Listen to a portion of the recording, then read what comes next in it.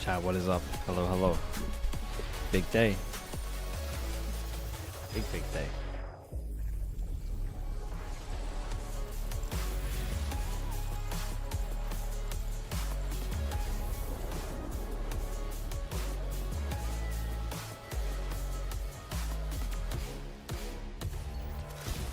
Collie with the prime, thanks so much for the 3 months. I appreciate that. Thank you.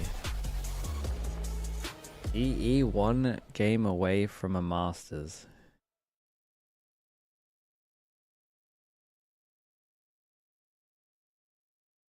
Grandad Granny with the prime, appreciate the 13 months. Do you think PRX ban Ascent? I think they probably not. Wendler's in the team, man. I don't think they'll shy away from it. Oh, we're doing like solo walkouts. Today's the day you don't want to miss. We're going to find out who's going to the Pacific Finals in Vietnam, but also who's punching their ticket to Masters London. Now, while this is Global Esports' first playoffs run, Patman is no stranger to internationals.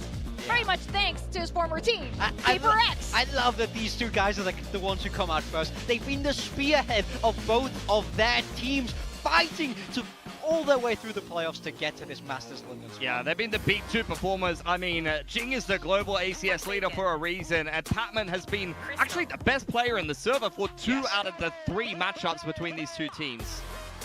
And of course, we got Crystal and Forsaken. We were just talking to his brother a little bit earlier, and Forsaken, you know, one of the global, the world's favorite flex players.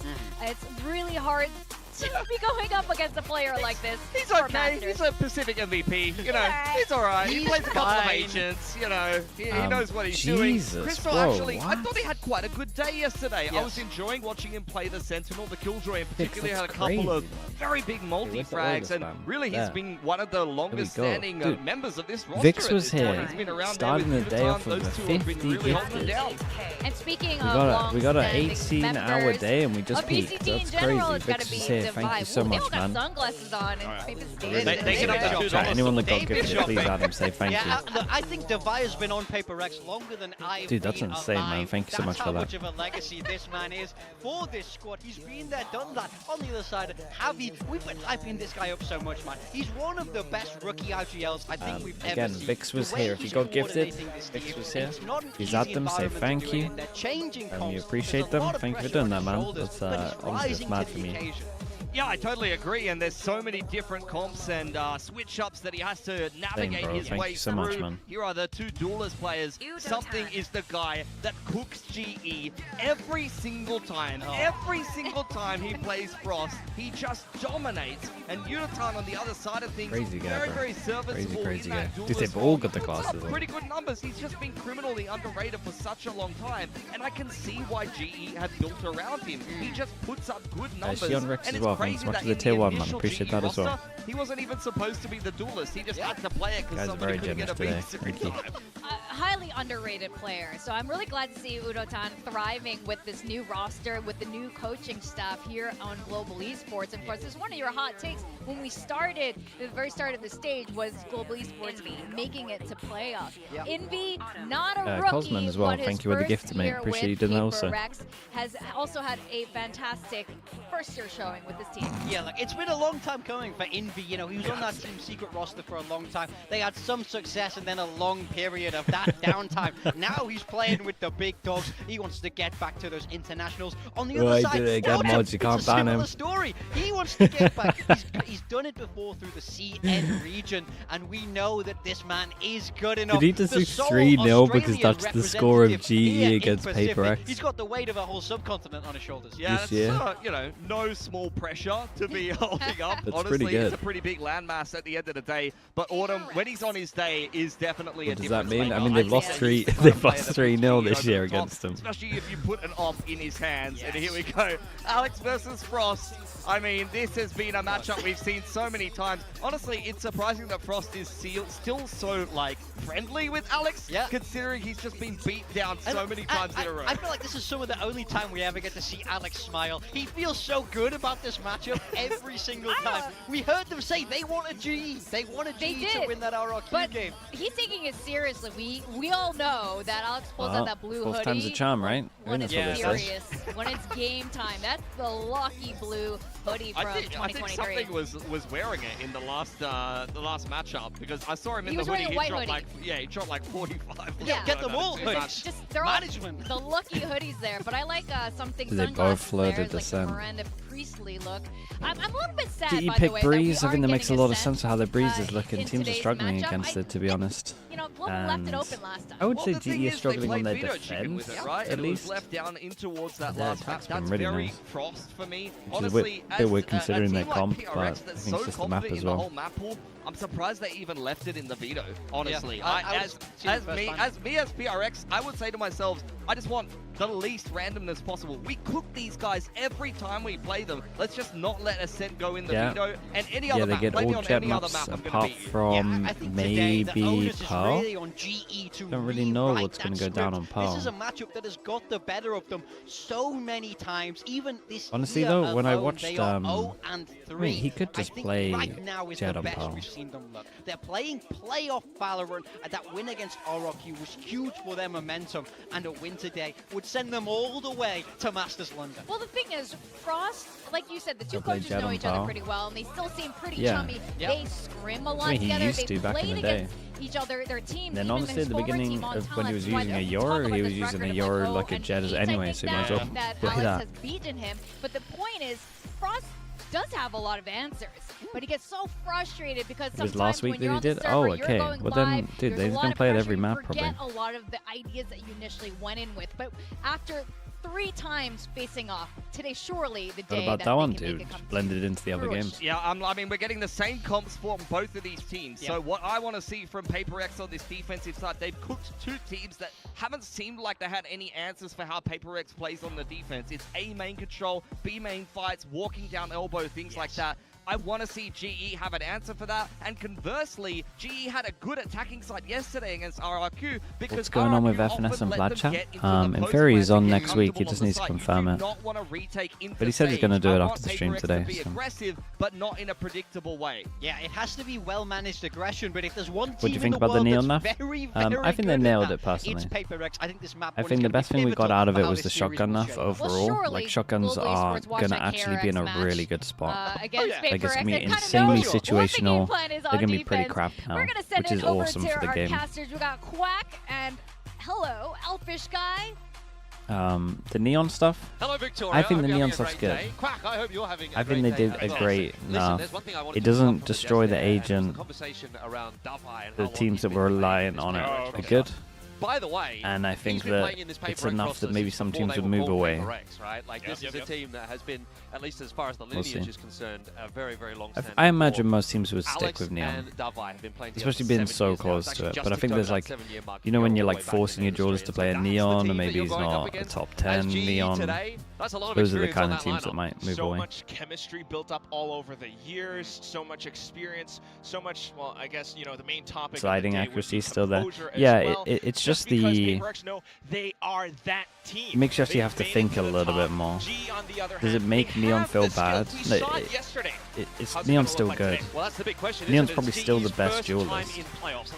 But win yesterday, like you say, I think it's against just RRQ. But now they're out of the frying pan and they're into the fire. They're up against PaperX, a PaperX that is looking for their 4th straight appearance at an international tournament. And of course, all of those before that point as well. They are the top dogs in the region potentially, and maybe even in the world. We'll get into that conversation a little bit later as we head into the pistol round. It is day 2 of PaperX versus GE, the playoffs of VCT Pacific Stage #1.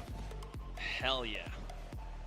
Let's get straight into it. Global Esports on the attacking side. As you can see, we got PaperX on defense, GE on attack. Dude, look at this pistol diff Against KRX's attack. That's a really strong defense starting off, and you could definitely tell it's a lot have a mad pistol record. It's good. The amount of pistols they played, it's pretty good. It's 1-4 split, and Forsaken's alone on the B This is side. interesting. EE all of yesterday were not investing their wall early, and Patman would just kind of, honestly, he would solo play middle, which, in my opinion, should get punished pretty heavy. they can start well here today. I'm excited if they change it up. For their success, Forsaken will try to slow them down, but he'll be deleted by Patman, who was, again, such a key factor yesterday. Dude, how crazy is Patman going to go this game? GE. Gotta love that he's the guy to do it. Used to play for PRX, of course, but now... I mean, I'm looking at the mini-map right now, and this round's done. There's be some re-aggression here from PRX. They want to take a risk. They know they need to do something. They'll walk right into Patman, who gets himself another. Dude, 2 body shots during that as well. For GE. Both Devi and Jing got... I think they took shots to the chest, so now they're half HP away. It's easy shots for GE just to finish off the round. This is interesting from PRX. This is the first pistol I've seen them run for a while where they don't play the 4 aggro. I imagine they'll probably go back to playing the 4 aggro. It looked like they maybe felt like they had a read, but I think it was wrong. I mean, it was wrong. Boost. I mean, this is definite mind games to me. You're talking about global esports and how they've prepped coming into this week. There's no way they don't come into this thinking they will be playing against PRX. 100% they're going in with that very play in mind, and instantly you can already tell Pat setting himself up towards middle, the whole team avoiding the entirety of A site, the lurk coming in even. This team is looking to play, and now they've got the guns to do it with. Meanwhile, PRX stacked on the wrong side once more. It's just a pistol though, of course. It's interesting for them to prioritize GE though. res. Into a matchup like this one, I think there'll definitely be some nerves. Definitely most would go for Sovo here because it's hardest to get onto Science, but I guess if you just rolling out together, comfortably in the pistol round, then you're always trading on Science. GE on this one, the 3 guns stick together. The 2 that can die are the drones. Get through this round. Very careful approach from Global. They've taken the orb, so PRX somewhat aware of that, but they're not seeing anything elsewhere. Thinking about setting up a counter recon and be holding on to it, but Global are approaching A site. Big chill. Devi got wrecked on the timer. I mean, here's the wall go up. Things honest over towards B, but A plan has gone what a down. Shot that Devi is. with the headshot onto Patman though. Autumn staying close by. Should have some good shots because his opponents are shieldless. Otherwise, it comes down to Yudotan and Gang on A site just to try to hold the close plant. Well, something's already trying to creep his way out onto A here. I don't know if Autumn's necessarily going to come into play. He does catch Forsaken on that like the idea in the of end, this. I've spoken too soon. 2 players walk into him. I thought they might just bypass him and try and go for the retake. Anyway, little lineup as well. The collat onto Envy. Yeah, can they juggle the gun? Take it. No. With They do lose a gun. through from that last round. Not too shabby. Lovely to see. We'll put an asterisk on the Marshall. What do you think they'll change with Sentis in June? They have to be very careful.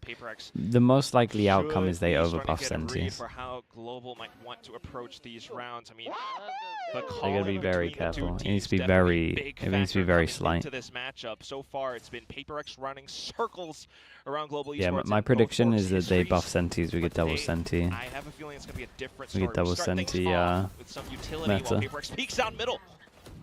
I mean, this is the round where PRX really want to turn the tables a little bit. They gotta be careful with that, for sure. Or their investment, as it were. Sentis Sentis aren't that bad.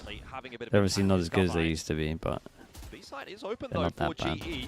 They'll start to waltz their way in. Envy gonna spot them out on that pixel line. Set up with the drone for the retake.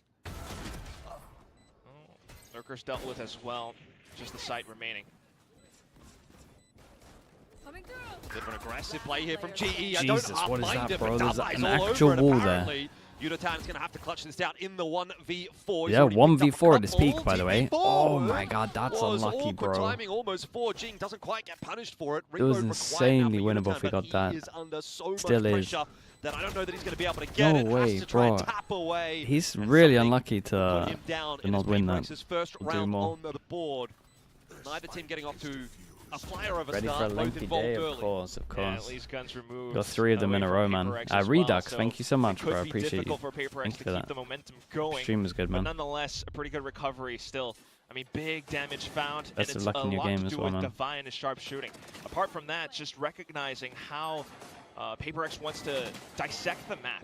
You take away 3 in a row, yeah. Friday, Saturday, Sunday are all 80 nowadays. Less problems to deal with. Makes the entire retake a little bit more easy to deal with. You know that Pat tends to be that lurker, and that's exactly how PRX wants to approach a defense. So more mid peaks, this time in towards elbow.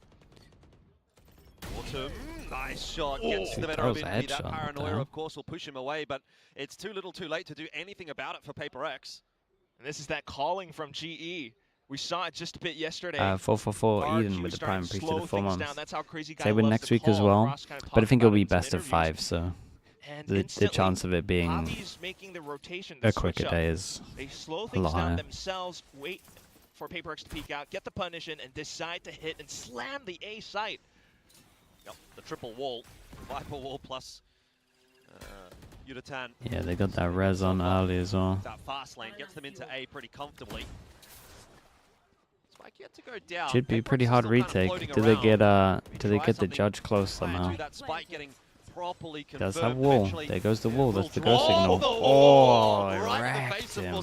He's not going anywhere right now. You got to break another hole in that wall at one point. As well to slow him down, and there's just no entry allowed into the A side at the moment for PRX. Overdrive popped here for Yudutan. Happy to take that fight forward, but so too are Forsaken. Very, very nice from Savvy as well. Bro, the timing of his wall also, not even the kills.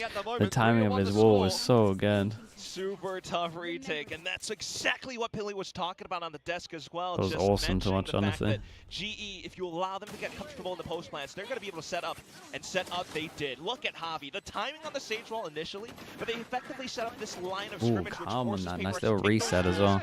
After the fact, and that's where GE has a lot of strong angles to deal with it. The full spray down from Javi awards him that 3K. A hard timeout here. They're going to go down to an eco. They're still up against Sage res. Alex not very happy after that last round, as you can see. Straight in, early timeout going to be called. And a conversation to be had about how things are playing out at the moment on the defense for PRX. In a little bit of an awkward spot economically as well. So round 5 here, it shouldn't really amount to a whole lot for them. They do have the pit to work with, but none of those really big impact ultis. What's on GE playing Sage? I prefer the Sage to the Deadlock. I'll say that much. I think the Sage is just a better version of Deadlock. Definitely has to be a whole thing about the game plan or the mindset, because I get why they use Sage instead of Deadlock on this map, because it's more about the vision block and being able to cross, and the fact that they've only got one. Well, it's a Viper, right? So they got one wall, one smoke. They need like extra ways of getting to places as well. But I do just think when they play those Deadlock comps, if they just play the Sage, it would just be better. You could just be running into traps again and again. So I don't mind the Sage at the moment. Again, I would always play double Duelist right now in this meta. So maybe taking things a little bit slow this time around, just to see how GE approaches it. I don't dislike the Sage at all. Jay's out with the Prime. Appreciate the 6 months, man. Thank you for that. A bit more of a mid approach, of course. The rumor is Sage is getting a rework after London. Yeah, heard about that. I don't think that's a good move from them, but the two to maybe keep an eye on in this round with the way things have been going. They're trying to. And something immediate answers out. Let's wait. With the pistols. So 2 for 2. That's not too bad as far as PRX is concerned. And this is starting to get a little bit awkward. Rez goes in. Whoa, nothing to break that. Yeah, even if Devi gone for it, it still wouldn't have broken time. Than they would like. However, they've now got some space out on A. And that is going to allow them to start to pressure the plan. Jing gets one on the cross, no more. It's on to Davai. He has got a rifle in hand with 16 shots available. This is very winnable. GE go quiet. Timing like on this. It's that time to try to bait out a peak. They have the spike to work off of. Dark's not going to spot Davai. So he will get out on the line. Oh, he thought he had the kill. I'm sure he thought he had it there, but Crystal survives. He'll goes out as well by Harvey. So for all that work, Davai is getting nothing so far. GE holding strong on the side. He really pronounces the A in Davai. Has no idea about. Surely it's over. Davai can't get it done anymore. I can't not hear it. will have to be too good here. Gets that reload off at least. But there is too much that needs to be done. He had the opportunity, but he missed it. And GE will claim another. He had the wall bang, man. But he had to have landed that it was a good try on the low by here. They got that really 1v2. close. So unfortunate, but again, this comes down to a really close round. I mean, incredible plays from PRX. Yeah, we talk about the Sage potential rework. I don't think that's a good move, personally. Again, I just think if you're... It does seem like Riot are on a mission to just piss off all of their game base by just nerfing every single agent or changing every single agent at one point. So, it will go in line with that.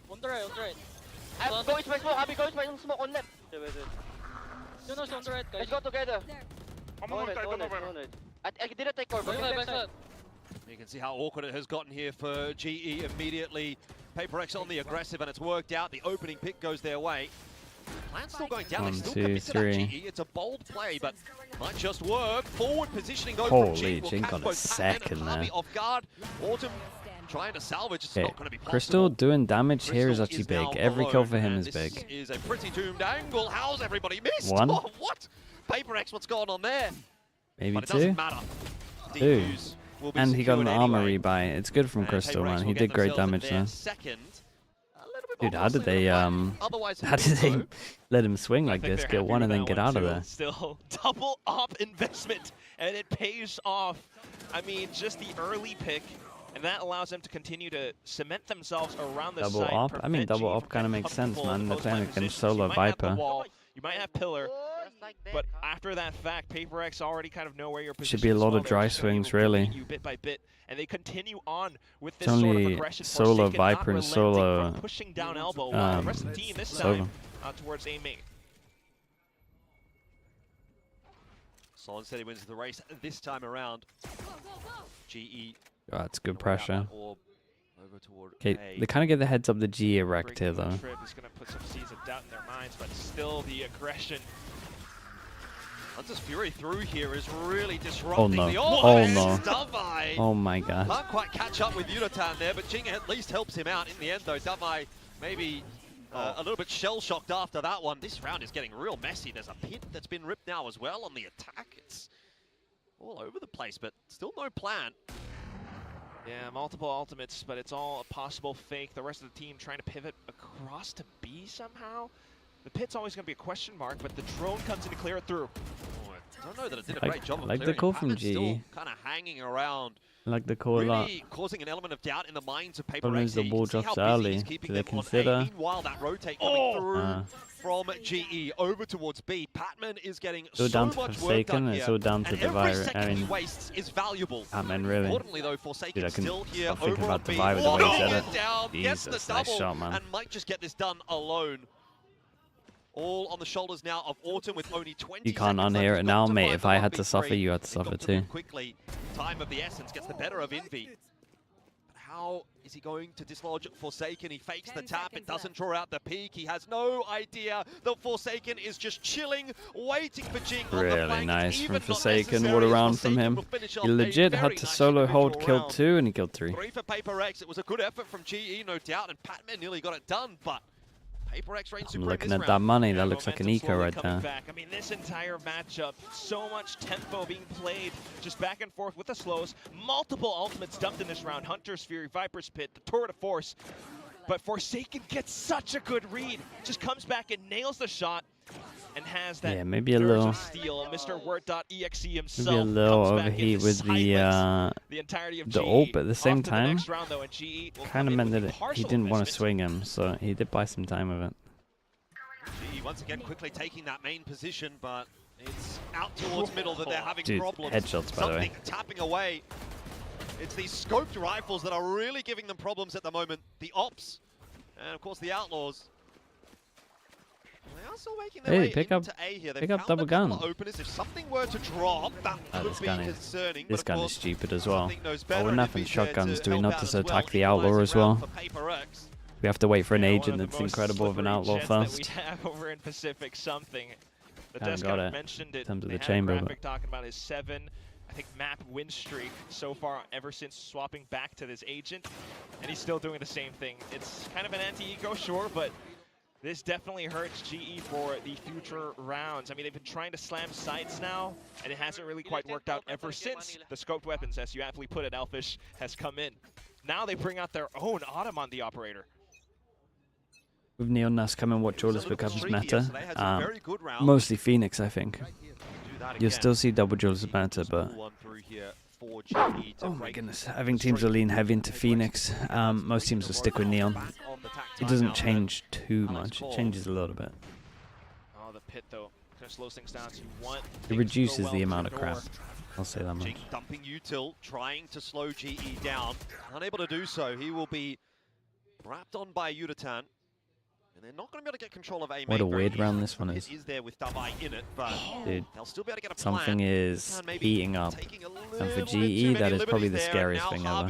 Isolated in a duel against Forsaken with that op on the other side of it. Bringing back the jump peak, man. So I missed the jump peak. Everyone was doing it at the beginning of the game. This retake, which feels a pretty doomed prospect at this point. Forsaken and something right now with the double op is looking legit. Both teams going back to back, but now PRX slowly starting to. Dude, when was the last time we saw a double op game plan? It's been so long. It's been so long. Sure, and then maybe Jing falls, but although G really tries to slow down the pace a lot, just because of PRX slowing down the pace a tad bit further with the operators, they're able to take these picks the way they want to. Mr. Observer, please.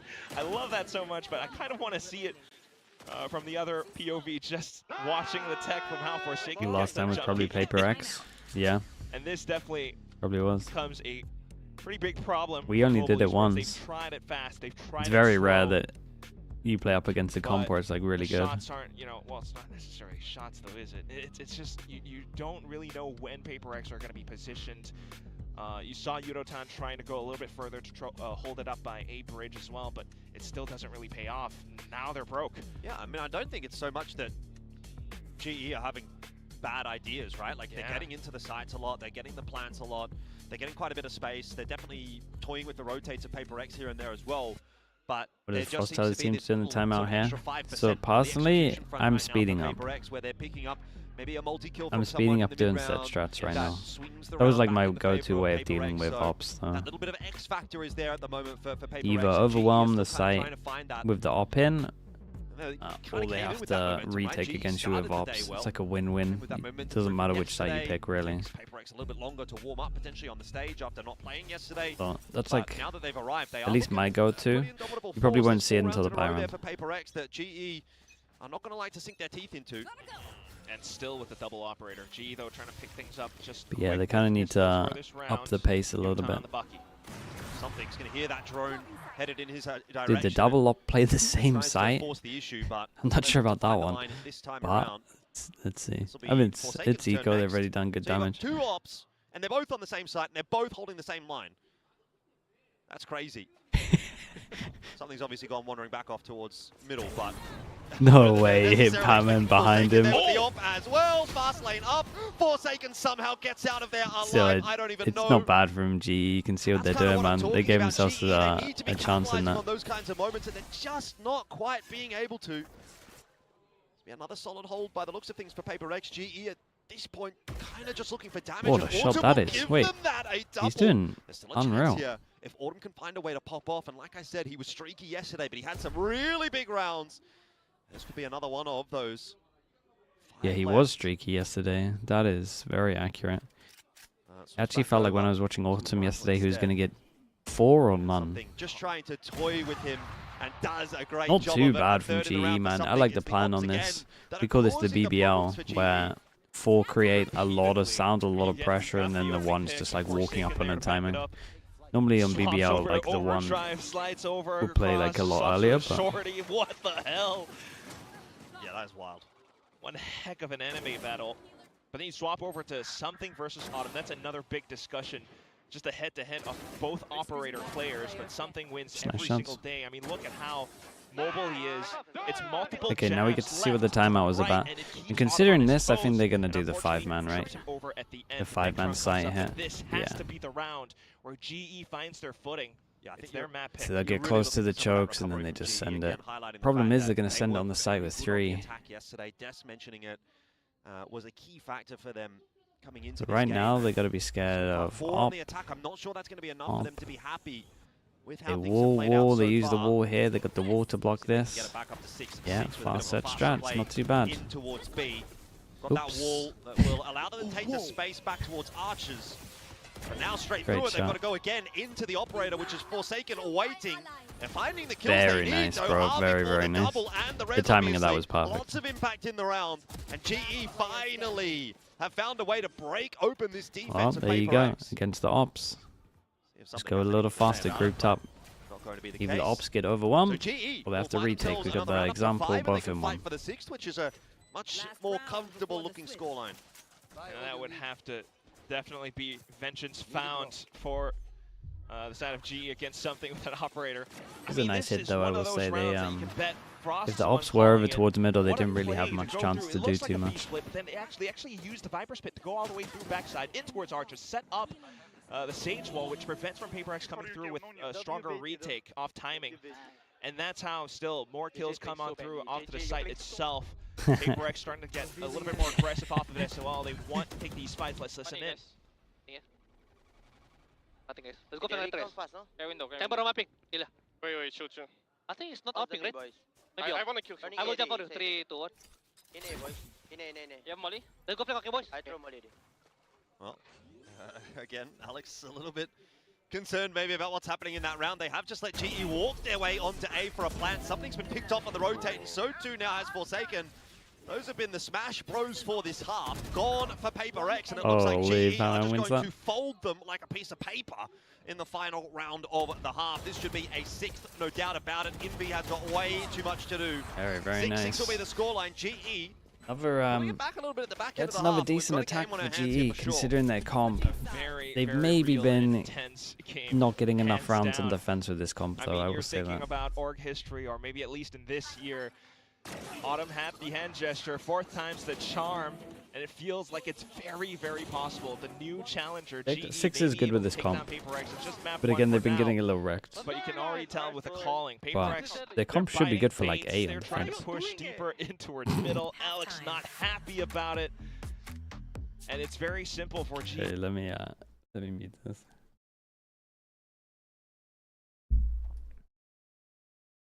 Alex is mad, dude. I love the listen-ins where the listen-ins are fun because you don't get to hear the coaches, but you can obviously see them. You can see them tilting.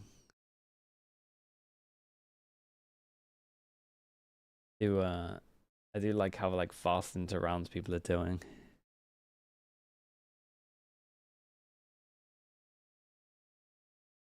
And coaches talk during halftime. Yeah, they get to talk now, both of them.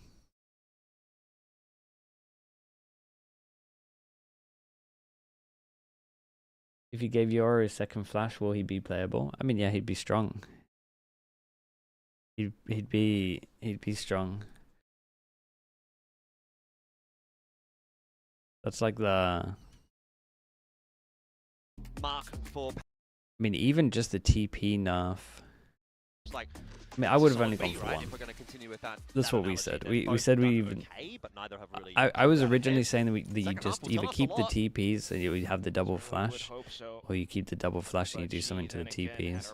The fact they went for both is a little rough, man.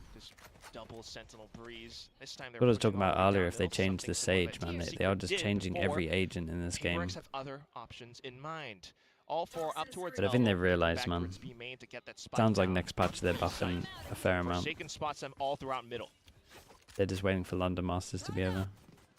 Well, this is a nice, easy avenue into the B site for PRX. Full retake for GE. Strong position for yeah, this is a weird retake. But there is passive pressure from here just because this is where you normally retake from and how the map is. This is very nice from MV right now. Surely can't win this fight. Autumn in the back of the head gets Forsaken. That's the first piece of the puzzle. for GE. I think Envy might have just owned it. We'll see. Slowing them down a little bit with that kill onto Crystal, and my Envy problem in is on the the cross bomb. shots as well. Defuse Now on it can though, just be PRX stuck the have whole to way. move quickly, and they'll get there in Device time. saved them. Device It saved was them. close, It was a nice reaction but from not close PRX. enough There's not many for teams that would GE. actually For Davai, like and push PRX take the here pistol. after hearing numbers. And while G might be one of the strongest leaders we have in Most would Pacific just in terms of toe pistol inside and wins, get wrecked. PRX takes this one away just So because of they actually did very good to push out here, but necessary, but it's Divide enough popped them, information man. to call to the rest of the team that we know G is going to be approaching a retake all the way from the back lines of B main. Who's Divide? Oh, sorry, Everyone just Davai. sets up around it, firing Sorry, off, chat. sheriff shots on the cross, as you mentioned. Despite the wall, which would be a pretty good retake protocol otherwise, doesn't work out for the pistol. We'll keep an eye on that though. As the next run comes in, still the guns from Finally PRX cracked it. He is didn't know trying who I was to talking about. build up a strong lead in this side. Double shorty. 3 players set up on the A I side, will though, say for as well, GE. best thing about the Already shotgun left, the ends up shorty being looks like he a got fight around annihilated. main. They could have some problems here, PRX. Crystal will spot them out early. Relay Bolt goes forward. That'll be the end of Crystal, but you've still got Harvey, who does get spotted out by the drone. And Forsaken will make no mistake. A site well and truly taken here by PRX. They're starting to flex their muscles already in the second half. GE, of course, yet to buy in this half. So let's just hold our horses until we get to see that gun round. But It's 2 armor rebuys. It's pretty great. Rock I solid. imagine Divide's Not and a rebuy single armor, gun but to you'd be never be. lost, Yeah, he just Jordan, rebought it. and that's potentially a So big good. problem. Could convert over onto the bonus if they the right plays for the next round. Would have hoped that at least G maybe wrangled the gun away, but that did not happen just because of how simple and clearly I think they took the attacking side, just all 5 mostly, all the way up A main. For the next round though, GE, this is where they really want to get a little bit more active. We need to see players like Autumn, Pat, trying to be able to figure things out and anchor down sights. For now, spotted out and Oh, that's a big miss from something. It was heavy armor anyway. It would have got tagged and then healed, but still. A little bit slow on this map so far. That weight has been picked up by a couple of the others, but I think if GE is going to win this map, we might need some Repass of and those stack. punches Wall's already back out again, though. like what we saw yesterday. Oh, Peeking before the drone and the wall. walk out though from PRX. They are getting so much space on these sides. Harvey Got and caught Crystal, off by though, the double denying it useful. this time. Finally with the Oh, the guns wall in is hand, nice though. GE Oh, this is a showing strong some angle. Fair defense. play. That was It's a cool wall. round. Yeah, It this is one of blocks- those Does very it well actually put reach together way this? before You could they make even it reach stepped this. foot into the server.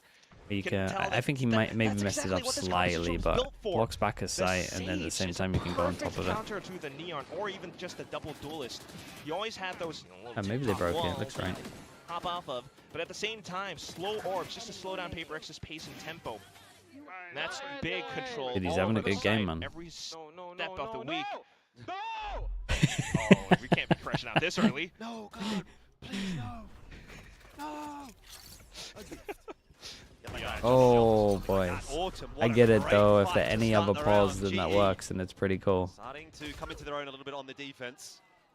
Forsaken does cross though, and he's going to try and go on a bit of an expedition through middle. Essentially like what they used to do on Icebox. Give you some ideas, but then again, that's where Petman's positioned.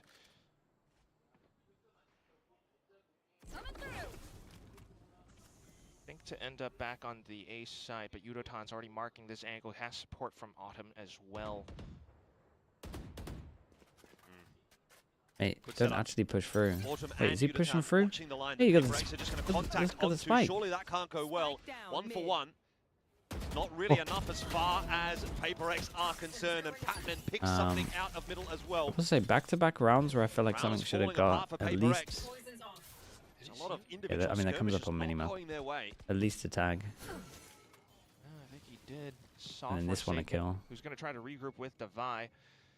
But unfortunately, without the numbers in this round, it's pretty much a foregone conclusion. At the same time, Crystal's already extending his feet. He saw him. It might have looked different on his. If necessary, but Green. the way things are looking, I don't know that it'll be necessary. Yeah. Harvey having a great game.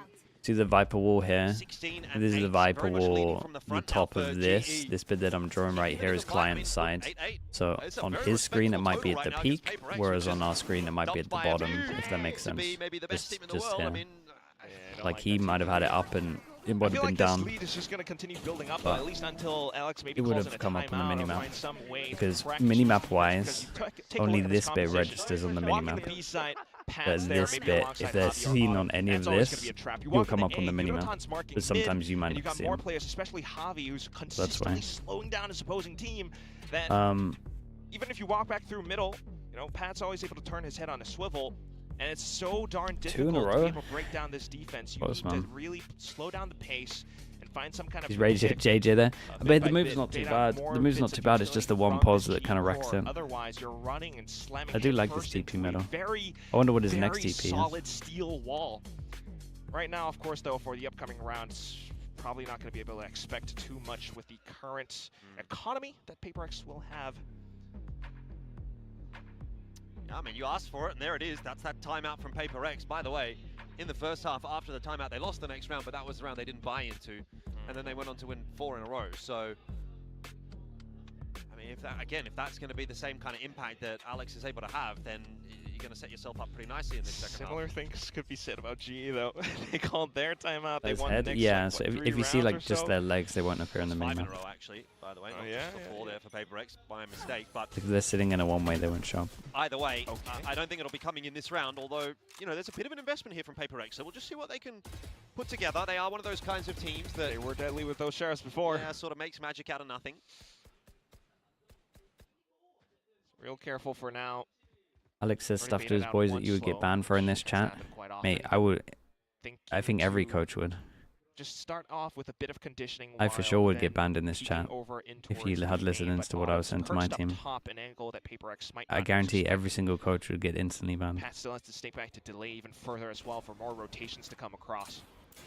A long rotate here for GE if PRX inevitably take this site. Autumn up on high has not been spotted just yet, and there is no entry allowed into the B side. Both Autumn and Patman delivering on the initial hold. And that has PRX stalled in their tracks. In via Dumai, though, making this interesting. Shots come through for Unitarn. This was kind of scary. I mean, they wanted to do damage here. Obviously, they wanted to win the round as well, but they wanted to do damage probably in the main goal, and they did some damage. Can take a couple more, though. It won't even matter too much. 3 guns robbed away, but G just has built up so much bank. At least, probably won't be able to play this sort of one-and-done position any further. PRX might start to expect it, but then again, it could be mind games. So once again, just curious to see what the call is going to be after that tactical timeout. You gotta be kidding me, man! Because they are in that danger territory. They really need to bring up some every single round. How long until he tilts? 9 seconds?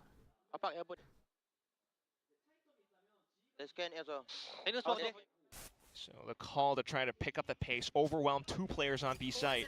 Yep, 1 guy or 2, that is going to be correct. It is once again, though, Patman and Autumn who are over there and were such a thorn in their side in the last round. Here it comes, fast lane out, similar approach. Both of the duelists pushing their way forward down the lane. Envy gets the better of Patman. Bad news for GE now as Autumn has to try to recover, but something I need you to look sharper, mate. And will be put down by something. It's great from Forsaken. Have their answer. And once again, it just feels like we're going tit for tat. A very close matchup here between PRX and GE. Oh, very nice. I do love going tit for tat. They keep that insanely clean. It's one little bit of damage taken. That is it. Just have to admire it. Considering they did so much damage the round before, they kind of forced them down to this one round, and then they put them on an eco. Such a big factor to it as well. And just overwhelming the side. You know, I was kind of thinking if this goes down to that kind of slow tempo pace where PRX has to play mind games, it's so not their style. But if they actually pick up that pace 1 step, 1 gear further into B site, slows down those rotations from GE where it doesn't even matter at that point, it's going to work out pretty darn well as the next round comes back. GE 2,400 loss bonus after this. Stretching their legs across I'm middle. looking at these, they would have to eco. At the same time, would still be a pretty good eco because of the ults they got up. For the time being as well, PRX maybe leaving. PRX picked the right side on this.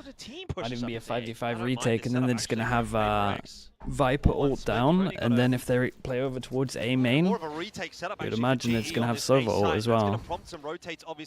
It's a really hard round for GE to win right now. I'm looking at the minimap. Oh, not the best ult to win a ball. Yeah, I think they missed a beat here. I think they missed a lot of beats here. PRX, first of all, these two combos should be unbelievable. Why is my Sova having to go all the way site, and if he's A main, he wins the round? And GE are going to punish them for it. It is just Davai who will have to pull off a miracle round inside the pit. The way he's been playing right now, he might be the player to do it. Defuse is on. There's one. Oh my god. Doable now for Davai. The half is stuck by Unitown, but Davai in with a real chance 3 now. bullets. The 1v5 all on his own. Davai! Oh my god, that last bullet, bro. 30 HP. You are kidding me. That is close, man. Right That's there a nice at the try. finish line, but That's a real nice try. Right before he I mean, I think they mess up the overall round, though. He has to like 1v5 essentially to win this. Bit, he took them down, dragged them into his pit. 7 years in the making, this team, this roster. It's true. Yeah, I mean, Frost would have 7 years ago. Broken the table right here if they lost this. Still got it, you can An tell. actual 1v5 at its peak. Sharp shooting inside of this pit, and such a ballsy play to. Dude, they don't even need to.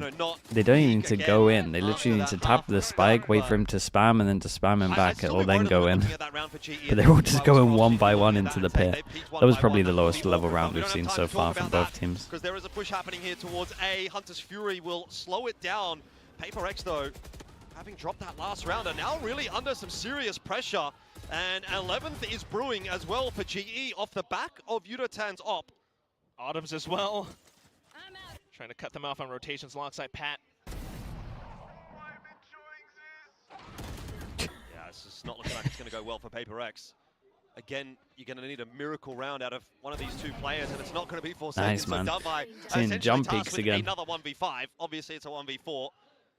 He did pick up the only kill for this round for PRX, so... Yeah, with the spike being here, it's not to call it a 1v5. Pretty hard to win. Behind Autumn here, if he keeps pushing, but the problem is he hasn't got the spike. He's got 45 seconds to get it, but even if he gets this freebie, he's still just got so much. Well, another go at it. Money's low as well. Secure the round. Money's low. Res is good. Surely not with 34 seconds on the clock, and Udotan on a line like this one. He's now been spotted out. That'll be that. Nice round from Udotan. Op in hand, doing some great work. Yeah, man. I do think... I mean, they'll force into this and they'll just do a fast round around his Neon ult. But that A round was so criminal, man. Round's going to be a really scuffled investment. One that they have to somehow make work, because at that the point, fact that Envy has to plant when he has it all again and again. With this just one, kills though, me. I mean, it feels as though maybe Frost was sweating a little bit from the previous round, but this one not at all. Round to round, site to site. Not even about the orb, it's more so about positioning put up roadblocks stuff against PRX, where if they don't slow things down, again, they're just going to be running head first. Standing ahead. 4 ultis available in this round, though. They pick the right so site. Quite a lot to work with. Dude, they're going to try to go you are in so much trouble on site. Walls up there for Harvey, just trying to cut part of the site off, but he is really under the pump there. Dude, I thought he got Good hit by the shots in first from one. Envy with the Hunter's Fury. We'll trade that 1 for 1. Envy with the spike on his own. Trying to take some space here into A main. Get in behind. It's made a lot of noise. And Envy has now been spotted out. Oh dear, that's a little bit of a meal made. But GE still Dude, thank God the shotguns are getting nerfed, man. It's amazing to think that none of those would be kills. Somehow PRX just stuck in the corner. They haven't got anywhere to go. They've been spotted out now by the drone as well. Wall will provide them a little bit of space to work, and they're waiting for a mistake to come through from GE, but there will not be one. Again, it's the operators that are doing think this map might be done. Looking at that money, something would have to do something crazy with knives, and he's honestly been looking a little while. To tell you, Jordan, well, maybe not as clean as he normally is. One today. First of all, yeah, that ult round was the one. As well. And that was always just going to be a slight distraction, buys further time away from that spike to get planted. PRX feels so claustrophobic up by A main. And even though they keep trying to slam this site, it just doesn't work out. Hold on. Is this a GE timeout? This is a GE timeout. They really want to make sure they close this round out. I don't know. Look, I'm going to be honest. I don't know if I'd call the tag timeout here. Yeah. You've won 6 out of the last 7. If it ain't broke, don't fix it. Maybe give it another round. You're giving a timeout to Alex to speak as well. Yeah, that's my concern for sure. We'll see if that ends up making a difference or if maybe Frost has got the miracle call. It's been pretty darn good so far. That's the K-popification of Valorant. Is a timeout necessary? I mean, he thinks so. Aside, Let's see. We've seen these backfire. That's all I'll say. Miracle for this We've seen these backfire, but... And they really could be able to take this first map pick away. And then you think about how this could possibly end up over onto Lotus, maybe even Pearl as well. But first things first, it still will have to be PRX playing off the back foot. They've been trying to slam sites. They've been trying to go a little bit slow back and forth. And it still doesn't work out for the past 3 rounds now. Wonder what the call is going to be from Alex, though. As you come into this one, Guardians, Judges, well, they know they're low by... You really just play close range against a G that has... Dude, I wonder if he wanted him to, like, not pit. Gotta make it happen now. No chance to use these ultis in the next round if it is the end of the map. So PRX going to pull that Bladestorm Weird early. call from him. Weird call from him. No, he's up against the low buy and wants him to play retake on A. They've tried slow, they've tried B, they've tried A, they've tried mid. It's all not really working. Eventually they're going to pull the trigger once again over towards A, which is where Autumn is waiting with that operator. Yeah, it's so intelligent. Autumn either gets the first pick, or if not, he's just going full in retake. Oh, that was Big close. miss. That was the spank. No connection. So 5 on 5 for the retake. Yeah, PRX doesn't have the guns. Modded, thank you so much in the YouTube. I appreciate that. 5 gifted memberships. Thank you so much, bro. Thank you. Jesus Where's that Christ. come from? Forsaken's got no idea. He's just been picked out of nowhere by Autumn. And missed shots in from something as well. This is starting to get awkward for PRX. Someone's got to step up. It'll be Envy and Jing for the moment that are starting to try to Udo, stabilize, what have you done there, mate? Envy 2 bullets. gets 2 one players. more. But he needs another 2, and he's only on 34 HP, and he's only got 2 bullets. Surely this is an impossible clutch. There's 1, but he's run out of shots. No! Holy, bro, give him another bullet there. GE will take map 1. The defuse secured. Nicely done from GE. 13-9 will be the score, and PRX can't get it done this time. You take their map. Dude, they're 1 map away from a Masters. GE. 13-9. I have a question to ask the audience. It's pretty cool. Are you not entertained? Spectacular shots from both sides, Envy especially, but still down to the wire. And once again, GE. This would be Frost's Autumn, first Masters since it always came down to that final setup. The timeout working 2021, well. right? Yeah, Berlin? we've got a very important thing to mention here. I know he went GE champs in are now 2024. 1 map away from an international qualification in their But I think it'll be his first Masters since Pacific playoffs. 2021. So I'm sure that'll be a question that's on everybody's lips. We'll go down to the stage and hear from Frost.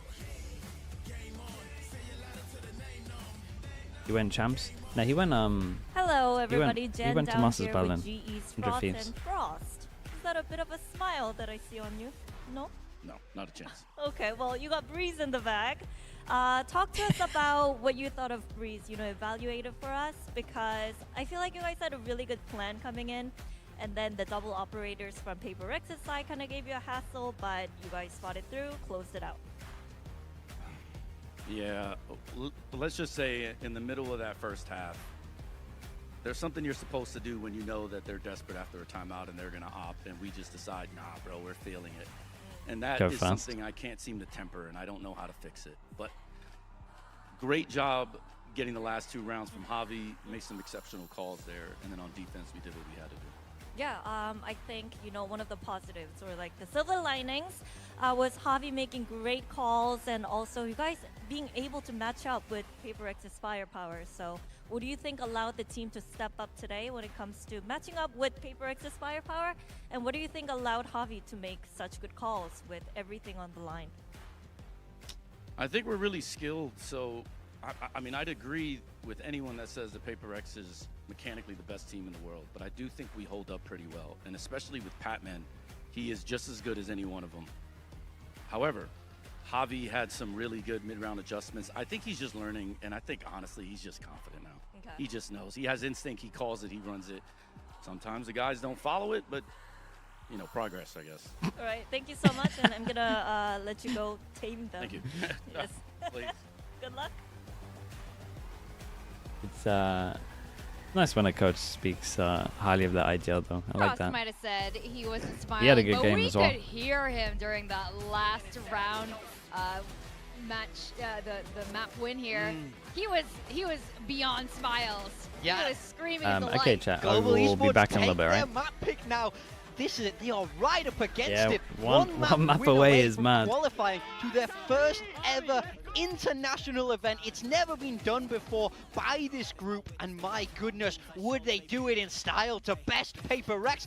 I think they really had the better of them on Breeze. Big respect to Global. They stick with this composition, triple down with it, and still get the job done. Yeah, very nicely worked from Global. I mean, they're on the edge of something historic here. One more map win, and they go not only their first time in playoffs, but their first international event. You could tell that this roster they built over time is something that, you know, they're building around these solid players. They're making sure that they hold on to them, and they're just adding more and more good pieces. A great coach in Frost that is giving them the potential to put together an upset over a team and an org that they've never been able to beat before. So this would be something very, very historic for GE as an organization, but also this team with a lot of inexperienced players that don't have, you know, Pacific playoffs experience.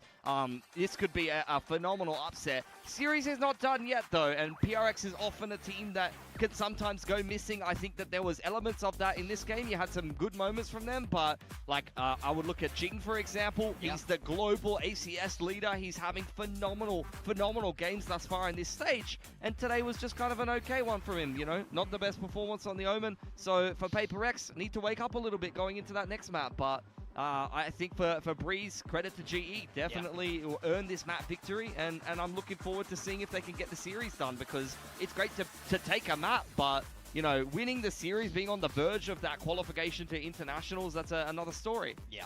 Well, Huffy was given a lot of credit from Frost there just now for having fantastic calls. Of course, he's been fragging as well. You know, he's not one of those non-fragging IGLs. He definitely gets them in there on the stage. And I think another important thing to note is that he's a rookie. Yes, but they played PRX so many times, not just this year, but in scrims, and Frost is so familiar with PRX as well as an opponent, so you can see that really pay off today. Yeah, I think when we take a look at this scoreboard, for me, the firepower on this global esports team is evident. You know, Yudatan right at the top there, but I really have to shout out Autumn on that chamber. He was doing a fantastic job with those scoped weapons. I think really this is GE's best ever shot to make it to an international. Like, if not today, then when? Pat's been carrying them against PRX. He didn't even have to do very much on Breeze at all. Honestly, it was an extremely well-rounded performance from everyone on GE, and it did actually feel like they outclassed PRX a little bit firepower-wise. I think this is what we wanted to see from Global Esports. You don't want to see the Patman show only. I think this is a good sign that the rest of the team is now a little bit more confident, more comfortable facing against PRX on this particular stage and as a squad. Now, I do have some questions about PRX, though. Something we saw a little bit unusual was double off buy, which is very risky. Yeah, so I want to talk about how this kind of defensive half shaked out a little bit for PRX. You see at the start of the game, they're giving a little bit too much space, playing a bit disconnected, and they're losing in the retake. And that's going to happen when you're playing into the Sage. So Alex comes in, calls a firm timeout, and they adjust to this double operator by Pilski. Yeah, you almost never see a double op, not early in the half like this either. And I think PRX is one of the only teams that has the personnel to be able to pivot into something like that. Forsaken picks up the op on one side of the map, you've got something over on the other side of the map, and you just see that GE, at the end of the day on this attacking side, they're running single Enit Sova. That's the only answer to an operator, outside of maybe putting up some Viper walls and some smokes. You have actually nothing to deal with these ops holding the lines, and they struggled against it a lot, but credit to GE, they found a way to battle their way into a 6-6 half regardless, and then in the second half, they cooked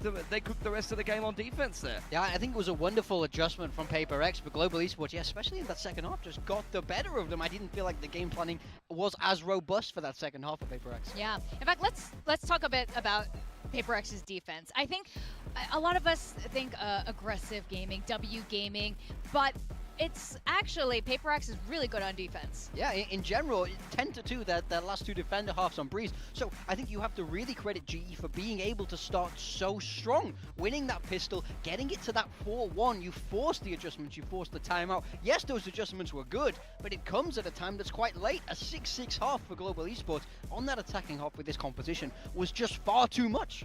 Yeah, and Lotus is going to be map 2. I think this is something where we've seen a lot of improvements come back from PRX.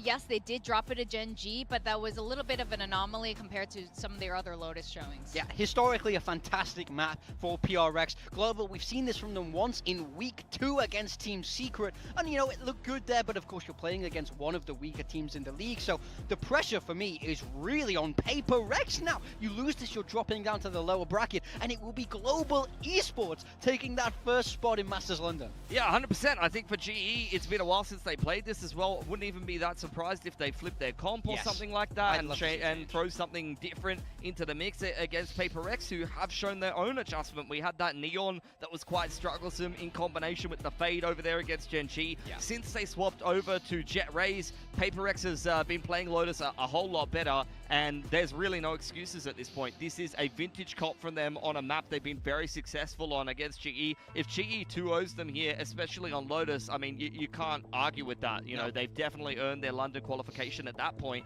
and not only beating, you know, one of the best teams in Pacific, but arguably one of the best teams in the world to do it. There's no argument with that. GE at that point would be a very interesting team heading in towards Masters London. Especially on this map of Lotus. With this comp, like you were saying, they were phenomenal using this exact comp in internationals against Loud. I believe was one of the most memorable moments there that helped carry them into the top 3. So if GE can beat this comp, I think we should have a lot to look forward from Team Global Esports. Now, we could hear Frost from the coaching booth across this entire stadium, but we could also hear Alex, as usual, maybe a little bit more than usual today because he was extremely upset with how Breeze went. Let's see what he has to say as we go into map 2.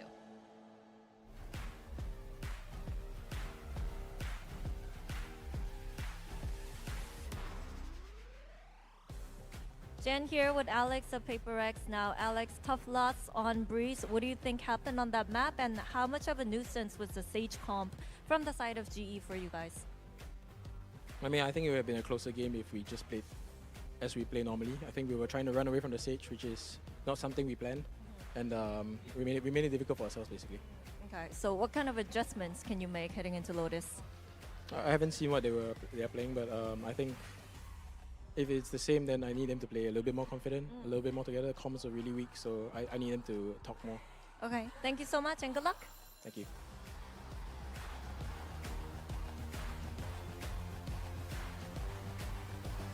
Players not following the plan. This is the gripe Bro of is upset. every I mean, yeah, they tier could have 1 won coach. that. Actually, I don't think it matters what tier, but if players not following the goddamn plan, the plan's been set for you. But this is not a good sign if you're a PRX fan right now, because usually when the team isn't calming with each other, that's when everything collapses. This is usually what leads them to losses.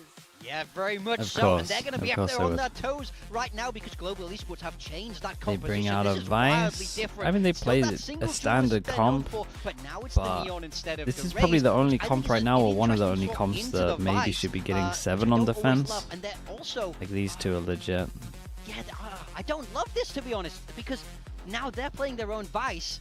They're going to have to go against the Jet and the Rays, which we know are good at beating it. Well, they're playing double controller. Autumn will be on I that. don't mind it. First time you had play some against of a his Vice, biggest if you got games some so cool far stuff, in it this can be hard stage to play of Pacific. against. So if he's going to put on a clinic after a bit of a quieter one against the team he usually farms, let's be honest, then maybe that could be a difference actually, nothing nobody with a tier 1. I'm pretty sure they're 23 months. Trusting 50? Yeah, that sounds about right. The double dive should play quite well into the Vice, but the Viper may give them some more problems. Yeah. All right, well, we may just find Koreans out very should be shortly going to more who's international going to teams. Masters London Ludo's doing after so this well. map. As Any we other send it back Korean to our team would casters, have chewed him up and and spat him back out. I mean, I know you're just blaming DRX right there. I'll let it be. Now, Quack, isn't it? Can Global Esports live up to their name and go global? They are 1 map away from London. Oh, what a landed drop. I really Yeah, other Korean teams make a lot of changes. I agree with I you. want to slow myself down because Bilski does bring up a really good point. I think they take like, there was some stuff in League of Legends where it used to be a little like that. I think they take that approach. I'm not sure it works as well in this. I'm not going to pretend to know a lot about League of Legends, but Frost mentioned in yesterday's post-match press conference, we are one of the most skilled teams in the world. We just lack the experience and composure. Okay, PRX on defense, GE, one map away from Masters on attack. The closest they've ever been by far. It's all down to the adaptations mid-round, and you want to see how G is able to call it. It's been pretty exciting thus far, but right now, PRX pushing all the way out middle. Hello.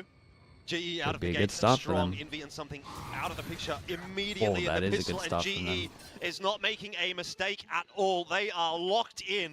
They want to punch their ticket all the way to Masters. That is very nice. A clean one to start the map. A clean one, full clean. It just look like these guys are in control. They don't get too hot off the press. They kind of just take their time, chill, you know, a little stroll in the park. And as soon as PRX makes that move, it's instant activation. They hear the door, they were kind of suspicious about it, but seeing 3 players swing out, all the shots fired off, they just let their hands go, nice man. ones. And this is not what you want to see from, you know, PRX. They really need to be able to, you know, first of all, find that confidence again, but also to kind of temper themselves. Because baiting themselves in towards G's crosshairs is not the way like to their start. anti-eco as well. They love a 3-gun buy with 2. Oh, but the 3 guns go and commit here? Wait, they go and commit here? Guys, that's like the rule that you're not meant to do, ever. Well, and they do connect. It is going to be something in Envy, causing a little bit of a ruckus here. Another one onto Harvey, who God, they're so lucky they survived that. Was scary for a second. We're back God, to they broke the rule. Meanwhile, by the way, Autumn is just chilling over at Rubble, so there is a way out here for GE if they wanted to. Okay, I like their buy. Their actual anti-eco, that's not... Still keeping an eye on is it. probably the worst you could do. And some damage found. Guns will be picked up though, and G trying to end up really quickly on the A site, but something's taking a quick path across. We'll end up at stairs though, and that's where Autumn could play spoiler. Something's at least kind of ready for it. Doesn't want to lose his head though, and there is exactly what you don't want to happen. Autumn down. Puts a little bit more pressure on the shoulders of Crystal and Harvey, who look like they might want to take the fight forward. In fact, they'll end up just using some of that util to slow PRX down, but there is a lot of time available for this retake. So PRX can go slow, pick up a couple of weapons. Crystal delivers for 1, 2, and surely the swing through. Something deletes Crystal. It should Actual be body shot wins it. This is getting a little bit concerning. The 1v1 is won by something. There is one thing that I hate on this map, and people that watch my stream for a long time know that I hate it. When guns try and go C-mound on the anti-eco, I hate it so much. You go against headshot pauses, it's a 1-for-1 bullet, you can't spray that, you might as well just all have sheriffs. They also normally have setups to fight here. There's so many multiple angles with their headshots. The guns being picked up as They pushed past the line so early. Lethal with the scoped weapons as well. Like this for me is like going mound against ecos is banned. If you want to go B, you go B, C, default. You use util here. Then you open door, then you swing here. Just have to pick themselves up and run it back. They've got an investment here. It's not as if they can't fight for this round. That's bad from GE personally, but you gotta learn the hard way, I guess, for some of the roles. His way forward as well. Shotgun in hand, but held at bay for now by the dark cover. Nearly got it. Extras there as well. Away at Yutatan. So doesn't look like GE are going to have too much success here. They're going to walk their way out of that smoke right into the setup of Devi. Devi on this. Gonna get that Visor early on. Speaking of Visor, GE at least get theirs. Here on Lotus.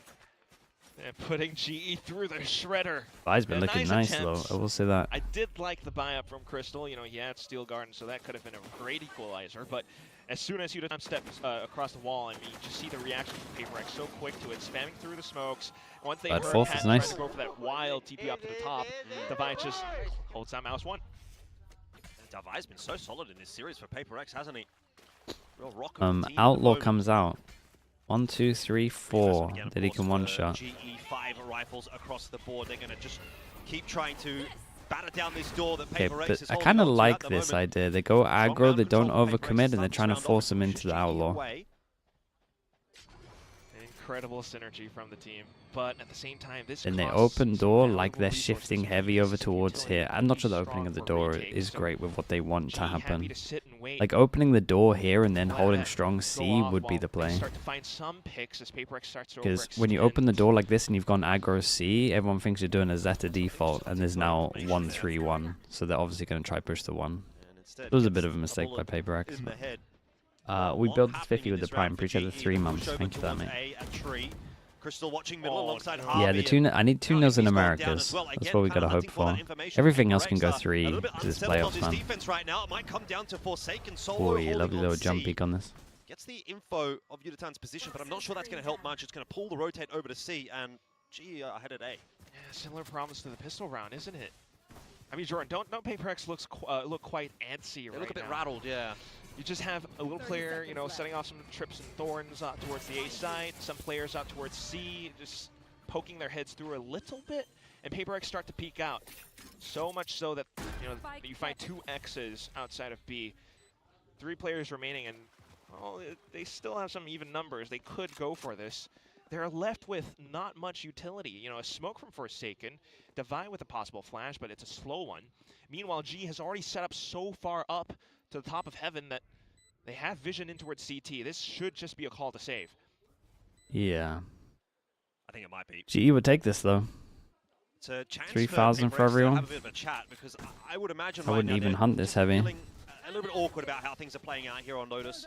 It's not exactly gone to plan, obviously, on map 1, and now on map 2, they're really being tested by GE. So, need to have a conversation, and ideally, you don't use your timeout for that. You can try hunt them a little more here. Like a little double peek at the end here, but try something a little like bit it more works better for GE, this one. Outside of A, bit of a rubble play. The sort of the B creep has not worked. Yeah, I think. I mean, okay. But yeah, I mean, this is kind of the anti-eco in this round has hasn't been great, man. Hunting for info, hunting for a timing, hunting for a pick, and yeah, both of them lose their lives. But it also just always comes down to that slight tango of tempo. GE slows things down. PRX needs to go that extra step slower with the operators being brought out.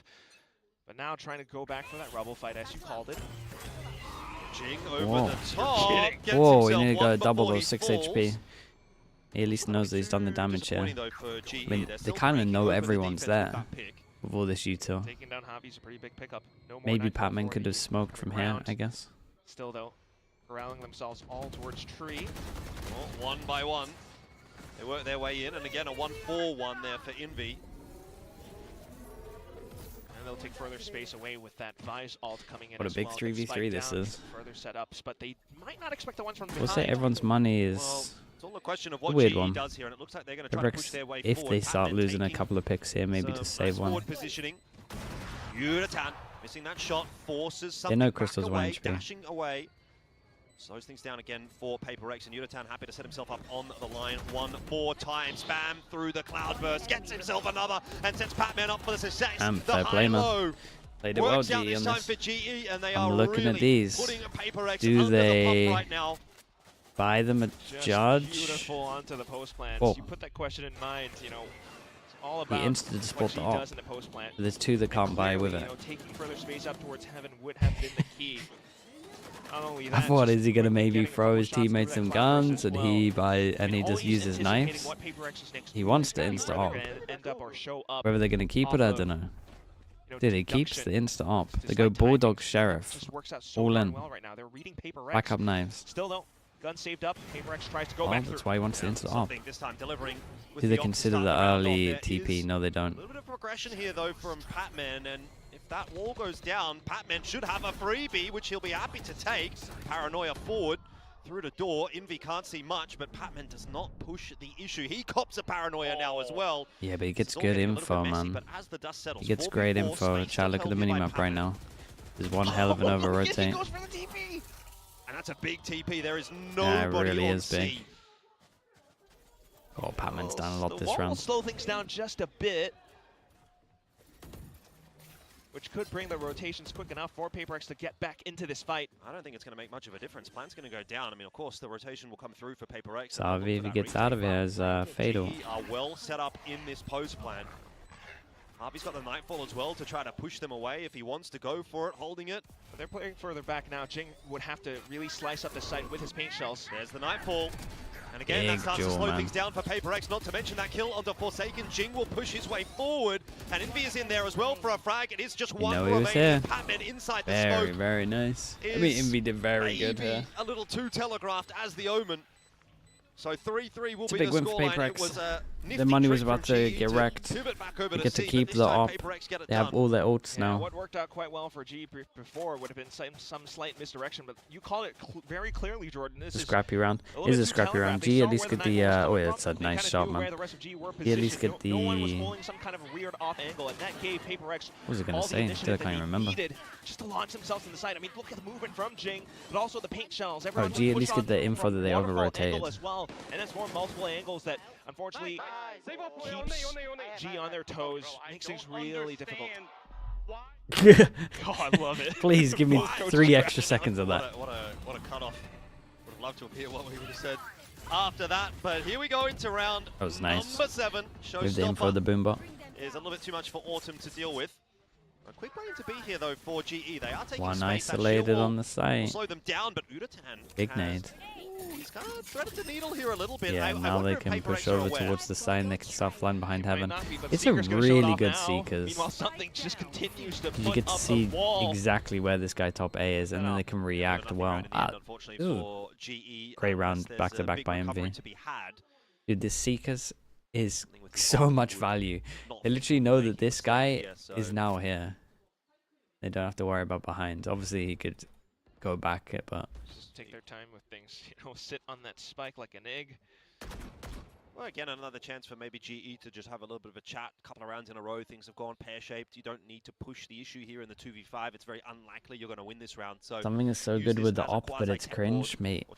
Cringe is client-sided. User is self-reported. I know you're below plat. Stay alert though. Stay frosty in case PRX does decide to swing out at some point. Maybe find some alt points. Yodotan very close to the overdrive, but either way, I mean, this is vintage PRX, I think, as Pilly would put it. The way that they love to, you know, yeah, they're winning out defensive rounds just as the desk called, but it's oftentimes by pushing out on extremities, the rubble fight, something with the op out towards C, not to mention the B peaks as well, this time more supported by flashes from Envy. Sleeping. Ooh. Overdrive. Sleeping, but the recovery was good. In the next round if they want it. Round win, of course, for PRX. Yeah. Which you would think kind of would be another call to continue to slow down that pace. You can't be setting foot too early on in the rounds if PRX are just looking to explode on a dime. Outside rubble, outside mound, you never quite know. So what would GE need on attack? They got a good defense comp, man. They could get away with... They could, if they win a pistol, get away with 5. Ideal world, they get 6. In a couple of rows, GE will find themselves somewhat broke, maybe with a partial investment for the next round. But if they get 5, it's very winnable. Yeah, 6 is like, that's a good half. Could go for an orb, with Viper and Vice. And that could give them a pretty strong post plant as well. But then again, you're just never quite certain what PRX's next move is exactly going to be. Bit of time for PRX to have a chat as well, of course, and I don't know what I'd be saying here, Alex. I think it's kind of just keep it up, boys. You know, maybe a couple of mishaps earlier on in this map, but generally speaking, it's looked pretty good. Ops are continuing to be a problem for GE. Yeah, they do struggle against ops. But is this just where, is this just now where GE go, guys, we're up against the op. Remember what we do, we go fast against this. Make sure that every corner has some util behind it. Where would you rather be? 5-person group. Problem is they're grouping towards the, PRX have read them so well. But Envy's gone pretty early. Yeah, Envy went pretty early on that.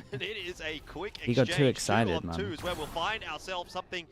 Just gonna have to back away after that shot. You do have the PRX legit had the read, but it was greedy from Envy, man. Felt like he thought everyone was so close to him. He's heard the step. Just backing away though, happy to play for the retake. The wall EP over the wall. Wait. So GE will be aware, roughly speaking, no, he just walked through the wall. Coming from. Yeah, trying to keep them interested while something repositions off elsewhere. But in all that time, Pat can continue to push further on as well. Oh, Crystal, how? He hit first 3 bullets and then missed everything else. And again, we tell him he has been the consistent force for this GE lineup. We asked for some clutches in the last map. Here's a chance for one. Very, very nice. We'll say PRX are winning those retakes at the moment.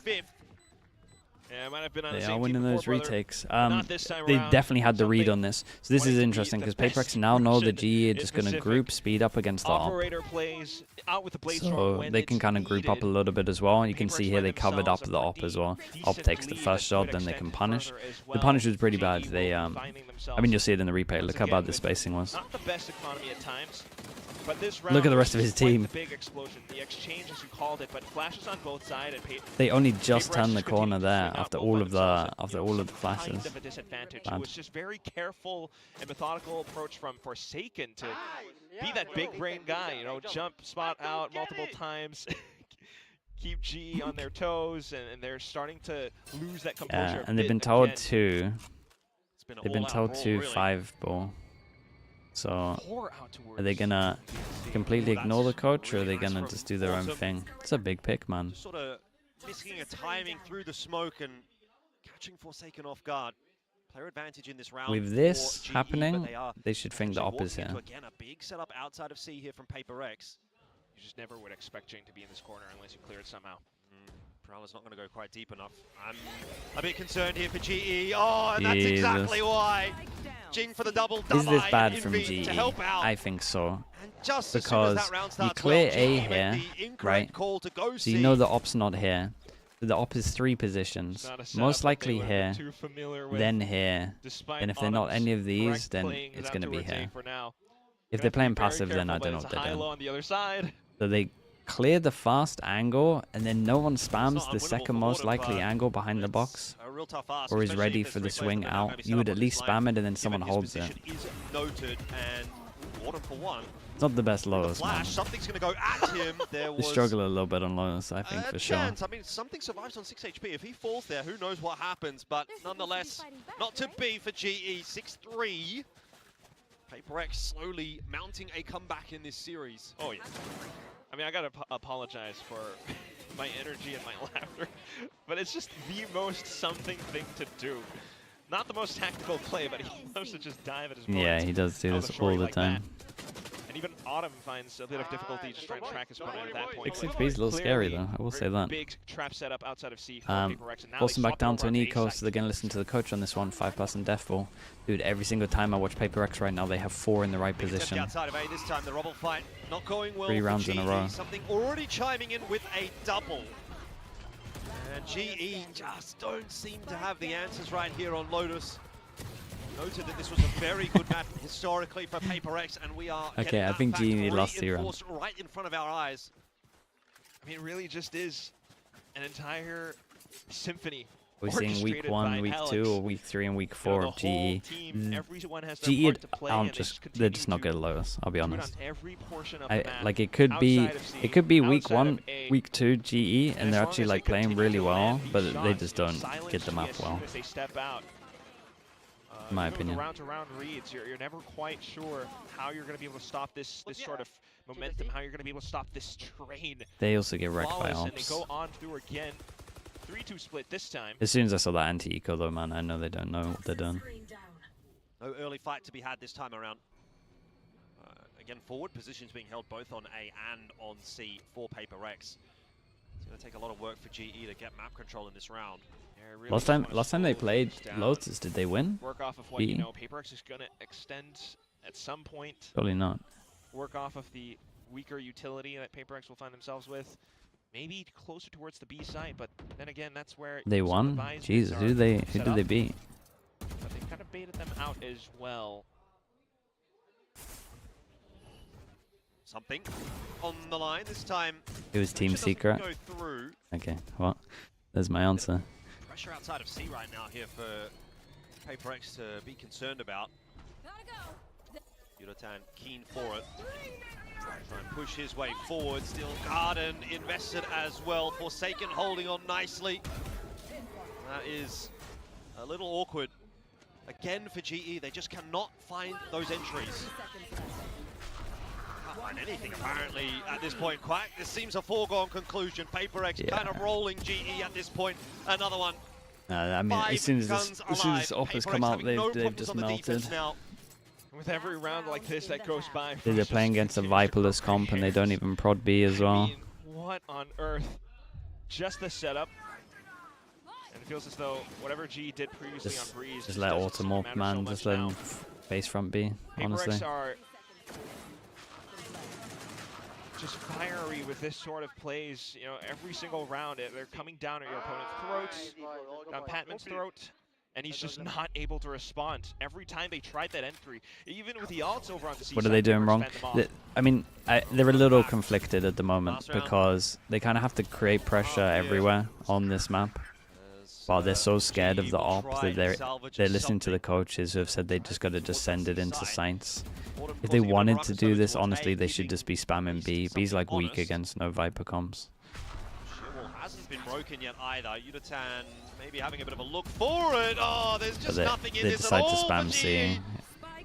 Bamboozled again by PRX. They barely even get to shoot. But they also don't like create any pressure. But I'm giving them some bail because I know that they've been told to go fast.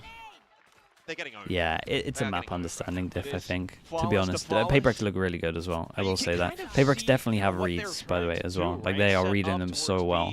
Every time I watch them take somewhere, there's just 4 passing here. They just go aggro A, they have the one holding, and then they just wait and just punish them in C, whether it's at mound or deep sight. But when you're operating with this sort of mindset, and PRX have their own flow state, they're this comfortable, they want to go for those opening picks, and the spaces at which there's a phobia. Outside B pillar are so enclosed. Who am I not sub to? Oh jeez. Dude, I'm sub to TMV. Am I sub to FNS?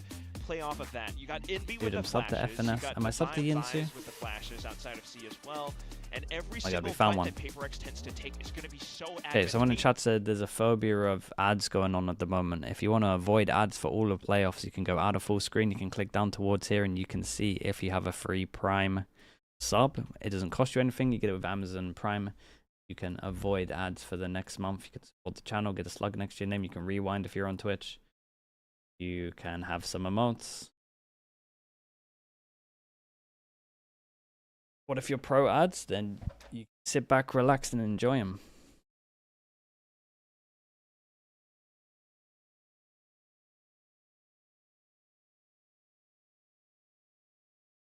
D. Laurie with the Prime. Appreciate that. Thank you, thank you. Thank you so much. Insu's doing service and watching the China. Dude, I had to pause it. I didn't want to see any of the Chinese play, man. What are we going to do to close this series out? I was going to let it roll, but I didn't want to. Kemi, thank you so much for the 5 gifted. Chat, you know what to do. At Kemi_UK, if you got gifted, he's making sure that 5 you get no ads for all the playoffs. What a hero. Okay, it's a fast map. As Davai and Jing just find 2 easy entries toward A. It's a fast map right there. Kemi, mate, thank you so much for doing that, bro. I appreciate you. 25 altogether as well. That's huge from you. Baddies as well with the Prime. Thank you so much. And Spiralosis also with the Prime. Thank you so much as well, man. Retake doesn't really feel like it's going to be happy days at all. You have to kind of maybe set some sounds towards the door. Okay. Ooh, hang on. Forsaken almost gives away his life there. Obviously, Davai does give away his life. Twitch needs the money so the executives can do. I mean, technically, Twitch lose money if you use your Twitch Prime if you want to view it like that. Out with a headshot onto Envy now. Crystal into the kill feed as well. Wait just a minute. GE are still coming back into the swing of things. They don't know where Jing is though, and he's pretty healthy. 1v1. Jing can't get it done. Autumn saves the day, and Global will take the second half pistol to put themselves back within range. Well, like I said, it's going to be a close map. Any round, you would be happy to take it right now. Just exactly what we thought it was going to be the whole time. And he does it with the rest of the team. I mean, it's just a masterclass of a 3v5. You start off with some really risky positions and plays, but You know, if you don't take the risk, then it doesn't really work out at all. And thankfully, Yudotan finds a shot off of it. They start to make some noise with a slide by. Crystal finds his timing off the peaks. And they hit some nice shots though. Across the finishing line at the end. What are you doing? Yeah, little one by one. Little one by one, but at the same time, like the first player at full does get melted. Okay. Here we go, man. I'm nervous for them. Are they going to push this? Okay, holy. Dude, their anti-ecos scare the hell out of me at the moment. I will say PRX invested a lot into this. This is the most classic 9-4 buy I've ever seen from PRX. Get that outlaw out. PRX, though. Two people that can get one shot. Have some marshals to kind of play with. Something round the corner here. Yeah, they know they hit a tank.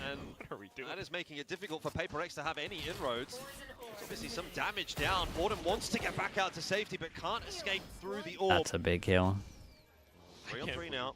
I can't believe that worked. They just dragged they can dodge though into a firefight. It's you get to see a bit of a cancel on this one as well, and they should be ready for this angle. Careful counter strafes. Oh God, Autumn. What was unlucky timing? Something just getting his timing off there as Crystal hears him essentially elephant feeding. WATCHPARTY with the prime as well. Thank you so much for the 9 months, man. Appreciate that. Thank you. At the end of the day, and that's going to be quite the advantage for GE to play with. Yeah, I mean the plant's nice for. GE on their way back. The plant is nice for money, but Thorns might wreck him. The Thorns respect is crazy. The Thorns respect is so crazy. And that's what you love about this roster. Everyone with a different bit of value. And Crystal's going to prove to be that cool, level-headed guy. Just playing off of the right position, listening for audio cues, and working off that information very well. It almost got dicey, but thanks to this trifecta that Crystal finds at the end with that Spectre, kind of brings things back. That's what you were thinking. You have to be professional. We always try. Well, Jing just goes this time, and that'll be the end of Patman. That's awesome. That's one of the best ones so far. PRX in on the offense. They haven't committed to this C push just yet, and that's a good thing. Door gets opened up. Open the door, and there's a 3-person higher lower watching you. Away. Udotan is done so. And Autumn, not quite cleared, but eventually found by Jing in the end. God, this team's so funny to watch, man. I love it. So here for GE, and just as you start to maybe have a little bit of belief in GE in the second half after that pistol, PRX bounce back straight away, and they're about to hit double digits unless Crystal does something pretty impressive right here.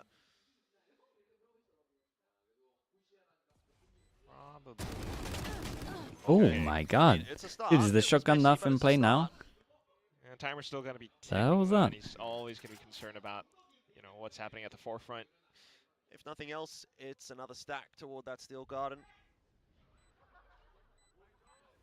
Everyone's having a little bit of fun with it.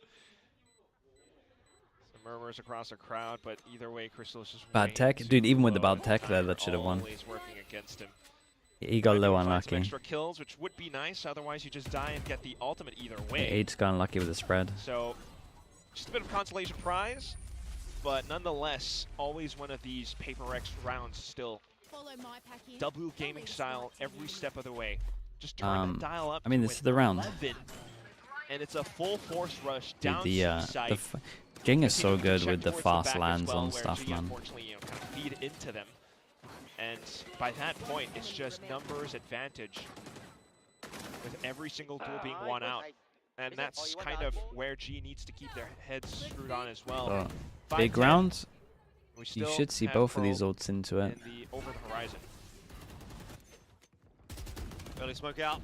We'll keep PRX at bay. Do they want to late take this, or are we taking somewhere else? Happy to hold on to that space. Taking somewhere else.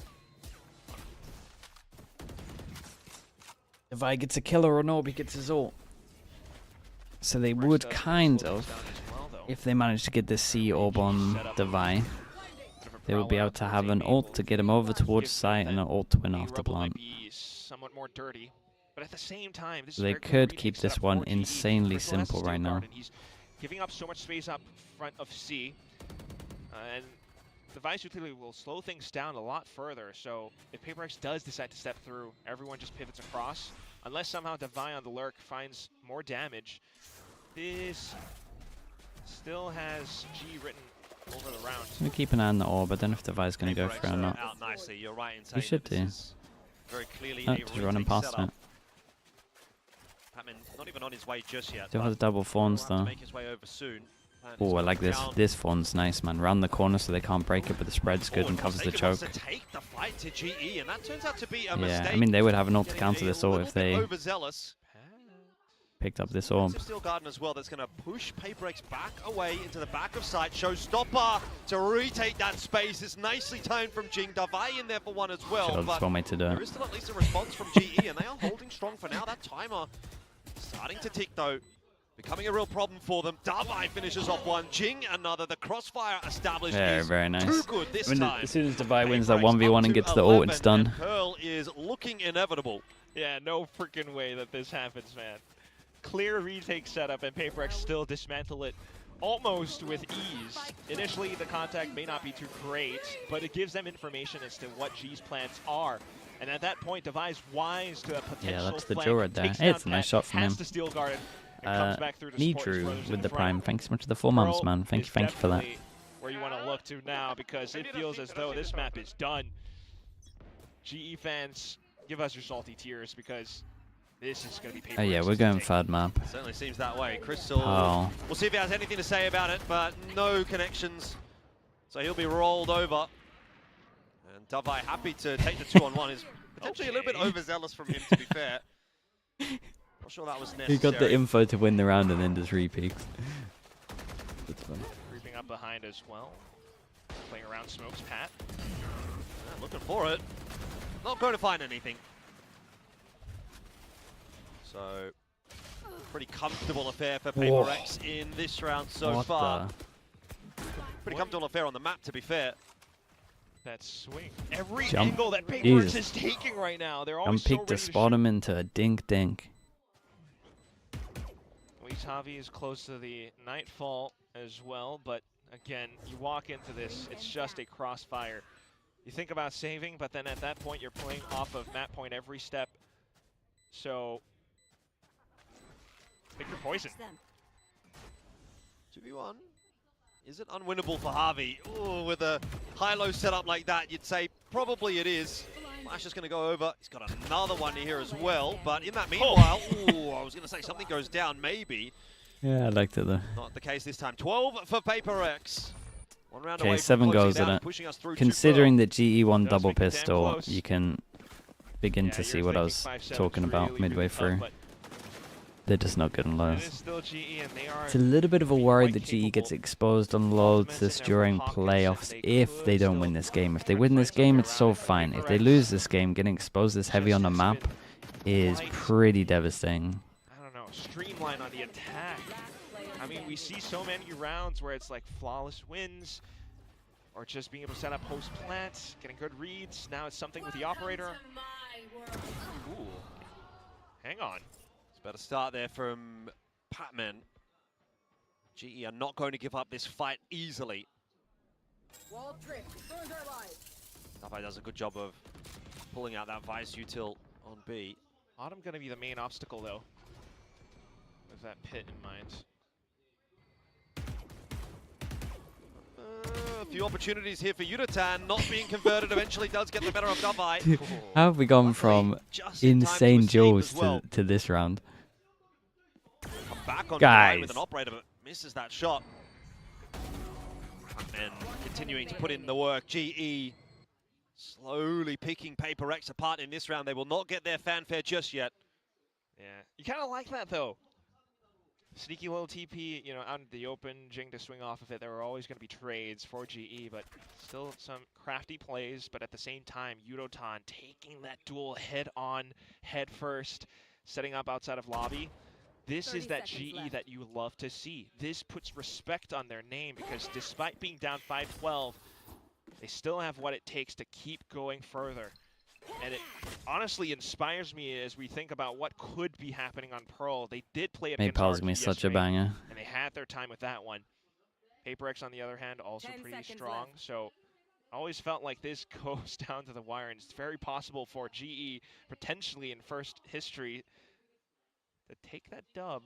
Yeah, I mean, if we see it, mate, they are losing this map. Today, GE have I get that they have all their ults right now, and they might get it up to about 12-8.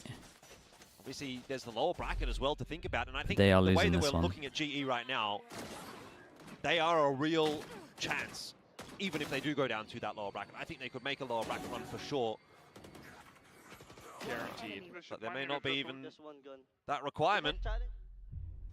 Maybe not. We'll see. 6 rounds before I reach OT. I'm not truly a believer yet.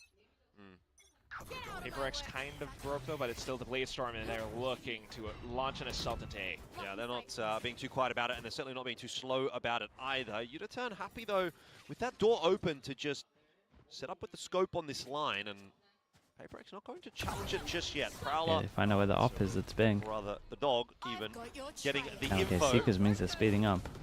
The Seekers as well, trying to really dig out the positioning of GE on this side. Oh my god, the Sky Flash was incredible. 2 entries for PRX, but the response is swift from Udaturn, who's got that overdrive on lock. Oh, imagine he hit it. Missed shots from something, and Udaturn survives. Plant down. Trying to reposition around it, though. We've seen this work out so well for them before. A sudden peek, and you never know what could happen. Timing important, I think. 3 1v1s. In making his location known. Jing hunting with that showstopper. Hasn't found anybody behind that wall. Nicely done from GE, but they're still not able to survive. Udaturn down, something picking that one up. Envy as well, finding Autumn, and Crystal's position now known. He's been smoked off, but he's hit himself a double, keeping GE in the fight. He's got no idea where Envy is, It's a great reposition from Envy, man. It's actually a great round from him. He did good. Alright, Lotus. We'll finish it the off. Greatest map for GE. It's been a good map for them as well. So hell of a banger. Maybe he made it look a little bit worse. Those were the exact same positions that they all played in that pistol round. The one difference being yeah, I do think G got slightly exposed on this map here. So playoffs for them. If they don't win, like this next map is so big, man. Because a lower bracket run when you've been exposed on a map is a little rough. I mean, every so round, such a big pile, man. From that 9-3 first half, PRX just unrelenting, not allowing for GE to play their game at all, imposing their will all throughout. Yeah, it sort of felt like GE were just a little bit uncomfortable here on Lotus from start to end. Obviously, PRX quite domineering, really.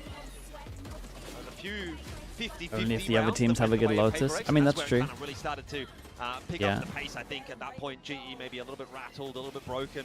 But again, not the end of the world. Obviously, you're not necessarily expecting to knock PRX over on their map pick.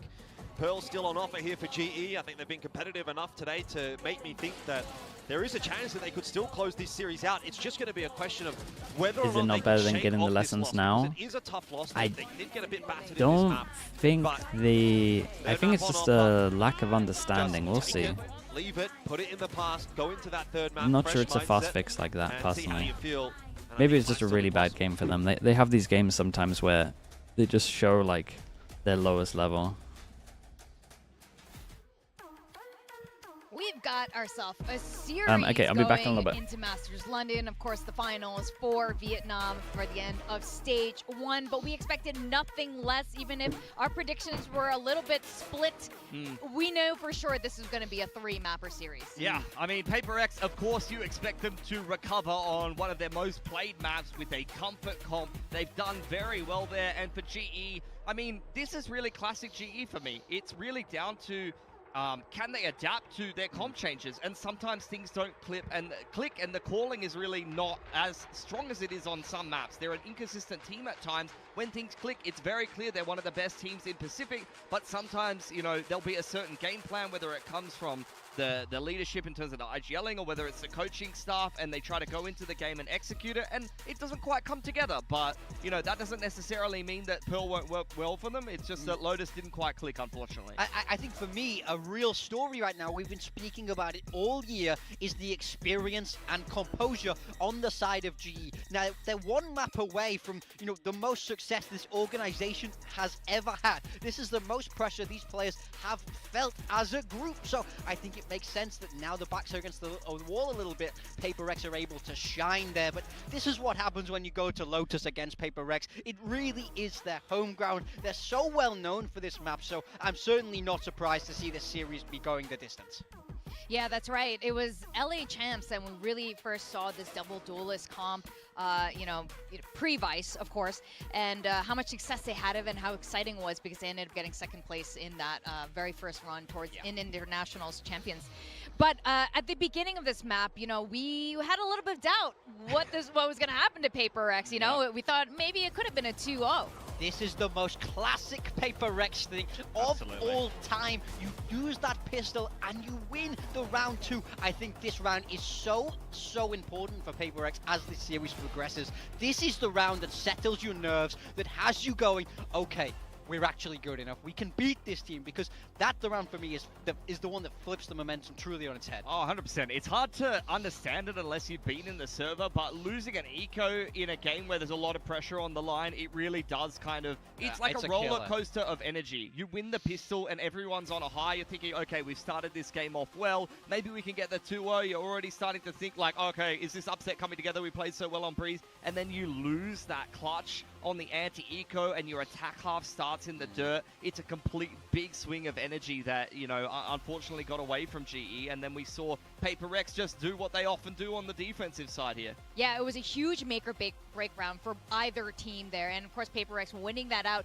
led to a lot of success of their trap plays on defense. Yeah, I mean, you know, you win that round 2 and they turn it into a 9-3 defender half, and I love how they structured it. They had so many of these wonderful trap plays. You see them come towards C, GE get mowed down, and it comes down into a 2v2, which of course PRX do end up winning, and then the very next round GE come towards C again. Yeah, they've got the first pick onto Forsaken, they've got the double control to limit information, and unfortunately PRX, they have the right stack, and after getting rolled on C multiple rounds in a row, GE do the logical thing of, all right, let's test out A, let's maybe try to work some rubble control, and already PRX are one step ahead. They've got a 4-man setup trap over on the A side of the map, and for another defensive round, they kind of just wipe the floor with GE, and unfortunately that ends up in a 9-3 half that I'm not sure GE was really able to recover from. Yeah. And we have to talk about Patman. Yes, there's the obvious storyline there, ex-PRX player and all that, but it is so notable. His performance against PRX is astounding. He's been insane in this matchup. We couldn't even include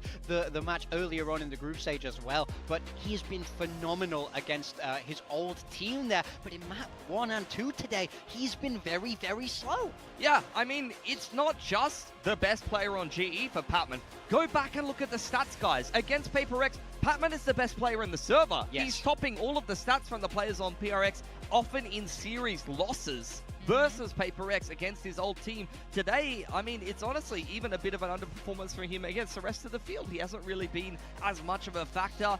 We kind of mentioned on Breeze how they got it done by committee without really too much input from Patman. Yeah. So I think now, backs against the wall, going into Pearl, where he had a phenomenal game on the Teo the last time that PRX and Global did play, this is where you're expecting him to come up with the goods, especially if GE are going to find a way to win this series. Absolutely. All eyes on Patman as we head towards Pearl. We saw these two teams clash on it before, and PRX had that flawless 9-0 attacker half, but of course that prompted Global Esports to change their comp. We saw this was their first ever double duelist appearance against RRQ Autumn on that Phoenix, so I think stylistically this is going to be a very different matchup from when we saw them play last. Yeah, and it's easy to criticize the comp change for GE over on Lotus, but that's a perfect example of it working. You know, they changed their Pearl comp into RRQ, it worked phenomenally. It doesn't always click for GE, but when they change a comp and the game plan goes well and things click, it's phenomenal to watch. It's just about whether they can actually put it together in the server.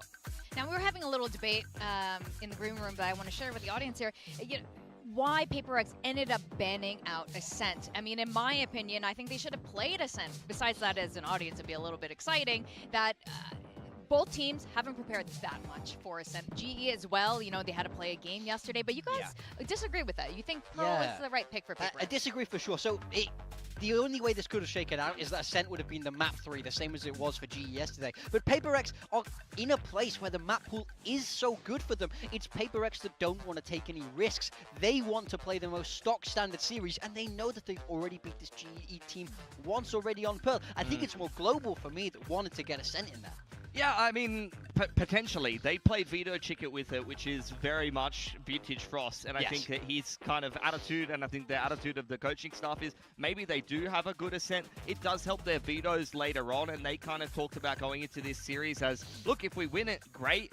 We often lose against PaperX. Let's just play the best series of Valorant. So I think it's kind of a win-win for Frost either way. If it does make it in as the 3rd map in this series, it's kind of less prep for both of these teams. And I think the more prepped, more played maps should favor PaperX being the favorites by and large and often win this matchup. But also, look, let's say they lose this matchup again, which I think most people would expect them to, based on the history in the past. You leave Ascent in the Veto, that's going to potentially help GE and Frost in their later series in there, showing some willingness to play Ascent will potentially influence thanks the so much for the prime. Appreciate the 3 months. Thank you for that. Yeah, no, that's a really fantastic point there. So I think going into Pearl will still be very exciting.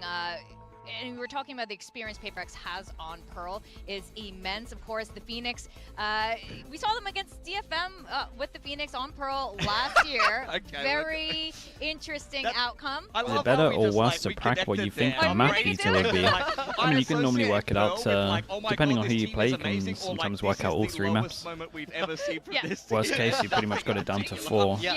You know for sure what you're picking. So. Either way, anyway, sorry, but the Phoenix this year is looking a little bit better. Yeah, it should always be within the week bracket. I do think we've seen highs and lows. Especially for PaperX, they got a little bit of extra time to kind of work this out. Game like or at least work out what potential teams they'll be playing and what maps they like.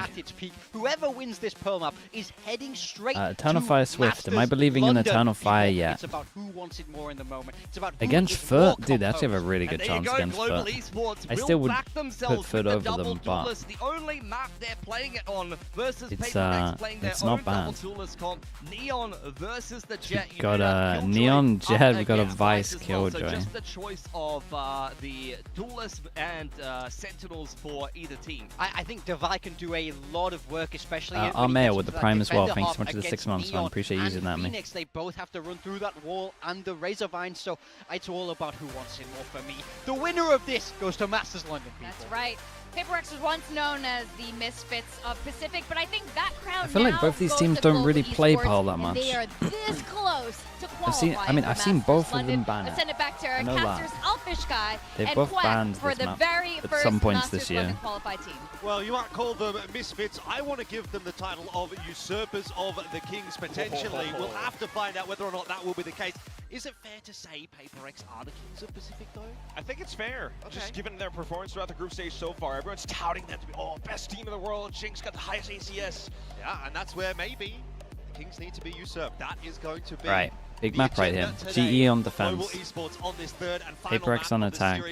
The last one that will decide which of these two teams will take that first qualification spot through to London. Yeah, I mean, this map is everything. Big stakes, big responsibility as well. When it goes to London. March their soldiers down, possibly into A main. HLG even. Brad, thanks so much for the prime. Thank you, mate. How many times did Autumn kind of push up towards that position? This time around, though, different approach. Up the guts. PaperX, every single time, kind of. Either site at a moment's notice. It looks like they have a read. Well, they feel like they have a read of what's going on. There's going to be some kind of aggro play, but we'll say every pistol, they've kind of been wrong. Whatever read they thought they had on GE's pistols, I'm not sure they have it. This is good from Patman. Spots 3 with that jump spot. Wait, did they spot all 5? I'm getting an Astra rotating too. Outside of A right here, smoke goes up and they are not keen to go through it. Yeah, but that's util baited out. You got the alt point now, and you can go all the way back into the B site, and that's exactly the game that has been played between these two teams. Map 1, masterful tempo being played by Breeze, by Global on Breeze. Will you ever watch Pacific live? I got offered to go to, I can't remember if it's, where is, Harvey's going to need a bit of help here. He's got 5 is it Vietnam for the finals here? I got offered to do that, but I can't watch the other regions if I do that. Yudatan's been spotted as well in the back hall. Here comes the flood though through for GE, and the response is quick. Crystal and Autumn finding the double each. 15 seconds. I don't think it's possible for Davai. This is impossible, surely. 10 seconds left. Not once your opponents have picked up a double. I mean, it's just no time on this. It's done already. Actually, as it were. Just incredible swings. Gee, yeah, so good at pistols, man. From Autumn. Am I right in thinking this is a 4-1? Quick, fast flood, and I think that was always G's game plan in mind. Right now. That's why they were kind of sticking or hovering around middle. As soon as they heard, all right, Javi's taking contact, let's sprint across. As soon as PaperX tries to get settled in, they couldn't do that for too long because that swing was there. That flashes, yeah, Crystal going across, sitting up towards back hall as well. It's just fantastic shots in the hottest of zones. The next round comes up and you've got the buys then. PaperX though, it's Davai on the Sheriff. Yeah, we've got the ecos ready to get farmed on this. Like this from GE as well. And they did just making sure that they get that all potentially for next round, at least on the 4th round. PaperX, but a couple of good shots in here, maybe from Davai with that Sheriff. Could really be the difference maker. At least A-main presence, quite notable. Hiding around it, spotting out PaperX players, maybe finding a numbers advantage off of it, or just to hover back, get more players rotating. PaperX, they'll be happy if they at least get the spike down. Well, they've pulled that rotate over to AGE. 3 players on this site. Still something could happen. PaperX holding 4 now. Forsaken will be the benefactor of a bullet to the head, and Patman doubling down. Very much wanting to see a little bit more out of Patman in this series. That was a big narrative that was built at the start of the day and reinforced on the desk just now. Patman not necessarily missing, but will take the death though, one away from his ult, so they could go aggro A and fight this, or honestly they could like push. What I'd be tempted to do here is just like a walk push through middle. You got the pressure being one away from the Phoenix. Even with a death, you get it for the round that would probably reset them if he lost. I feel like that would be a good bonus right now. What you'll probably see is just a 8-person brawl on A main. But getting the second one just means that they can take it that extra step further. Yep. PaperX though. But like these kind of rounds where you're one away from the orb and you know they're going to fight heavy, a little walk push through middle against the Vice here would go really hard. Outside of A, but I'm not sure they're going to be allowed. Look at how much free space they would get here. It's nicely done from PaperX. Got the Phoenix all up. Let's create the pressure here, right? Question mark here. Let's see how long it gets. Well, how long it takes to get cleared. You want to get out of there pretty quick, Smart. This is good. As soon as they see pressure over towards B, instant re-clear over towards A, they can pivot heavy over towards B. Prowler and Deep Eye as well. Dude, GE might just get 3 on site here. Autumn's here. If he gets a kill, he gets his ult. They've got the forces in this direction. Yudatan needs a big start, and he gets it onto Jing. Trouble is, Jing's still alive, and Forsaken's found a 2K on Could be tempted. He shouldn't use it. He should wait next round. Once again, it's worked out okay for PaperX. Unless they get a pick. Try to play spoiler with a curveball as he dashes his way out onto the site, yeah, but a mistake. To no avail. We'll have another chance at it. Wait. And Batman also chiming in the meanwhile. Now the 1v2 required. Autumn hit a nice flash there, but doesn't capitalize on it. Oh, he's giving him 1v1s. 1v1. Autumn could do it again. Oh my god, and he revealed his pause. In the back halls, not spotted, now seen, tap on the defuse. Time of the essence that's for Autumn, scary, and cannot bro. get it done. Too many options available to Forsaken, and Autumn can't watch them all. I mean, PaperX would take the win of getting the Phoenix sword out of them. But yeah, that got a little close, man. Iffy. They've been in these situations before. They've had it's PaperX, so many man. international What they do. appearances as well, while G are hungry for their first. it comes down to these little minute differences.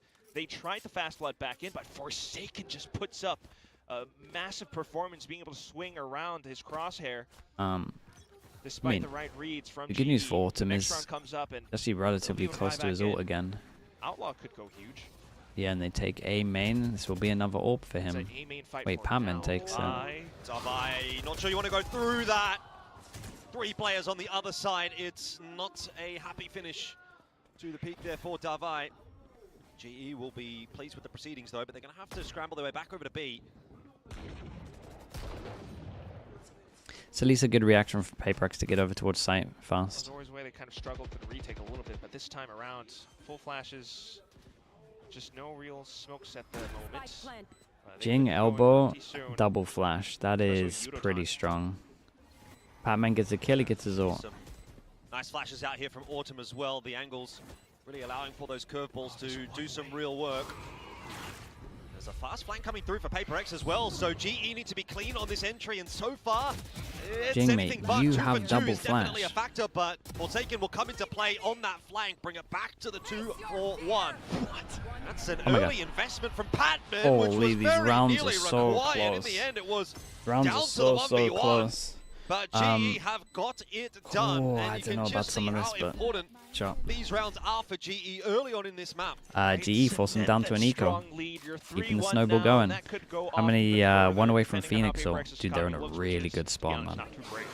I mean, Nightfall and everything, but that kind of hurts her health, right? There's a bit of decay off of it, and it gives you confidence for the swings.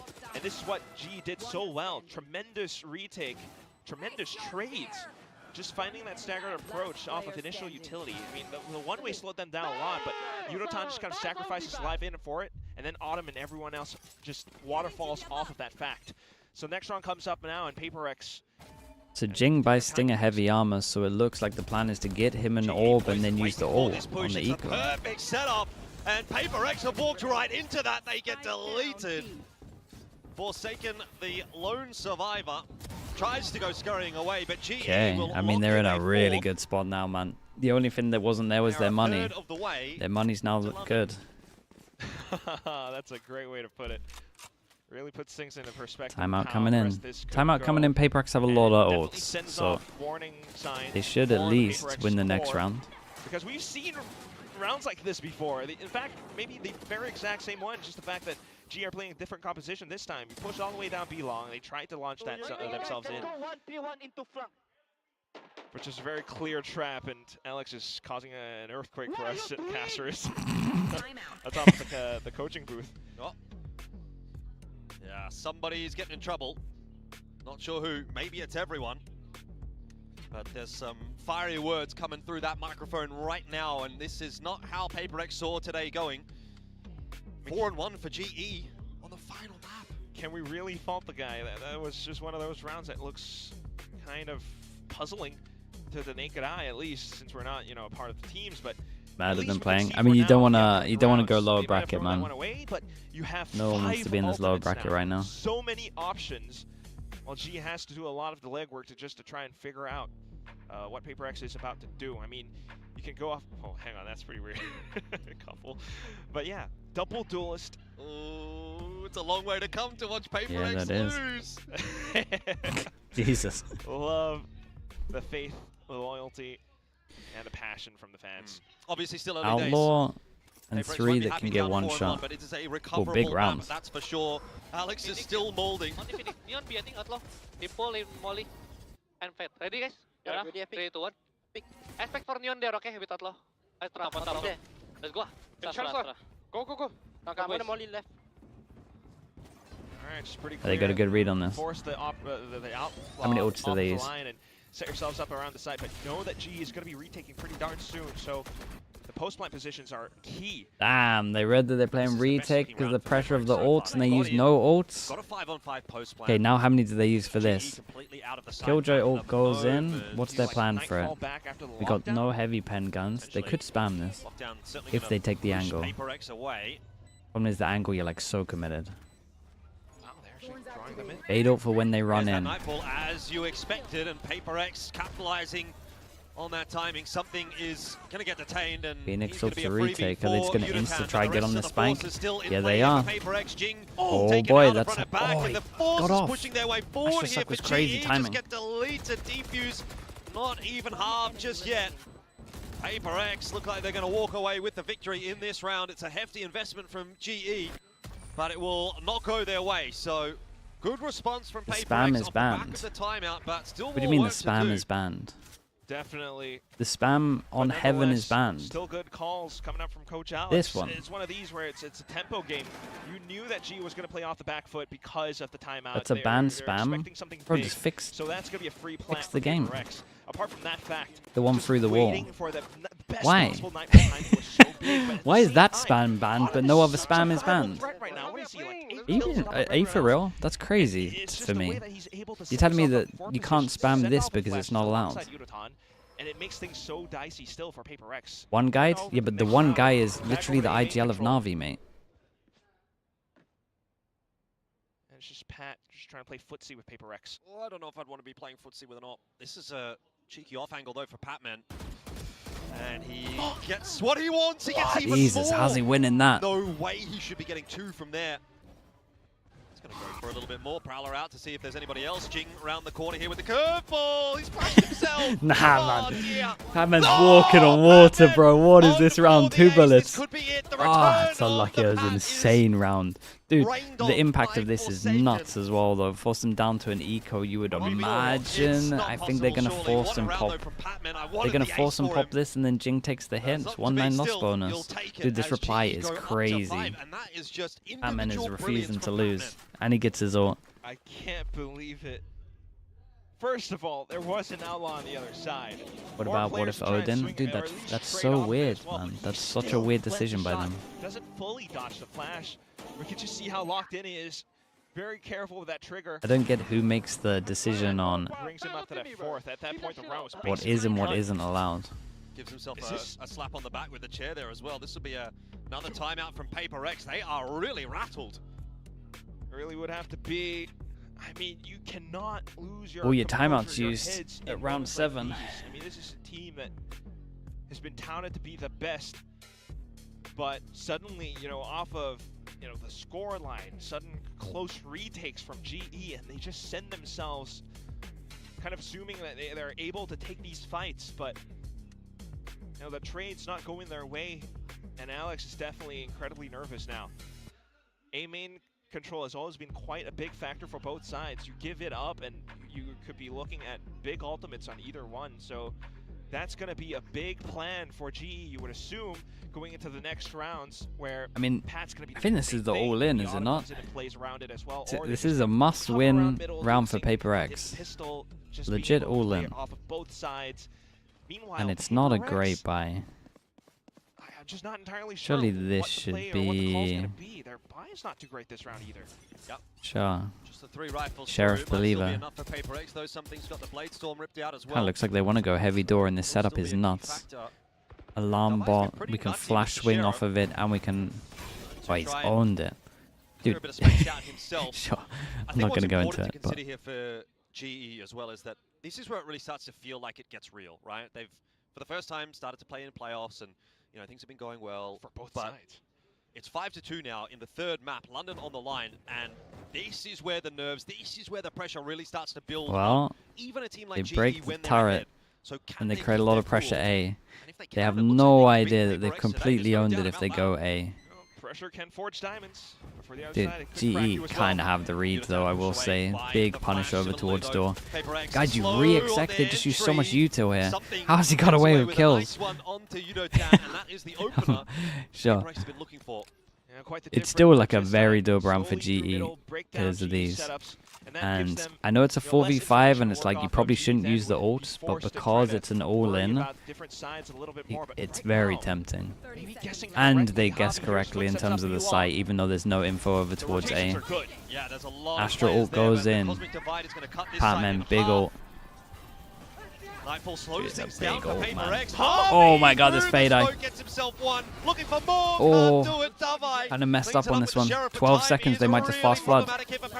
Can't hit the plant, obviously. That plant down. It will not be denied. So, Autumn with the run it back through. Gets a little bit of room. oh, Gets a sorry. little bit of info. Oh my god. GE are fighting their way back into the site. It's just Jing in the 1v3. Holy bro, that's such a big round for GE. That's such a big round, man. PRX go down to an eco 6-2. You would imagine 7-2 with this play. And it's PRX doing the most insane. Yeah, they use some ults into it, but you don't back down. Well. In fact, you double down. They're in an incredible spot. They just continue to fight. Being bold and outrageous with the flashes. Still, it's Autumn who leads the charge. The rest of the team to play off of it. Javi great with the spray downs. And off of low HP PRX, unfortunately, trick it down bit by bit. This, unfortunately, it's still relatively early on, but you can only imagine what it feels like to be in PRX's seats right now. GE fans in I'll lock and one-shot everyone down the round. off from one heavy armor. Where is PRX? Are they going to turn up here on Pearl? And a GE gonna start it again? Kind of feels like it, yeah. Dude, he's on for his third right now.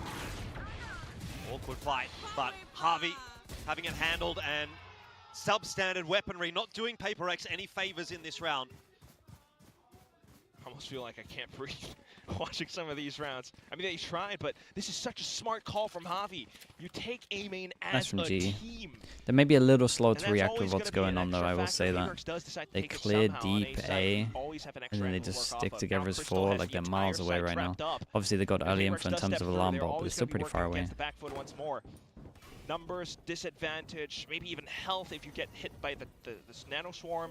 Crystal's close by, and he can always go for an early pick. Meanwhile, the rest of GE, big flank. Hello? It's a slow flank. And that is really slow. They got stuck behind the wall as well. It's going to take a lot of time. It's going to take a lot of time. Position here, so it's Crystal doesn't get one. This is a very open round. Okay, did great. I did great. Doubles down onto Envy, so that will pretty much seal the deal. Davai needs a miracle right here with the Sheriff in hand. One shot onto Crystal, but not given the chance at another. GE will go to 7. And now it's 6 remaining. Crystal played well, though. It down. Did good. You gotta clock it. And with rounds like these, you just starting to think that PRX is cracking. PRX is like a wounded animal right now. I mean, they've used both. Oh no, they're in so much trouble. They really are. Where do you turn to here? I don't feel like G even needs to call anything else. There's not much else he can really do. You've tried middle, you've tried both sides. Unless you're somehow able to slow things down a lot further. Cool your jets. Oh, he knows. He's called both. You're just a sitting back watching the team play it now. Not that deeper, I mean. One mid. I'll just take it back. So, you kill the first guy. I flash. Mid, guys, 2 mid. Get ready. Stopping doors, okay? Cool. I'll go with you guys. They know we have A. I'm just gonna fight. Get ready for them to fight. Oh, this is so smart. Suddenly into Art, a big trap setup, and PRX, at least they avoid it for the time being. GE had a very good read. You could see they said there's 3 mid. Oh, I kind of like this idea. Ready for the fight if it came. It didn't. They prowled from far back as well, so if you are close, you would think they're re-clearing it, so you don't think there's a stack here. It also clears the first corner, so they can actually like swing out afterwards. Then they could flash. It's a cool idea. Fast flood? Oh, this form's wrecked him. This form's absolutely wrecked him. Holy. The most perfect forms he could have done for a fast flood. Oh! And then there was Crystal, who's unfortunately another posticle. Well, you called it. They've been looking for this, and somehow it's the fact that they do it by just sheer aggression, willpower. Crystal gets a kill. It's pretty big, just purely because he's Javi slowed them down. Would then be 2 away. Well, 1 way even. Run it back from Jing. Obviously, if he gets a kill, Def, he gets his ult. Past this initial setup, they have multiple angles, which completely prevents that retake from even going through. Crystal now just wants a couple more ult points, maybe. And I mean, a kill's a kill. You'll take it, definitely. Every little bit matters here. Half is definitely far from over. I'd be happy with that. A recovery on offer for PRX. If they can bring it back to 7-5, they'll have something to fight with in the second half. But GE still in with a chance of really just slamming that door shut on PRX if they can pick up these last 2 rounds. I've got to be so honest, though. Even as a PRX fan, I'm not entirely sure. I mean, we'll try to be professional, but it's unobjectively hard to kind of predict or analyze PRX's possible next moves. You know, what's worked for them is these, you know, sudden round calls where they just slam into sites because of the ultimates that they do have. But at round 11, you don't have that many options left. Unless you're somehow going to work off of, you know, breaking the initial trip setups that G might have, find some kind of a round reset, bait out more pieces of utility, and then slowly go for an approach. But that doesn't tend to be PRX's thing. I like this push from GE. Yeah, I mean, GE are always doing some kind of setup. They take so much space outside of B. Some kind of aggro setup where they're punishing something. On that B defense, and they can start to reinforce pretty nice. He elsewhere. got late here as well, so question mark creators, get the better of him as 2 players peak at the same time. That's unlucky, man. 33 HP on this. G starts to get a little bit unsettled. They want that extra bit. It's nice from GE though. Again, they're very proactive. They cleared the question mark over towards door. Running back could be a big point. Balls up. Try and slow things down. Something not expecting Crystal on the off angle. That's impressive. A good recovery frag for Global. So we are back to 4-on-4, but PRX have now got the site. They get a stick on site. I mean, they got the killer combo. It should be done. Especially if for some reason you're not allowed to spam this wall anyway. Yeah, and then they just Astro ult and it's done.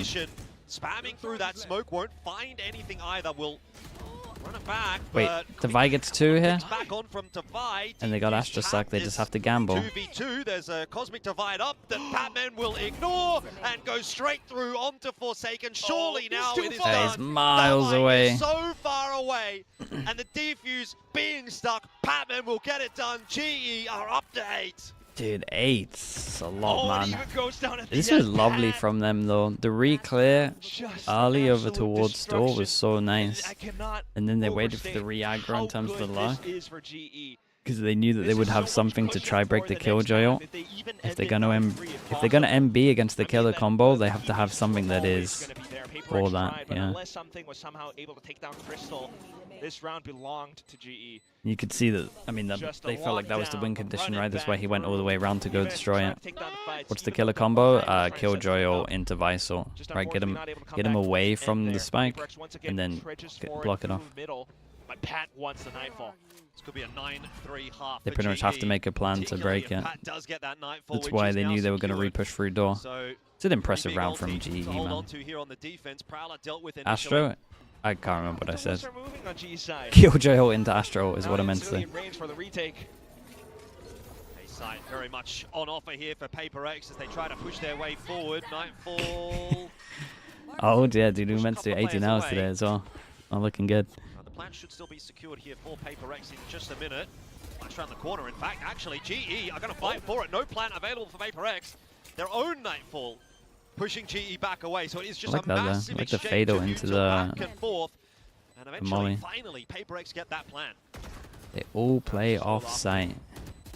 GE gonna be quick on got one more smoke. Smoke on the spike, and it's going to get pretty interesting. Themselves a kill just yet. There's Autumn to deliver one. Keep an eye on Jing going around the world. Well, GE will have to move quickly here to try and move their way into Art. Forsaken has that closed down, locked in. Jing from behind, a factor that is unknown as of yet, but dealt with by so they don't have to worry about main.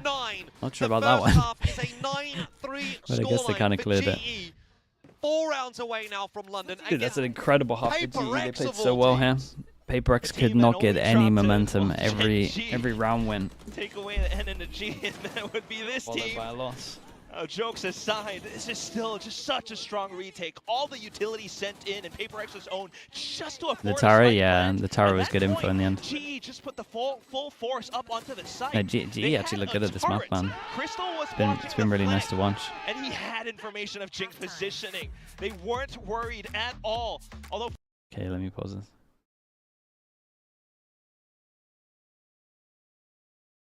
Yeah, if PRX go down to the lower bracket, who do they play the winner of? Which game? The Nongshim DRX game, or?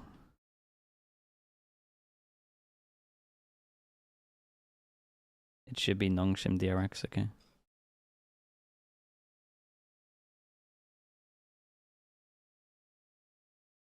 Lower bracket would be a bloodbath. Yeah, it would be interesting. Can GE keep their composure, man? They're so close, bro. 9-3. They're one pistol round away.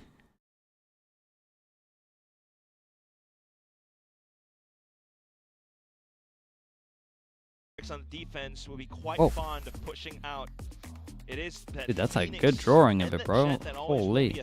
If something gets onto an operator, if they even pick up that pistol, it could be possible. This is going to be so frustrating for the coaches of PRX. They know they're in dire straits. They can't do anything. They've just got to sit and watch. Unless somehow Frost calls a timeout. But that might not be likely. The 5-person A hit. Wall might wreck them. Does Devi go down in front of it? Maybe. Was always going to be big.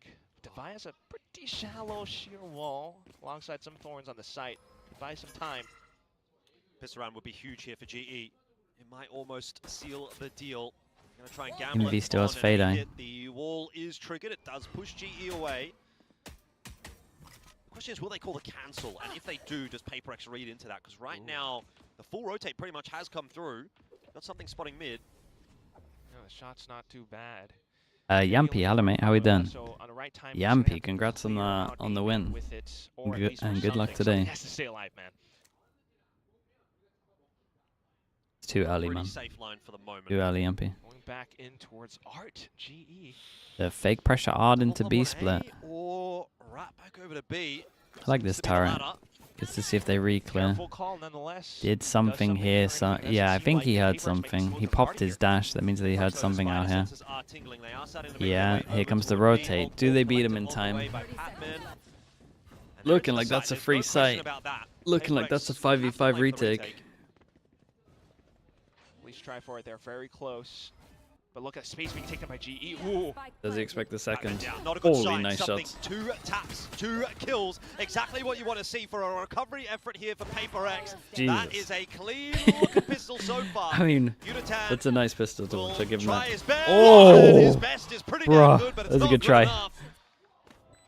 So PRX Imagine it. will claim the pistol round. That would have been the most legendary round ever. What an incredible form. Oh my god, let's get that in slow-mo. PRX, though, made it damn near flawless, if not for Yudotan. And that all begins with the incredible sharpshooting from something. Really nice shots. I hope this translates to more. I hope this translates to more. Jesus. All right. Yeah, he did. So they win that round for sure. A little bit shaky for now. And he got the info to get that rotate on the go as well. Both sides needing to stay cool and calm. Outlaw's big. Fade Eye deep over towards A main, spots the killjoy, so... From Javi. They smoke it off and instantly that's extra information. Now just trying to pivot back over, maybe towards middle where Batman's really close by. Sheer wall though. Just a full eco on this one. Information for PRX. They're continuing to scout out towards it as well, trying to set up roadblocks wherever GE ends up. But with 2 players only on towards the A side, I do Apart get from a little Batman, worried. Created a lot of pressure. Might have kept the numbers lower over towards A. Like you say, a couple of players to hold on to this site. Unitan's good for 1, but no more than that.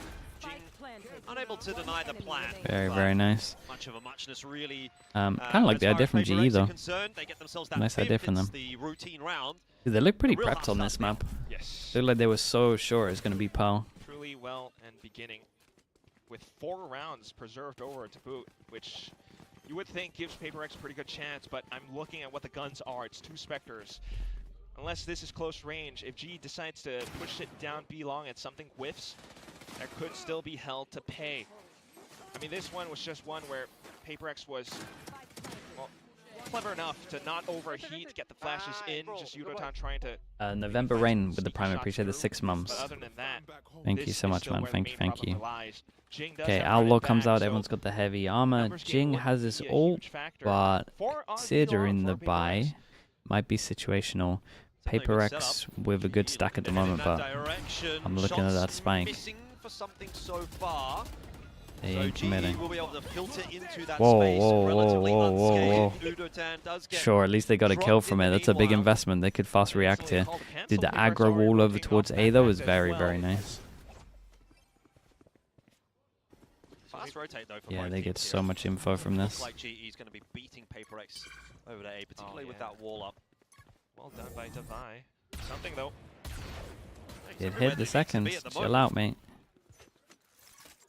Yoru or not. Just incredible rotations. Now, Devi just continuing to slow it down. Dude, look at the over-rotate from PRX. It's a full rotate for PRX. They've read this round incredibly well. It's a good read right now. Yeah, dude. It was such an over-rotate for seconds. Like, okay, maybe I should go back. Let's have a star if he wants to put a star here, though. Star? Oh, it's a little late. And Devi got wrecked. And the wall doesn't hit the plant spot. PRX will now need to set themselves for the retake, which they don't have a whole lot of util available for. A couple of cloudbursts maybe to try to get them in and sneak away some space, but realistically speaking, it all comes down to the shots here for PRX, and they are just not finding many so far. Harvey and Autumn good for a couple. Patmen on the alternative angle, and PRX are not getting through this nice round. recovery from GE on this. Goes the way of GE. Big recovery. Dude, look at Patman, man. He's believing. But it's a terrible one for PRX. GE double digits. PRX not being able to strike back despite being able to preserve that many. The cycle of Ashley. Thank you so much for the prime as well, man. Appreciate that. Thank you. But you can definitely tell this is where pressure is I starting to build up for I the liked the PRX core. reclear, but then they the reads were pristine, I don't know, Forsaken's a little late with his smoke here. He's got to put that star down insta.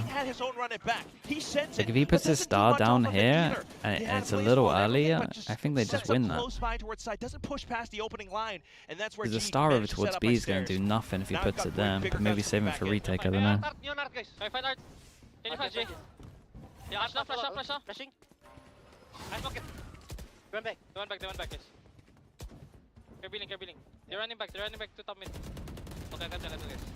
The win sitting on the knife's edge. Well, 5 from PRX. If they lose this, it's done, basically. But A main, Pat is close by. Not opportunity to take that peek. Cheeky peek on a cheeky timing. It would be a bold choice, particularly when you know there's likely to be an operator somewhere. Good call right now for GE, man. It's a really good call. Over towards B. Oh, Envy. He's going to spot.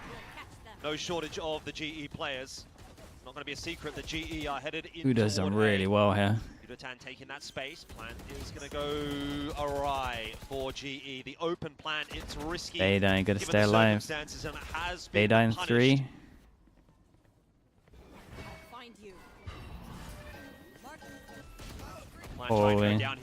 Envy did pretty good, man. Dealing with this retake attempt from PRX. It's not even so much a retake from PRX. They're just being annoying. And for GE, that is hugely problematic. It's now down to just Crystal in the 1v3. Sharp shot to start a second, and he's on for the clutch. Oh my God. I don't think Jing's got this one. Oh, he's pushed away from that spike, and Crystal playing it so slowly. Another nade to go through. Jing's pushed away again. 27 HP, and surely now Crystal just has to connect to the Holy, what a 1v3. It's done. Surely it's done. Surely that's it. Moment for GE. Dude, what a clutch that is. Patience. The fisherman. He had multiple double mollies. Sets up an alarm bot so he knows he had the double molly. And then goes in for the swing. Just absolute control. You called it. PRX were being annoying. They prevented as much as possible more positions to be set up. But down to the final 3v1, GE to London, man. 2 away, and one of them's going to be an eco. Unfortunate whiff. Uncharacteristic whiff from something. And that affords GE up to an 11.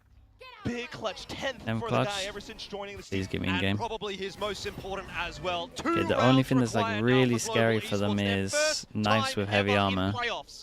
In VCT Pacific, and they might be the first team to qualify for Masters London. Flashes over, takes control over A main. It's just Devi close by once again with just a Sheriff. I mean, Sight's weak again. Rotating over, of course. A good amount of delay. They got seconds for it. They are all here, and there's one flash ready to go. Flash goes in. Oh my God, this flash wrecked them, but the Neon will own them too. pulled that overdrive, and he just can't do anything with it at the moment. Shots through. The hell is going on? That's not too bad for GE, but they still need to get the plant down.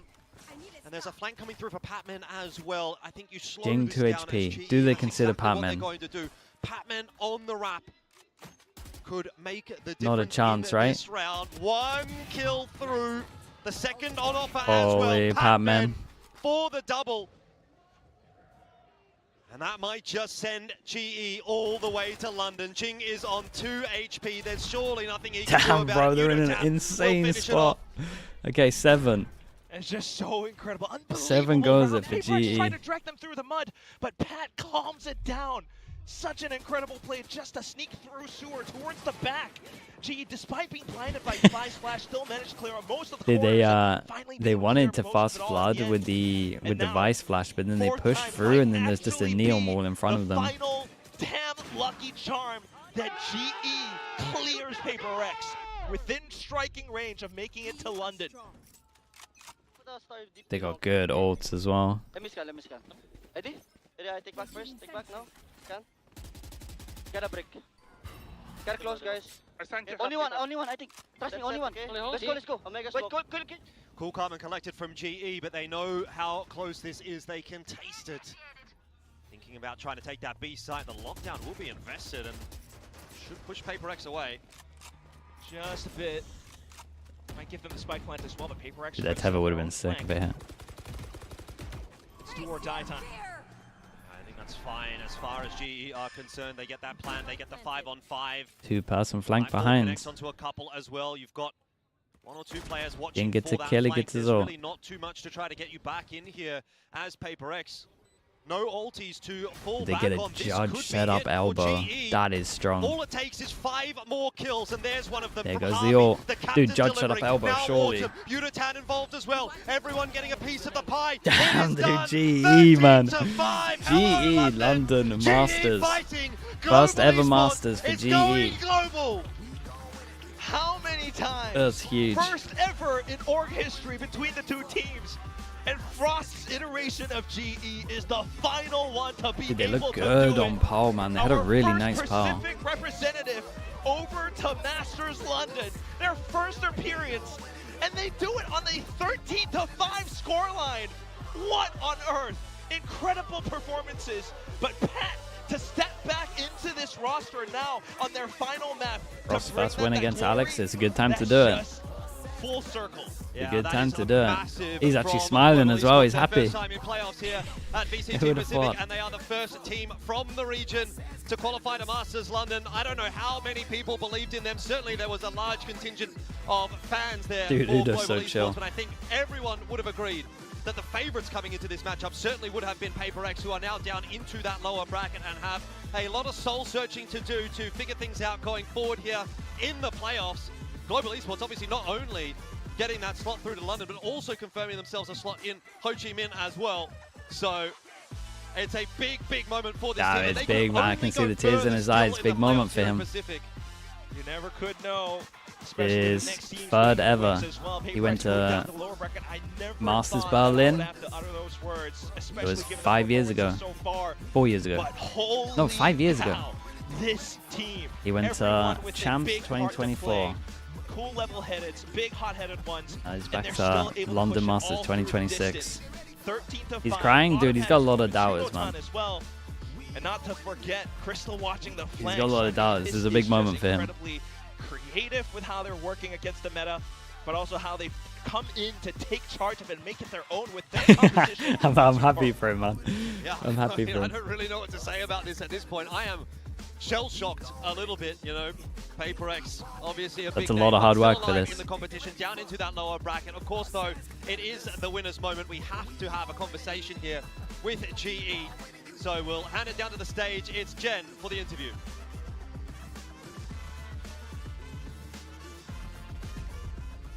글로벌 e스포츠의 하비엘 K 선수 만나보겠습니다. 승리 축하드립니다. Big run from them, man. 2 big games.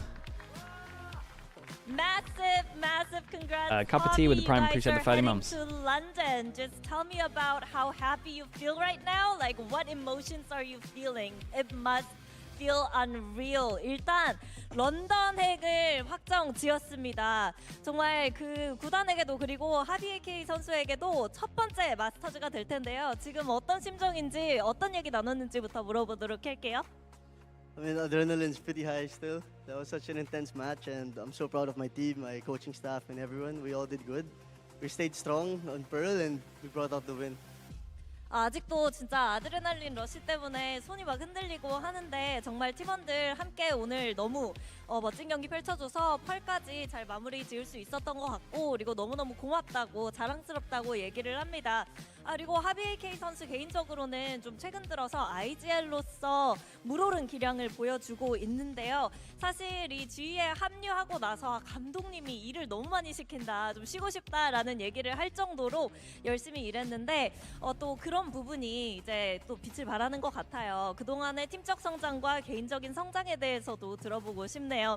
I mean, just about 6 months ago, you came from Naos in Ascension. You joined GE, and people have been very vocal about how Frost has been working you to the bone, which is coming to fruition. So talk to us about, you know, the team's growth and your growth as AGL as well.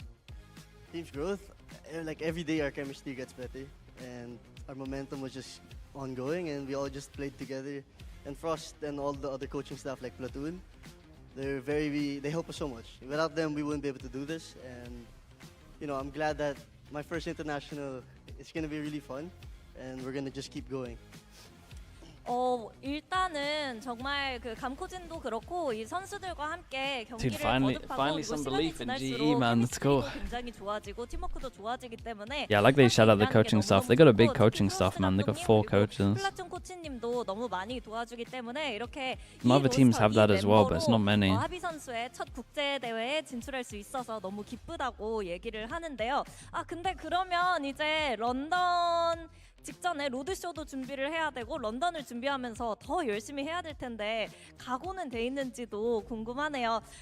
So you know, roadshow in Vietnam, Masters London means one thing: you gotta grind more. Do you feel like everyone's ready? I feel like we're getting ready. Every day, every game we improve. So in time, we will be ready. 열심히 차근차근 준비를 어차피 해야 하니까 계속 준비하다가 보면 경기력도 좋아질 것 같다고 하는데요. 그럼 마지막으로 이제 더 큰 무대에서 다른 지역 팀들과 만나게 될 텐데 가장 기대되는 부분이 있는지도 물어보도록 What did 하겠습니다. PRX need to do to win this game? I think they had to watch Breeze after watching that power, man. GE had a nice power here. From other regions. What are you looking forward to the most when it comes to Masters? And is there anything you would like to say to anyone? I'd like to go against G2 so we can beat Baby Bay for us. And then where's the shout out? Shout out first to my team and my coaches, especially to Pat. Pat really won us Pearl. He was calling like crazy also, his mid rounds, everything. And you know, we all played together, we did good. And also it's Yudotan's birthday, so wish him a happy birthday. Okay. Nice. 먼저 G2를 가장 만나보고 싶다고 얘기를 하는 게 man mid-rounding as well. 베이비베이 선수가 He's mid-rounding and he's fragging like this. Holy. 베이비베이 선수를 한번 상대해보고 싶다고 얘기를 하고요. 그리고 오늘 팬맨 선수가 정말 페이퍼렉스 상대로 콜도 많이 해주고 좋은 소통을 도와줬기 때문에 이렇게 경기를 승리로 마무리할 수 있었던 것 같아서 팬맨 선수한테도 고맙다고 얘기를 하고 싶고 마지막으로 유덕 선수 오늘 생일이기 때문에 so big for the 생일 org. 정말 축하하고 They've been waiting for this. 런던까지 가서 잘해보자라고 얘기를 해줬습니다. 이렇게 해서 하비 AK 선수 만나봤습니다. From Congratulations no once playoffs again. to We'll see you straight to in an international. Vietnam and then in London. Thank you. We've got Pacific's first qualified team for Masters London, and it's a little bit different. It's somewhat completely different. It's global esports. And you know, we've been talking about how far can they go in London? They got to clean up the Lotus. You know what do they normally ban? For the most important Honestly, sometimes they ban PAL. One game to win. They fixed their PAL. What did they ban here? Rivals, it's the qualification game to Masters London, and my it's a little unknown because Fracture, Lotus, Ascent. No doubt in anybody's to see mind their now Fracture that and they their deserve Ascent. to be going. They are for sure But considering in the region, and I can't considering how wait good to see what they're getting some of these maps. Yeah, I mean it's a culmination of a roster. Yeah, I think they can do it right, man. They They look really good here. Crystal Unitarn, The 2 maps that they won, they look like like really good on them. Again, and I think the Lotus, they'll lose to most teams. You know, some of the players they have from time the to fix roster made smart pickups, changed the coaching staff, and you've just seen this team get stronger and stronger over time. They lost Fracture to DRX. Even after that's really rough. They go and take on a PRX who, in this current meta, so yeah, maybe 3 bad maps. 3 bad maps, but they got a lot of time. Should be a shoe-in to qualify for another international after qualifying for so many, but that was not what was in store for today. This clutch from Crystal was so good. He's been phenomenal. Like everyone pitched in today. Nah, this clutch was the end right here. This was doing it the easy way. I spoke a lot before this map 3 about. For me, it's about who wants it more. Who is the most? If he had stuck it on the second molly, would he have died? Wall. And against all odds, really, it was this global esports team. Oh, it would have been close, time and time again, as the rounds would have been close. As the I think he just dies. It was the squad in red and blue that came out on top. Yeah, and you can see how happy they are with this win. It's huge for not just the org, but the individual players, including Patman, who we will be interviewing very shortly after we look a bit at the stats here. Really painful loss for PRX. In fact, dude, we what a were game. talking about how they played what this a game, Pearl man. last year, and honestly, it looked a lot like last year's Pearl, where they were just, you know, dry peaking individual swings, and especially around the first seed, or they should go heavy for first seed. You're not Yeah, able to convert them. That screams to me that you are the ones being put first seed under would be pressure. big for them. Skipping have the groups, upper with the it's a weird calling. one Did a because honestly very the good team job probably before. needs reps Nice in open groups sides anyway, time so and it's not time like the again. end of the world. But securing top 8 is kind of nice. Just able to find that They have a lot of gap and, inexperienced players. So honestly, these are the double-edged swords of PRX at not times. the worst case if things they don't go get well first for them seed. I would when say the that. aggression and things are clicking goes well, then they can be a very difficult team to play against. But today, it really felt like something was off, and GE, I felt, outplayed them, at least on map 1 and 3, and definitely deserving the win today. So there you go, big performance at the end there for Patman, but I think it was an effort by committee from everyone today. Everyone Still really think PRX pitched in make it? to Yeah, I get still think this win. PRX make Oh, it. definitely. You can hear the teammates commending each other, and it was, honestly, to defeat a team like PRX, you definitely need teamwork. And with that, I would like to welcome Envy, and he had a really Patman. rough one. Congratulations. Thank You're you. going back to Masters. I know you've been there before, but now you're going with a brand new team. Now, our very first interview with you as Global Esports on this very couch, you said, we're not ready yet. Even though you guys had won, you said, we're not ready yet. Is GE ready now? I think, yeah, I mean, after the Nongshim game, I think the composure of the team has become more better. We improve more, and I think we just being honest totally about ourselves, and we just adjust a lot of things, of course, because building a chemistry on a team, of course, it was really hard. Of course, coming from different teams, 3 of us, we came from different teams, and I mean, as long as we play together and as long as we become honest to each other, I think that's one of our how do I say, like, biggest one strengths. of our advantage to other teams. I could see the chemistry happening there, and I saw you doing a lot of calling, especially on the last map. Yeah, the Pearl, fact that he's second like half mid-rounding pistol. and stuff You now could as see well on is really camera, good. You were really insisting I've on seen in some of the something. listenings So he you has shake your like head great no. instant like, you reads. were telling someone off, we're gonna do it my way. What were you saying? That time, of course, we fought PRX on group stage, right? And we doesn't have any round on our attack side on Pearl. But I just realized, like, when I watched the VOD last time against PRX, I just realized like how they play, how they move as a team, how we're gonna counter this. Like, we need to stop like walking all around the map, and we need to make more footsteps, stop our pin, and we need to make them feel that we're dominating one side. And so if we pivot to other side, like, we have the timing advantage, I would say. So I think that's one of the best factors that we have right now. We stop. IGL we mentality. start being confident on what we're doing, and we stop being afraid of what they're doing.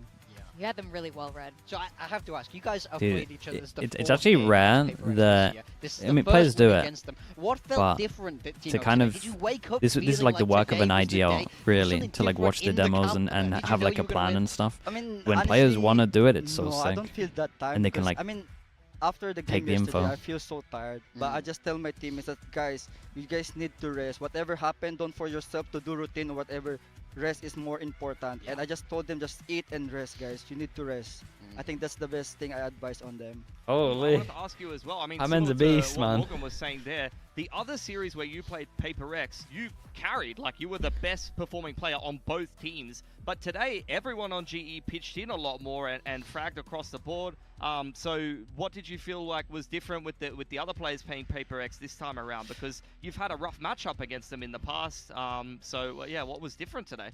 I mean, on the second map, Lotus, I'm not gonna lie, like, we haven't practiced the Lotus, and it's just literally gamble, and that's why everyone having a hard time because we don't have enough reps on what we're doing. Yeah. But on Pearl, I think that's one of the map that we focused last week, so we have a lot of reps, like we know what to do, and we literally practice this map because we all knew that after we beat RQ, or if we beat RQ and we face PRX, we're gonna put Pearl on the map. So that's why we literally put a lot of time on Pearl. And how are the individuals able to play better today? Like, I felt like Crystal was insane, Yudo was insane, like everyone really pitched in. Yeah, I mean, they're literally being confident right now, and I think that's one of the best thing that we have right now. We have confidence. Yeah. I think you've matured a lot as a player since first joining Pacific with PRX and now with Global Esports. You're returning to Masters. How do you feel about going back to Masters with this team, and who are you looking forward to defeating? I mean, of course, it was really nice to go on Masters in different T1 now, maybe? I mean, a lot of people hating me about what happened on Champs last year, but of course, is one of my motivation as well to redeem myself in international level. And the face I want to team, I mean, the team I want to face is probably G2 also, because they are really nice, and I think it's so fun to play with them also. Dude, I love how everyone wants to play G2. Like, I think G2, they're pretty nice, and I can't wait for you to beat Baby Bay. I hope so. Well, congratulations, Pat. We'll see you in Vietnam for the grand finals of VCT Pacific. So thank you, Pat. Yeah. Thank you. All right. Dude, Javi is our what a nice guy. MVP. We vote for this. What a beast as well, man. So He's got Javi, or Javi, great mental on him. Both names work here. He has been absolutely phenomenal. Frost has committed him so many times for how G2 have got to make it to London first. Yeah, G2 have got to make it first. That is true. It's a complicated system. The GE run, they're not afraid to change. And if the Neon Nuff isn't in Javi does a fantastic until London, it might be pretty close. He's quickly becoming one of the most elite callers in Pacific, even though okay, chat. I will be back in a little bit. What a banger. We got T1 against Full Sense, same stakes. Winner goes to London. Everyone voted a different way, actually, and we ended up with Harvey at the end of the day. So just give the whole team the MVP at this point. Yeah, I mean, it is well deserved, and we're very happy to see Global Esports representing us over in Masters London. But we're about to find out who's going to be the next team who could be representing us in Masters London. T1 versus Full Sense. Now, Full Sense is sort of a new org, but they are full of players who are quite experienced here in the league at this point after Talon. So I think this is going to be really exciting. With that, we're going to go on a very quick break. When we come back, we're going to find out who the winner of that match is going to be.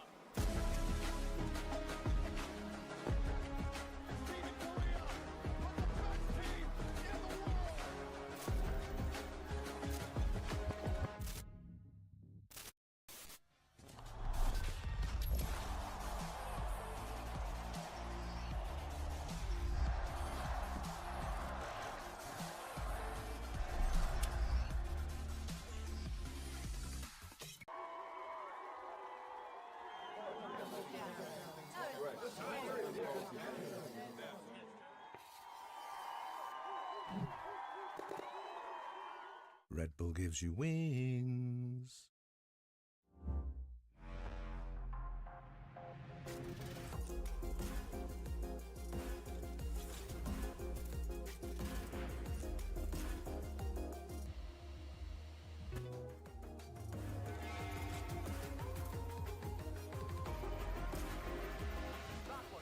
Push, push, push.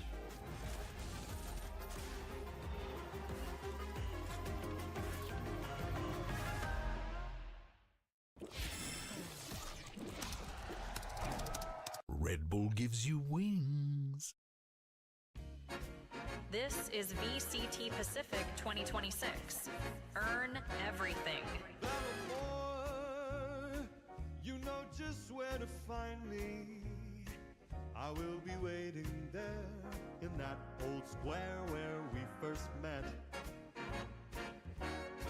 That boy, we'll sit at our favorite table. We'll order French baguettes, take in the vignettes, fall deeper in love. There's a chapel that chimes its bells each hour, and it beckons toward a market full of flowers, while a misty old fountain gently showers us. High in a terrace garden, there we will reminisce and share a kiss, then say goodnight. Veiled in the twilight, our silhouettes are getting closer.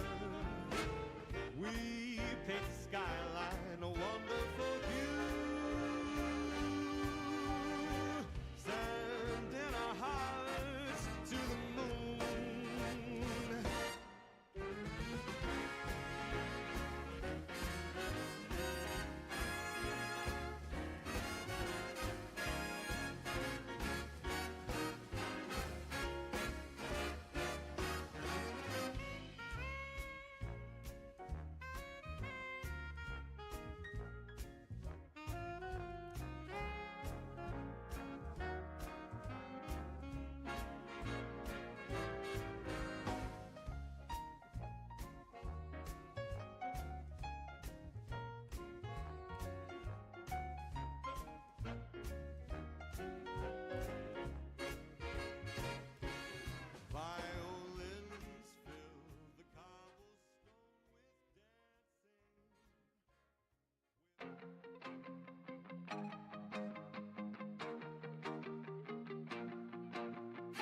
This is VCT Pacific 2026. Earn everything.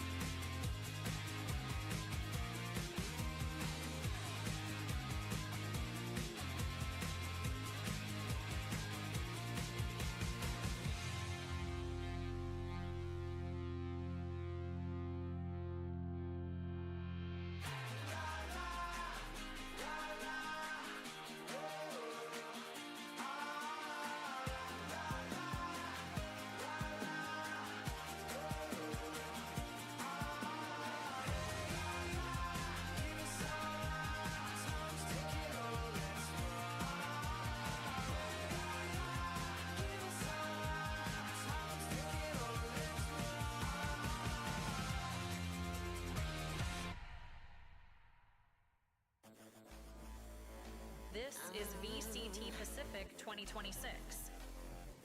Earn everything.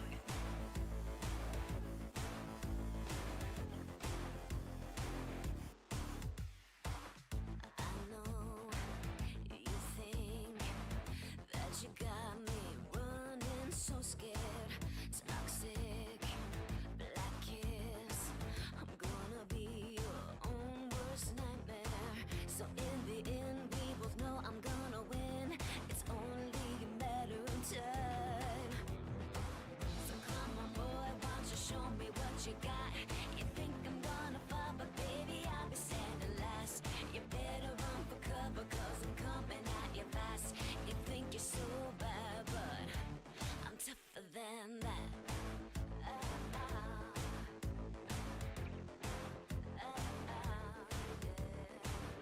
This time I will take control and never look back. Last call, lights out.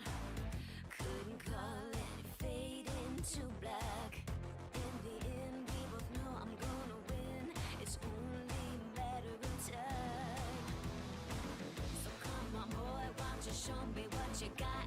You think I'm gonna fall, but baby, I'll be standing last. You better run for cover, cause I'm coming at you fast. You think you're so bad, but I'm tougher than that.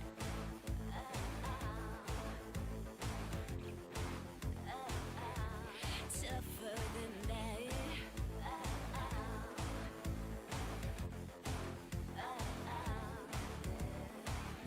Let me show you how a bad girl rolls.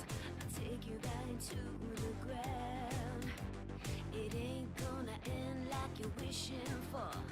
This time you're going down.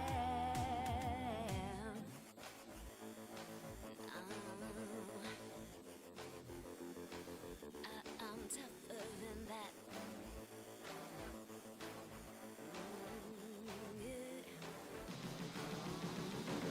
So come on, boy, why don't you show me what you got? You think I'm gonna fall, but baby, I'll be standing last. You better run for cover, cause I'm coming at you fast. You think you're so... All right, on to match 2, and we are about to find out who the second team is going to Masters London representing Pacific. We got T1 facing off against Full Sense. Now, T1 are on a 10-match win streak here in Pacific right now. Yeah, well, but we've just seen, does seeding ahead help you? Let's see if it matters for this T1 team. They've been so good all year, but let's be real, the only time they dropped a map was against Full Sense. I think they found the gap in the armor there, but this T1 team, of course, one of the favorites to carry the flag there in Masters London. Can they show that composure that we've seen from them in the past? Can they book their spot to Masters London today? Yeah, they haven't lost for quite a while. Yeah, T1 is an interesting dichotomy at the moment, because if you ask T1 how good they are, they'll tell you not very good, despite the fact that they just keep winning. Yes. So, look, I think they are the outstanding favorites, having been undefeated in Group Omega, having already beat Full Sense head-to-head and being on a massive tear in terms of Pacific win streak. They've already qualified for an international event this year. They won one last year with the core of this team. I think that there's just all signs pointing to them qualifying. But what I want to ask you guys is they were in Group Omega, okay? And of course the question is, like, have they been really tested? Do you think these teams really tested them? Look, I think that's an argument you can make, but they've been winning cleanly. They're always finding these 2-0s, except against Full Sense. One thing we wanted to touch on here is just how good they've been in this round 2. I think, to me, if you're able to win these round 2s, it shows that tenacity. It shows to me the real quality of player across this T1 team, and that to me means they could do it in any group. And if they can do it in any group in Pacific, they can do it internationally. Yeah, I mean, look, PRX usually pretty good at winning these kind of rounds, but T1 have got to be up there in terms of just winning rounds that are absolute bullshit. Like second rounds, full eco, one player's got a sheriff, like they somehow conjure wins in these kind of rounds, and it really does kind of crush some of the teams that play against them. Already you're an underdog against T1. Those kind of round wins do bring you a ton of momentum, and T1 just takes it and runs with it. MasterCard really likes T1. They're getting all those thrifties. And Meteor, he knows Masters events. Yeah, look, he's been, you know, the guy over in Pacific. He's lifted 2 trophies, Masters Shanghai and Masters Bangkok. We just want to look at those numbers he was putting up over there and then what he's putting up in Stage 1. For me, Meteor is the player who's not at his ceiling. If he's able to unlock that form that we've seen from them in the past, he takes this T1 team to a whole new level. It's interesting to look at Meteor's stats because the truth is, his stats for most players, very good. But like, I feel like just watching him from the eye test, like, how many times have you watched a Meteor around this stage and thought that was a Meteor play? You know, like, or how many clutches or big multi-frags, like sharp aim, have you seen from Meteor? Really, the man who's been the standout has been Izu. I think he's got a claim at the moment that he might be the best player in Pacific. He's looking like it. In my mind, there's kind of no doubt at this point. He seems to be able to play across a variety of roles and is putting up insane numbers. And, you know, as this little lower third here says, Yoru nerf, so what? We were kind of worried a little bit. He played so much Yoru in the past that then the question gets asked, what does it look like in a post-Yoru world for him? And I'll tell you, it looks very good. Yeah, this guy can play anything, but his ability to pick up the chamber and op is just been phenomenal. It's honestly, so good. like, we were asking so many teams going into this season, pivot to chamber, like DFM, pivot to chamber, Yatsuka play the chamber, or like various other teams you've seen. PaperX have some success with it. T1 have been the most effective chamber users, but they don't over-rely on it. Chamber is not a crutch for them. They can still flex into other comps, and actually, in some of the content we've seen with interviews with KDG, I believe, the teaser for this stage, they've even talked about how they feel like they have more in the tank. There's more flexibility there that they can lean on, and you can already see that Luke, with Izu. thanks so much for the prime, appreciate that. And Lexi, I don't know if you're still here, but thanks so much, Lexi. And still getting dubs. Yeah, Xcrit was commending Izu as well. They were former teammates back when Xcrit was playing that chamber role, but Izu definitely stepped up over the years. They are playing against Full Sense. Like you guys said, Full Sense is the one team that gave them a loss Prediction there. for this game? I think Full Sense also has a lot I'm of on board with potential, T1. a lot of growth since they were on Talon formerly with I tell you what, here, now the Cruz PaperX has is lower had a bracket, huge you really don't want to lose this particular one. weekend with their coach having to go back, you know, for medical reasons. So now he's it's a weird one because I'm a believer in both and these needs teams. to handle this team. He's also back You would in the imagine both of coaching them can't booth make it. simultaneously. This guy has to do everything. He's had such a weight on his shoulders, and he carries it so excellently. I will say, though, that the boys are doing him a lot of favors. Oh, yeah. He was on a roll. Dude, they had 2 really good maps, man. I was impressed with their power. I've been watching so much bad power recently. It was so nice to watch the power like that. He started really, really hot, and I think what's more been praised for him is that's not necessarily his fragging, but more How can we rank up with the upcoming shotgun nerfs? Mate, you gotta just lock in that Odin, man. Phenomenal to watch. I think it unlocks a That's whole the next nother abuse. level. You know, because Prumi has been the guy, and then if the two of them are able to And then when the Odin's done, you guys are gonna have to learn how to play the game. For me, I've now become so high on this team. After we spoke to Cruz yesterday, That's when it's gonna get a I feel little like hard. in that interview, he said, this time around against T1, it's going to be different. It feels different in the camp. We've been working so hard, and now finally, that hard work is showing in the server. Look at these stats, man. Like, we were watching Primi, and we were like, okay, Scope's Primi's fast. carrying them again. I mean, yeah, you can do a little bit of that outlaw. To the bathroom, came back, and I was like, oh, How is the Jim Boyce outlaw in actually ranks? Does out-fragging everyone all just the buy race every right round now. so Like, you, he's no one actually buys putting heavy up armor? crazy numbers. If you're double duelist, It's obviously different on right ranks, now, but like this, you could beat T1. Honestly, you could. Yeah, I mean, it's crazy to think that this Other guy people just was heavy not armor- on Duelist and heavy was armor all the yelling time. for them at the start of You the don't year. see it often at all. I would have wasted my touchdowns there, bro. But it's more like, I mean, that's on I think it's people. gonna Is be it more? really huge if Full I Sense guess win today. Global Esports wanna did know win how the many first people match buy of heavy today. armor and One how many thing people I'm buy finding light in common armor. with all the teams that are winning here in Pacific for Stage 1 is that they are finding their players in the correct roles, and I think this is what's happening with Full Sense as well. I think one thing we have to talk about is when these two teams matched up in the group stage, the one map that Full Sense did manage to win was on Bind. Now Bind is out of that map pool. How does it shake up today? How reliant were they on that Bind? I think the veto is going to be a big, I mean, big T1 are happy the question. Bind is out because they carried on picking it and they carried on losing it. Somewhat winnable for Full Sense. Yes, they got pumped on Pearl. They Surely picked Full Pearl Sense don't into beat Pearl T1, against them and got they just destroyed, flood it to Fed but, map. You had like a 25 bomb or something from Izu on the Sober to get T1 across the line there. I felt it was a winnable game for Full Sense. You don't see but much they just outlaw didn't in quite have enough in the tank. EU Immortal. Okay. Well, I wonder then what Full Sense is going to do with Bind. Luke, happy birthday as well, mate. Ascent is in.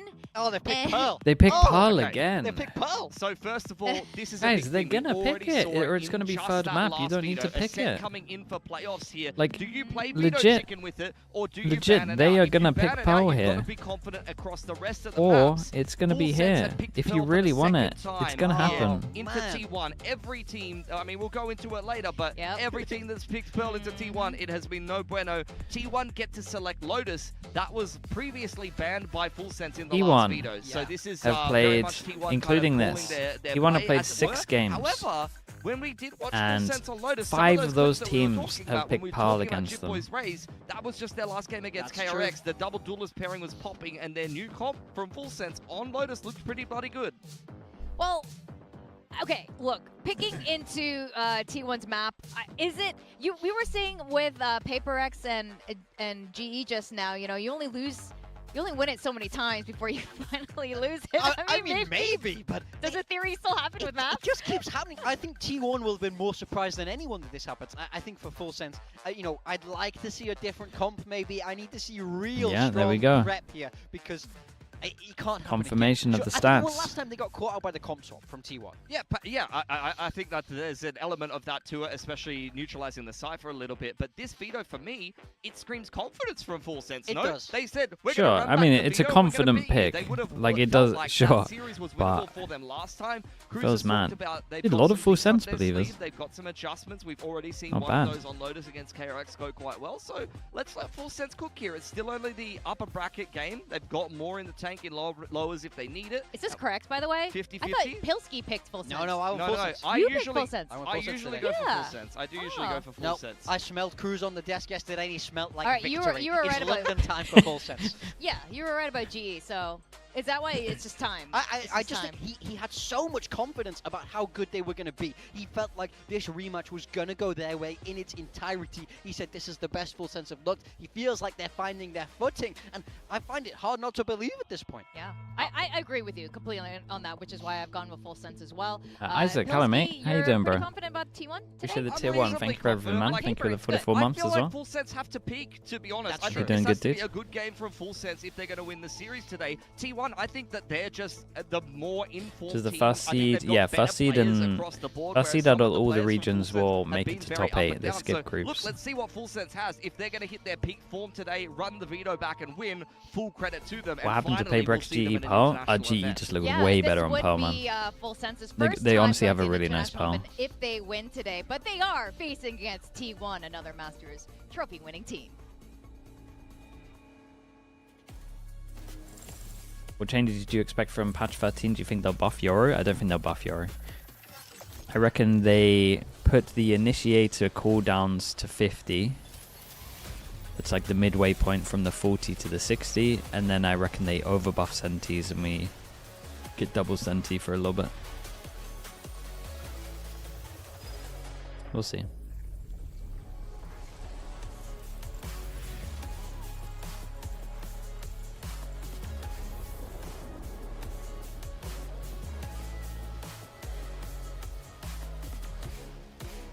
Especially if the map pool stays a little similar to this, like double Senti is good on quite a few of these maps. Depends how depends what they do, man.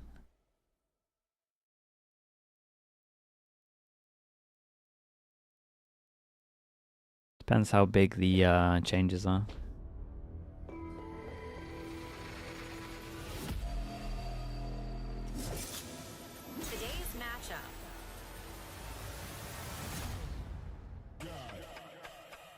Don't have time to watch it. If you can, I'd try and watch their Pearl, man. It's honestly one of my favorite Pearls I've watched for a while. It was so nice to watch from them. We're about to find out I'm not a Pearl enjoyer normally, but I like T1's Pearl. I thought GE's Pearl today was really good. T1 facing off against like top level. Sense. And T1, not only do they have a 10-match winning streak here in Pacific, all of their players have made it to internationals. All of their players have earned a trophy. Some even have 2. What does Full Sense have to say about that? That is going to be the question for today. Look, they've with been the Prime. greedy Thanks so with much for the the 7 months, man. Thank you. T1 is today going to shake up differently. We just saw Buzz and Primi there, 2 real spearheads of the roster. Now Stacks and Kahlua, I think unsung heroes of both of their teams. I think for me, I can't wait for this game. It's a battle of experience versus the Thai firepower. It's, you know, that kind of structure versus the so much flair that both of these teams have. I think across the board, all 10 of these players could truly take over. Who do you think would win PAL against T1 GE? I still think T1 would win, but GE had such a good plan of how PaperX play it. They know that they like to create question marks on the side, but then they sometimes insta-leave the question, like they insta-leave the pressure on the sides. So as soon as they try and create like B pressure after A main pressure, they would spot one on B and then insta-reclear A, and then they just knew. Like they stacked sites all the time.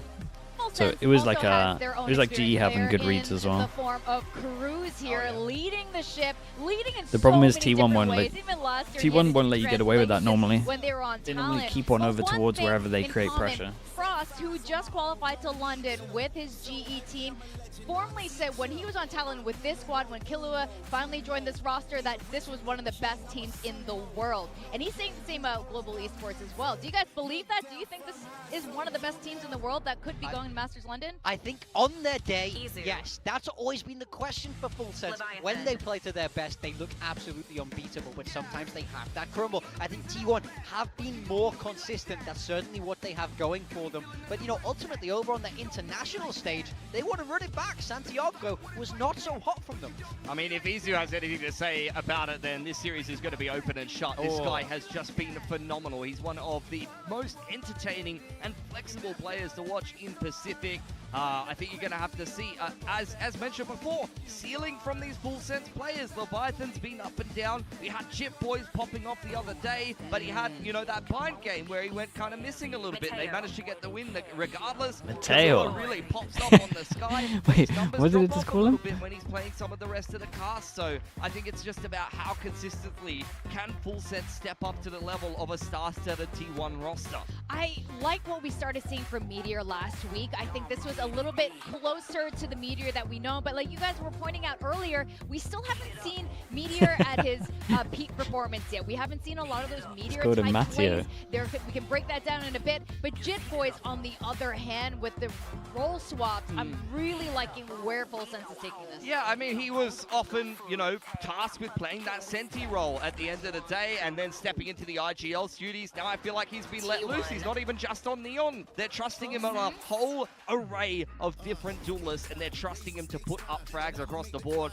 You have the 2 coaching staff here. The obviously being part of that full sets coaching staff, but unable to be with the team right now, puts a little bit more burden on the side of full sense. And KDG here for T1, a breath of fresh air into this team. They're that both had like our rookies of Pacific this year too. As coaches, they are. I think a good thing for Full Sense is having someone like Sushi Boys in the coaching booth. He's been there and done that. Chris is cracking up. International events, I think he's able to help in a lot of different ways outside of that just regular traditional coach that comes through a coaching pipeline. So I think for me, this game is going to be big. Cruz, man. Cruz is laughing so much at it. I'm expecting back and forth. I'm expecting aces, huge plays, massive amounts of firepower. Where they laughing at him? He looks awkward, man. He doesn't like the walkout. And picking it once again into T1. Yes. I think I like it though. Like you said, I have more faith that this is because they figure something out and they are confident on the win.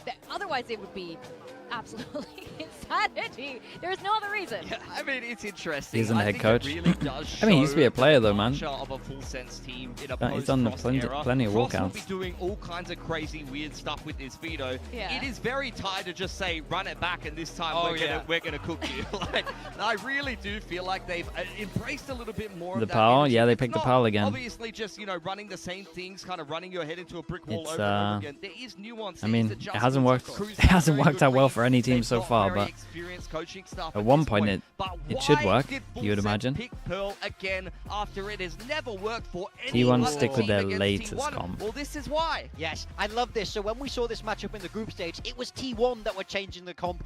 Now it's Full Sense. They felt like their Cypher was getting countered, so they're moving to that Vice They to put counter the Solar Neon. They put the Vice love out. that. And then I mean, also it's a good with the move from Duelist, them. It's now going to be Jit on the The Cypher was Phoenix, getting and wrecked it's by gonna the be Primi on Sova the Jet. Teo, Primi so on then the they Jet go has to a been device, and now they gotta go find that wall. I'm feeling great for Fullsense. Yeah, T1, they had pretty good attacking sides with this double init, using a lot of their util to get on the site and fight on the site. These guys don't shy away from taking. What happened to Waylay? I mean, there was a bit of a Waylay nerf, but it's more just Neon's incredible right now. Neon Phoenix is so good right now. In the world, I think our top you just 4 wouldn't use a teams Waylay. are definitely going to be the best out there, which is probably why the T1 Fullsense predictions are split amongst talents, including between our casters, Elfish Guy and Quack. Yeah, thanks so much, Desk. Obviously, a big game coming up here as well. Another spot at London on the line, and we've got T1 and Fullsense taking one another on. What's your tech, Quack? What have you got to say for yourself? For my prediction, I mean, it just feels like similar to what Big Time said, the confidence. It feels like, you know, especially watching this pro composition right now. Yeah, I mean, look, I guess that's going to be something that we'll get into in just a second. For me, T1, hard to go past them with the consistency that they've been showing throughout the season so far. Respect it for sure. I mean, it has been a flawless run for sure for T1. They've been, you know, pretty much incredibly strong throughout every single performance in their group stage, but Fullsense is on that trending upward game, and it's been quite a few years since they've made it to an international. Yeah, well, Fullsense, they dominated KRX yesterday. Remy and Jip Boys were certainly on a bit of a tear, but now it's time for them to take on the final boss of the Korean teams in this stage. T1 with a flawless run in groups, only one map lost. Who was it against? It was against Fullsense, so let's see whether or not maybe Fullsense can go one better today. The rematch, round 2. Did you have winning here? I went for T1, but kind of the cream of the crop of Korean it's been a lot of right now, at least with current groups. A lot of the underdogs at the moment winning. New composition coming in is the exact same one that PRX tends to play. Vise can work out so well in countering the We judged too much in groups, maybe. Who knows? How they actually make it work. T1 on the attack. I mean, GE did just step up today. It was impressive. What's the roadshow thing? Every region goes to a different country for the last 3 games, I think it is. There's no doubt about that. As has become customary, it will go over to the Phoenix. So Jip Boys already trying to build that run it back up. Trying to play it faster with a Neon straight down B long. Yeah, I mean, this is a really good sign for T1. Though, so he's not they tried to go aggro and find the wall. Some kind of coordinated the sound must be horrendous if Munchkin didn't hear this. KO's down towards the back, but a quick check coming out from Cruz the Flash. Yeah, Primi set up on that line, but there's a possibility he gets swung by. You did say don't judge teams off of their group performance. I did, and then I judged most of the teams off of their group performance, so it's kind of on me to not listen to myself as well. Now it's Primi's turn to have an impact, and he gets out right in front of Buzz. The slide doesn't matter if you don't even get into it.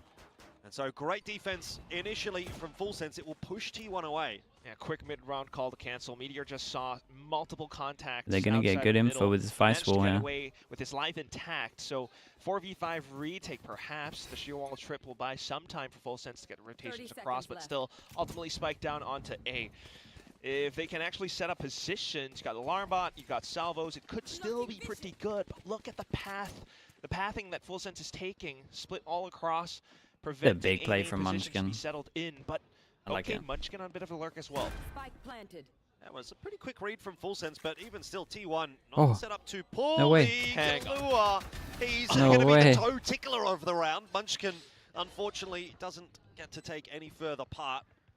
3v5 now for T1, so that's a bit of an awkward timing in the end. Meteor, though, holy, what a step up from Meteor. Having what you're selling, Fullsense, and we're back straight into a 2-on-2. Primi and Kalua, the 2 big dogs of the contest so far, deleted. It's a 3v5, man.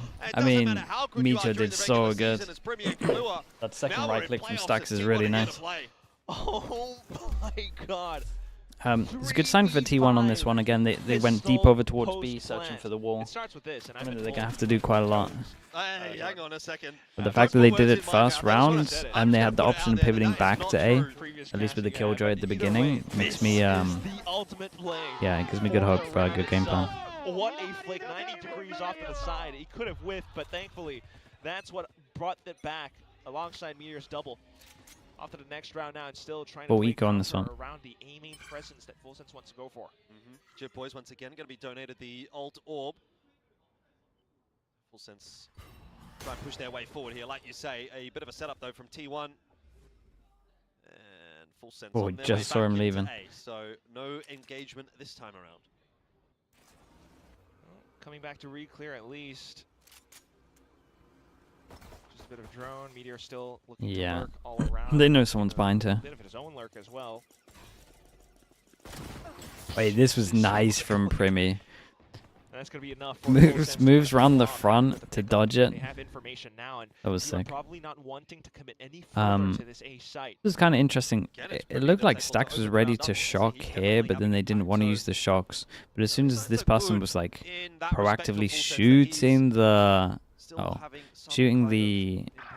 drone, they kind of realized he's trying to shoot it for someone. Dude, Micho's saving him. 30 seconds left. At least a bulldog for Full Sense's troubles. At least if they can get close enough, get more guns away. That Yeah, I mean this is nice from Munchkin as well. Nice consolation prize, but T1 they split themselves apart. Just eyes in towards Link.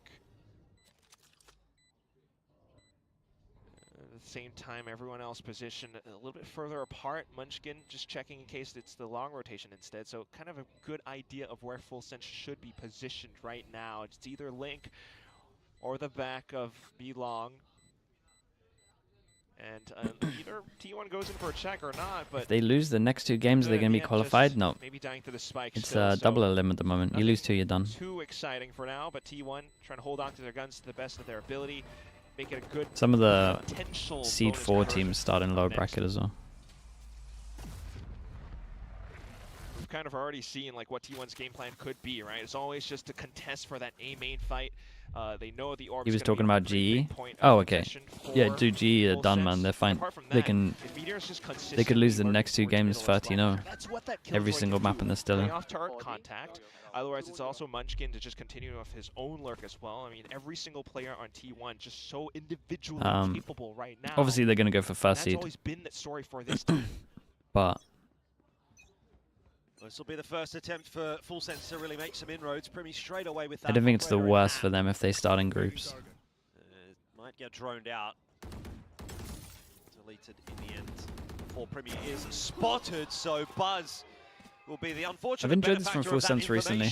Ever since they've given Primy a bit of comfort going on to Jet, basically just essentially copying what PRX do, they have been making sure that he gets an op early.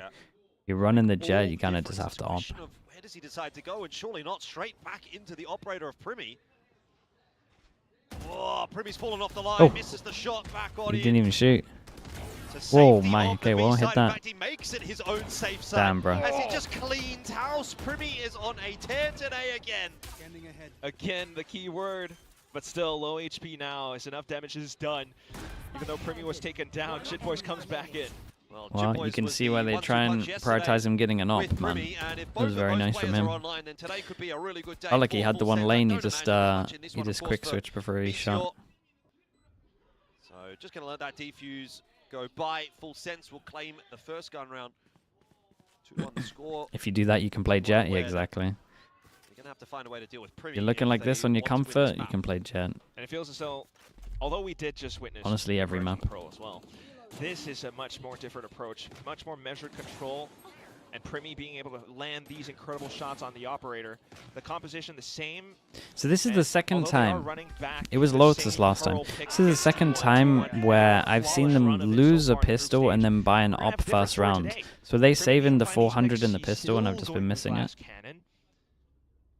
They must be. The rest of the team just kind of maybe setting up off of it as well. Do we have a pause? So tech pause? Well, maybe get a chance to look now. That's what Primy needs to do, you know. It's always the Are they saving it or is he? He's just getting kills. Is he literally just getting kills and then he buys it? Well, not cleared. The whole team able to play around it. Jitboys as well. We just saw yesterday.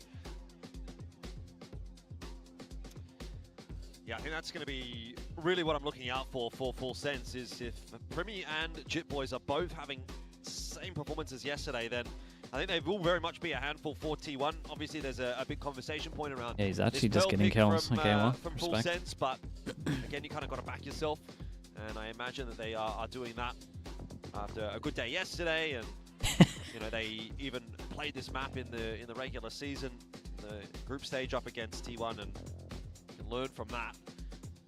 It's to be fair, the only team to take a map from T1 in that group. Do you think Waylay will be meta again after the Neon nerfs? Nah, people will lean into Jet Phoenix. I mean, honestly, I think people still just play a majority Neon.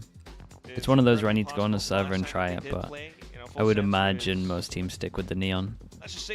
And then you'll have a couple of these teams where they'll go to Comfort. Because Full Sense and PRX are doing it, and now there's just more option to go to Comfort. They didn't allow for anyone else from Full Sense to come out on top. It was the Neon Phoenix back then, but now with the maybe a couple more raises on certain maps. As well, working out against Buzz. When does Reyna's turn come? It doesn't, mate. Reyna's too good in rank. Clear entry into sight. And at the same time, now that you know an operator isn't playing, it makes you think twice about how you want to take that space. If you go back in to clear out A main, if you do it without drones, without proper utility, did you say anything about the shotguns getting nuked? It's probably the best change in Valorant we've had in the last 5 years. Now, it's still early days. Well, just to update everyone as to what's happening. It's just a keyboard issue on the Full Sense side that looks to be getting worked on at the moment. Should be sorted pretty quickly. And one of those things that you want to make sure you've got all sorted before the game gets a little bit too deep. Definitely one of those things to not be tinkered with during the game. How are you liking it so far? Better than the Terranafs? I mean, yeah, just because it's been in the game for so long. Look, I will say, if this game goes the distance, the shotguns have been busted in this game for since the day of release. Yesterday was a pretty quick day, actually. Like, the only reason that Teo is getting used so much is because it's glaringly obvious that one agent is wrecking you. It's not as obvious when there's like shotguns wrecking people. Also, people are just like gun purists, man. They just want to use Vandals, Phantoms only at the beginning of the game. They all came from CS, so they all struggle with the narrow-mindedness that the CS players had back in the day, and honestly probably still have a lot of it now. You know, it's one of those things that you don't really think it's going to happen. You don't really believe until it's locked in, you know, because they did feel like such underdogs coming into that game. This game feels a little bit different. I feel like this is a bit more of a 50-50, as Morgan said on the desk there. Both teams obviously very, very strong during They nuffed the Bucky. I mean, they nuffed the Bucky twice, they nuffed the Judge twice, they nuffed the Shorty, and then now on top of that, they were still busted, and we now get the big nerf coming in. Back in here for round 4, and Primi is wanting to have an impact early. This time a missed shot, but he is able to dash back out to safety. He's also got Cruz there to just wait patiently for Buzz, who's having a real rough time of starting this map off. Gunned down by Izu though through the smokes, and now straight defaults. It's again 2 lurks, Munchkin and Meteor. Players that Full Sense aren't. Taking down the Vice is pretty big for T1. Getting a rotation. I feel like they would take this 1-for-1. Not seeing too much movement, but got no Duelist left, so they have to go over towards middle.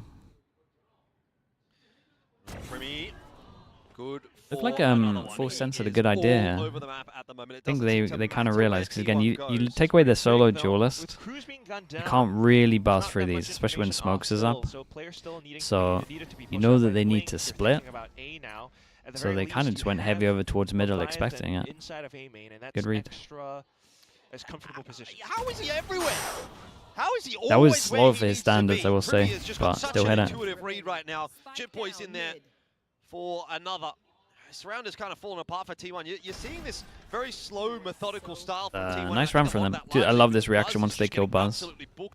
That was great from them. Fast, but they are just getting picked apart in both of these 2 rounds. It's Primi finding a kill with the operator, and then slowly, one by one, T1 losing players around the map, and then the round is kind of over. You're absolutely right. It's just darn incredible how this guy's consistently repositioned to the right spots now. Primi was caught sleeping. Dude, he was caught sleeping, still managed to wake up in time and now out and kill the other guy. Yeah, okay. Most people there are done. That. But inside of Connector, and just being able to find the next one off of it as well, that is something to behold. Timeout forced from T1, and they really have their work cut out for them. You got to deal with, you know, you look to the minimap, yeah, for sure. With a huge obstacle on the Vi's utility. You've got to deal with Primi on this operator. And with a composition like what T1 is employing, I mean, I don't know. Recon, just to force Primi off of a line, perhaps? The Sova drone's going to be, or Sova Recon's going to be quite crucial. Otherwise, if you're relying on just Buzz's movement alone, that's a little bit risky. Yeah. Again, solo Duelist into this setup, it's not been fun so far for Buzz. And if he doesn't find a way to activate, he's sleeping. He's still faster than me. Yeah. Worse, I think for T1. Not really expecting. Okay, force him down to an eco.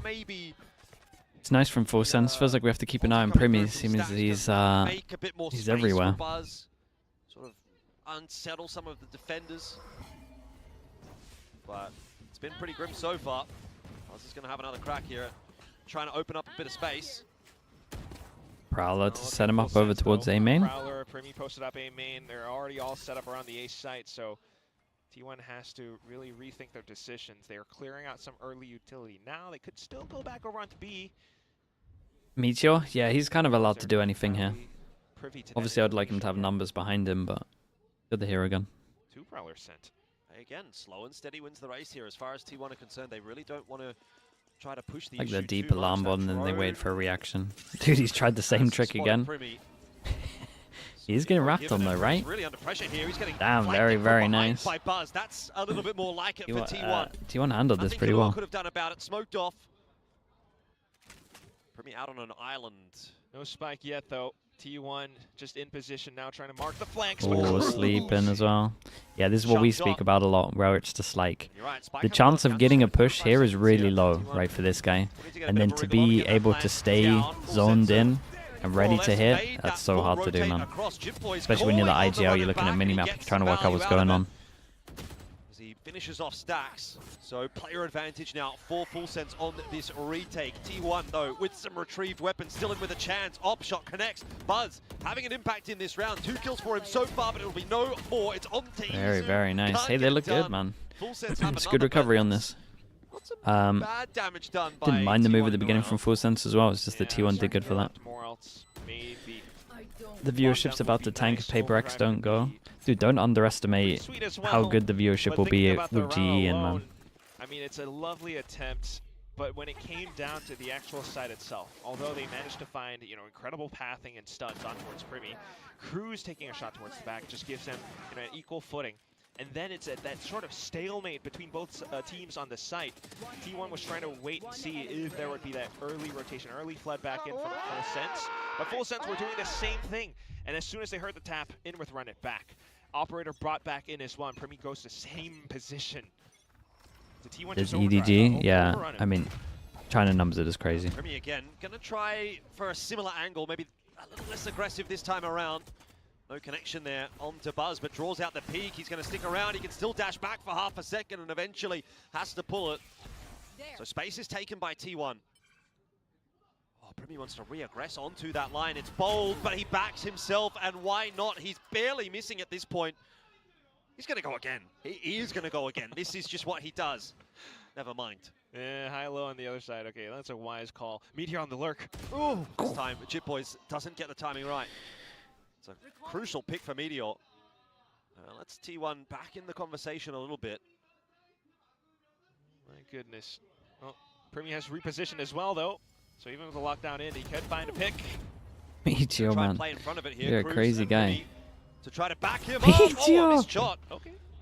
That felt like it was a foregone conclusion, Primi to take it for free, but not the case. So they get pushed away. That will allow the spike to go down. Yeah, it's a nice turret though. Fair play. Trying to allow for Primi to come back in. So still more utility to go off of, and Primi has Blaze Storm available. Just no dash just yet. Kind of waits for the smoke to dissipate first, but a second one comes up, and T1 starts to push them back with the drones and recons now. Yeah, that is some costly timing. The double molly front of elbow as well. It's pretty cool. Ooh, that's nice. I like that. Will catch Meteor, but still more to find as Kalua starts to filter his way on. Damn, nice retake on this. Holy, I like this. I like this little pathing up the top where you can see him in the corner. That's sick. They're doing good with the jet. Yeah, I actually might agree. I just can't believe that. Even without, you know, the most ideal situation or the right tools per se, it still would be Primi as the catalyst. He just updrafts, puts down. Hammond should be in the top 10 players, London list, yeah, for sure. Playing too good to not be in top 10. Or 3 at least, right before the kills go through. And then the team just kind of goes in for the trades off of that. just incredible kind of trade protocols that you're seeing from everyone else. No one's really overheating or anything just yet.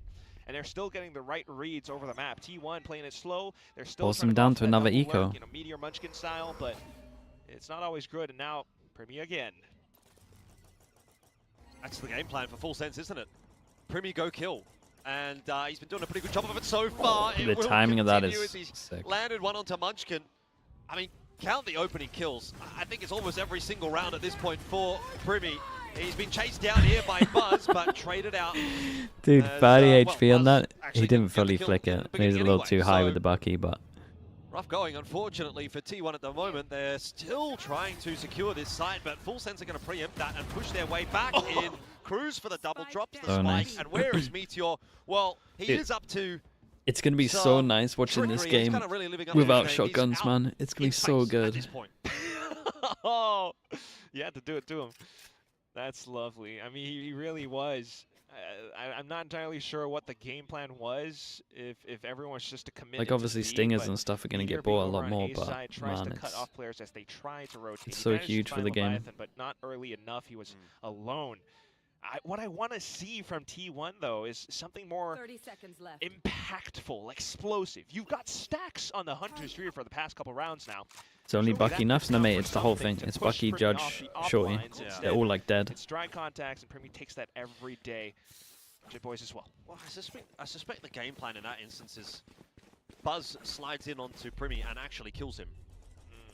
You know, because it looks like he catches him off guard here, but still kind of doesn't get it done. Yeah, I've got my own shotgun. It's a sawed-off. Does the job.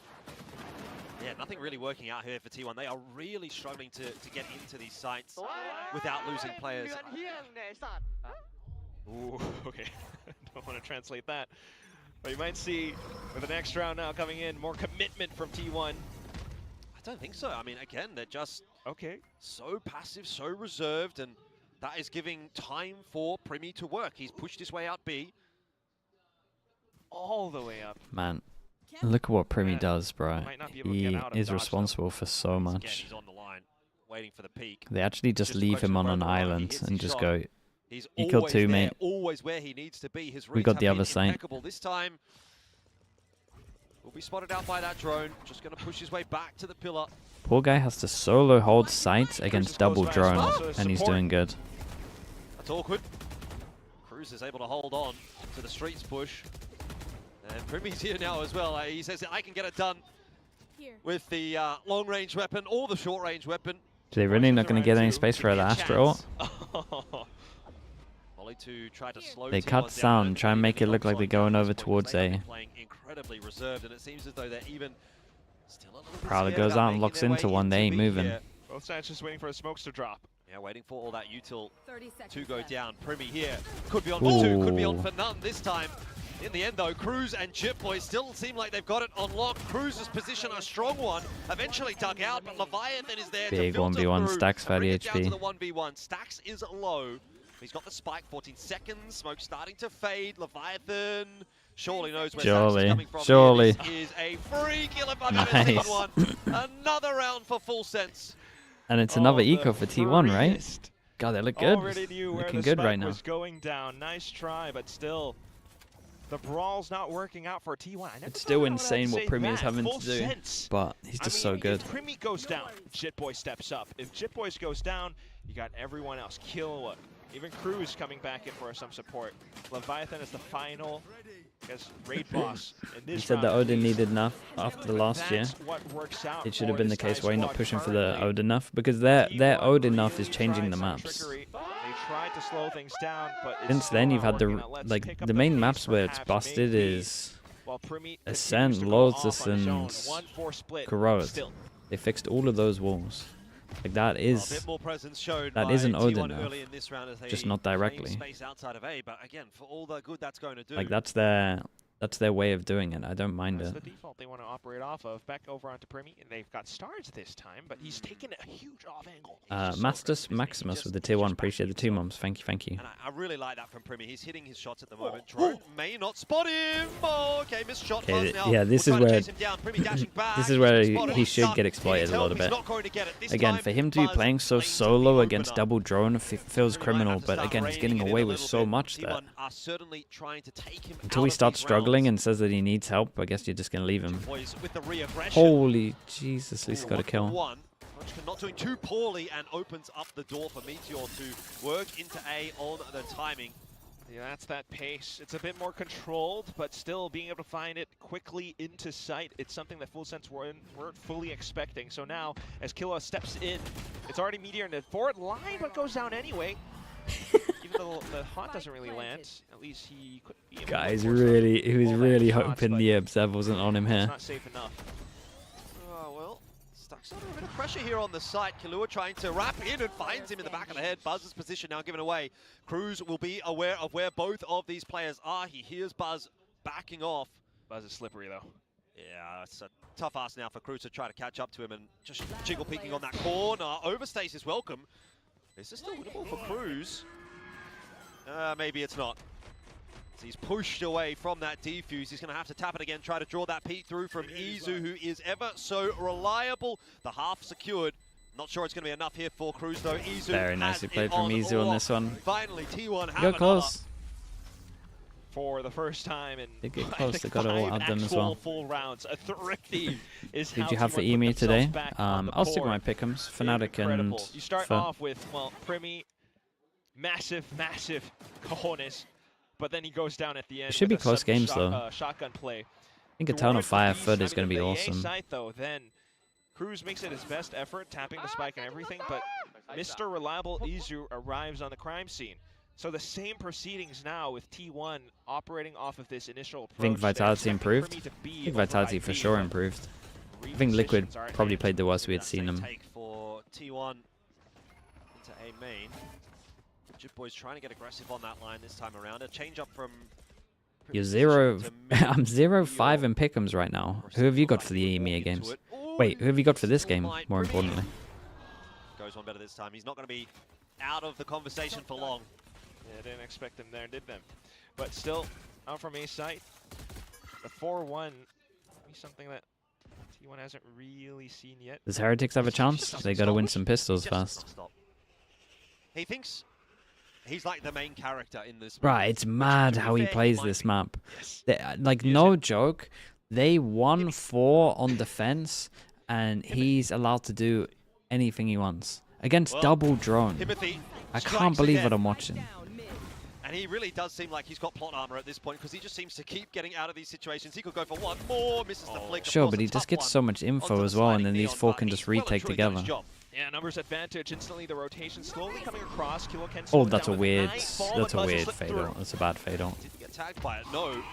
So already across, the Prowler does seek him out in the end. They'll be aware there's a player in the back hall. Were they trying to combo it with the Fawns or something? I don't even understand it, to be honest with you. Jip Boys finding Buzz's position for Killua. So 2 players left to defend, no ultis available. This will be a tough hold for T1. Munchkin needs to land that shot. Now stuck in the corner. I don't think he's got anywhere to go, and the wall keeping Izu isolated. Can't help Munchkin. It should surely be another round for Full Sense. Defuse tapped. Yeah, they got great retakes.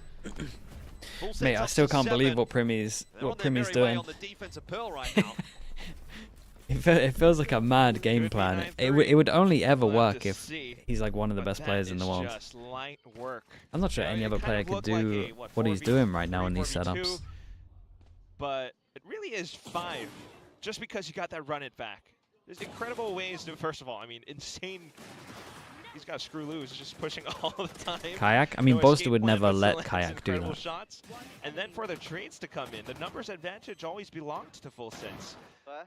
T1 are starting off rounds always losing, you know, to first. Like Boaster would never let these setups become a thing, because it's so based off of individual skill that it's not reliable in theory. And once again, trying to deal with Primi.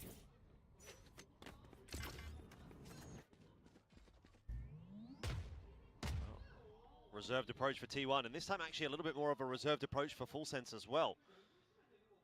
Look how good he is right now. He just takes the line on his own. They can keep the force strong. Yeah, just a bit, and that might be enough. 3 players, there's a slight high-low. You still have all those traps. Pulls the push out. Like, how are these 4 men to lose sight here? That's not gonna. But it's exactly what it's done. He's pushed his way down B. He's not seen anything, and so Full Sense are able to free rotate the rest of their forces over toward A. They've got 4 players. 2 so overall might change it. Going through yeah, so overall might change my mind actually. Well, Full Sense. Oh god, he's panicked so heavy. Unable to hold on to A. Oh, he panicked so heavy. He went for the run and gun. Salvos manages to break apart the high-low. Primy left in the 1v3. If anyone's going to win it, it will be Primy, but... You get 1 kill, get the Blaze Storm out. Spotted out. Dude, they had a 3-person stack with 1 close by to rotate, Star, and at the same time they had a Fawn. Still lost. That operator through to the next round. Makes sense. Full Sense still have a strong lead here. They can play for the 8-4. Yeah, fair enough. But again, I think the execution from T1 is a sight to behold. We should get that on a replay. Why did you cast them? I mean, they should have held this. Must have been something. I didn't. To be honest, I didn't think they were going to pop the Sova ult into an eco. Full Sends were kind of trapped in their spots. Meanwhile, there's that 1 corner from Leviathan, but wasn't quite able to drag the crosshair across the screen accurately. And at the end, again, it's another round that T1 puts on the board through a Thrifty. That replay that you're talking about. Yeah, stunned. Hit by the missiles. It's just so much to dodge. Oh my. Full Sense, right? Recon Anno. That was a great shot. There as well. A lot going on. So despite the fact that Full Sense have got 4 players over on that side, they just can't find really enough comfort. It's amazing. Jeez. Ooh, hang on, this could be a brawl at the start of this round. Full Sense look like they want to go aggressive outside of A. Maybe not. Okay, quick call to disengage. Take the aggro A into group over towards middle. Still though, back over onto middle. Micho's in the best pose for this though. Prowler goes out. Around the corner, not going to quite catch off medium. Damn, bro, these guys are impressive right now. Fair play. We've got the Prowler on top, ready for him to push close. Absolute rampage. To know if we should be flashing or not. He's just reminding us that he kind of exists as well. You know, we have that same problem as we had yesterday. Where it's like, Pacific have the best POL? I used to think America's have the best POL, but I'm watching 2 like nice POLs back to back. Yeah, let me have some of the spotlight. Munchkin though, out from the shadows, will be silenced. And This it's is great to for watch. Full Sense. We can't forget Everyone's so proactive on defense. They're so good right now. The Phoenix just quickly asserting himself back. Primy's also an absolute monster with what he's had to do in this half. That's just actually, a big call from the entirety of Full Sense. Hellboy with the prime, appreciate that. So many rounds where they've played kind of off of Primy's operator position. Like PAL, bro, if these were the 2 games I just watched on PAL, including this one, if that's the level of PAL I'm watching, I would love to watch this map all the time. Normally dread watching this map.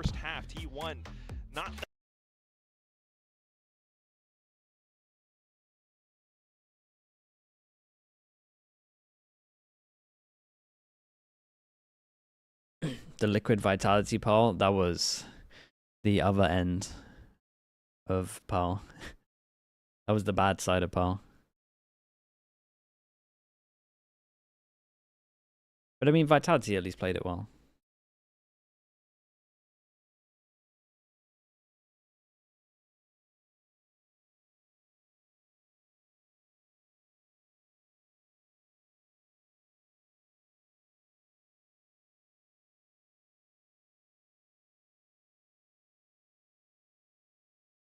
Just staring into my soul, and I think staring into T1's setups on the attack in that half as well, because it seemed like he knew exactly where he needed to be. I'm gonna lie, with that portrait, he does kind of look like that anime protagonist as well. Before Liquid had a good PAL. Oh, they got me too as well. They did 2 good PALs, and I thought they'd sussed it out. I thought it went from their worst map to one of their best maps. And then I watched Vitality completely have them sus. And then no pressure on the sides once again. Well, it was no pressure on the sides, but it was also, they didn't use a Phoenix well. Like, if they had watched one T1 demo, no. If they had watched one 100 Thieves demo, It would have looked way better. It's a bit more of a retake setup over on B here, isn't it? You've got all of the Killjoy utility. It should be, especially with the double initiator that T1 are playing, so recon shouldn't be a problem for them. Well, just a question of how they're going to get their good reads. Some decent damage onto Primi for now. It's okay. Rotate back over to the other side, and that is a very nice shot. It's a nice pick, man. Start this pistol round.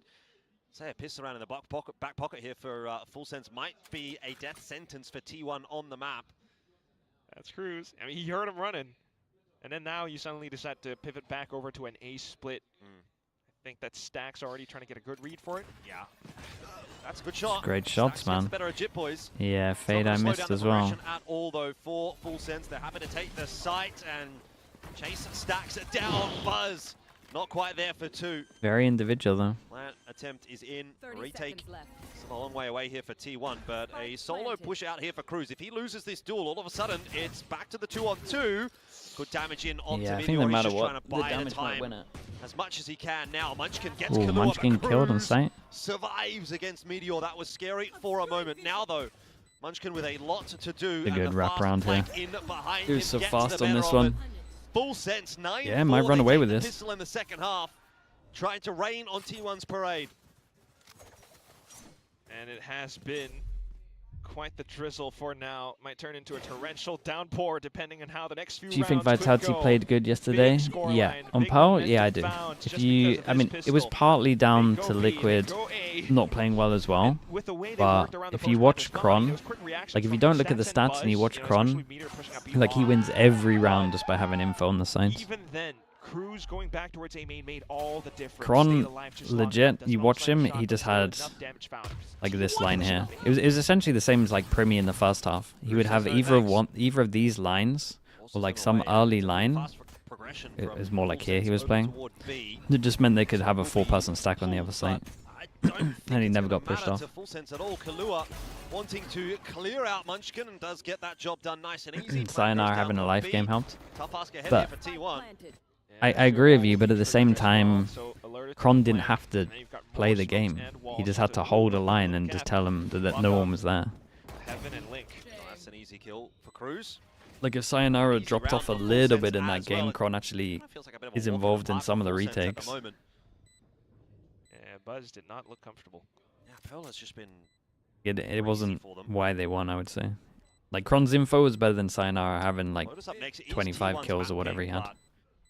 With the way that Full Sense is looking at the moment, I've got my doubts. I know, right? They played that against PRX yesterday as well. Now it's just seeing who's going to get more health points, I suppose. And Primi builds up to it. Izu, oh, he comes out, actually managed to get 2 more than his opponents. But nobody died to the spike as well. Full Sense just clearly reading, all right, there's a big push up on A. Let's run it down B. We get the spike. We do everything, you know, according to the book.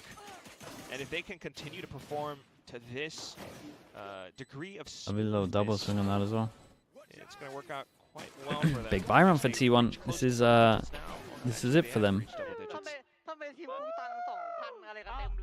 But beyond that would be nice. Very middling performance from T1 so far. Nobody really popping off in the same way that we'd come to expect. That makes you question, though, does T1 suddenly then decide to get a lot more proactive? Not yet. They're hearing a lot of active movement down B. Dude, it's pretty weak on B. Again, fast play from Full Sense. It's Primi that's Can't get out of the smoke because of the fade eye. Trying to find anybody, but hasn't seen anyone just yet. Cruz has gone down. Munchkin's on the side still. Trades do come through at the end for Full Sense in the blink of an eye. Primi and Kalua strike, and now we're back to a 2-on-2. Primi is going to try and stand. And Kalua gets a kill, he gets his ult. And honestly, he for sure is using it in this round if he does get the kill and get out of there. Positioning, wants to get aggressive. Drone spots him out. He's tagged survives. up. Oh, that shock dart will do it. No, it Damn, won't. he's still alive. The shots in from Stacks required. Primi alive has been the hero time and time again for Full Sense.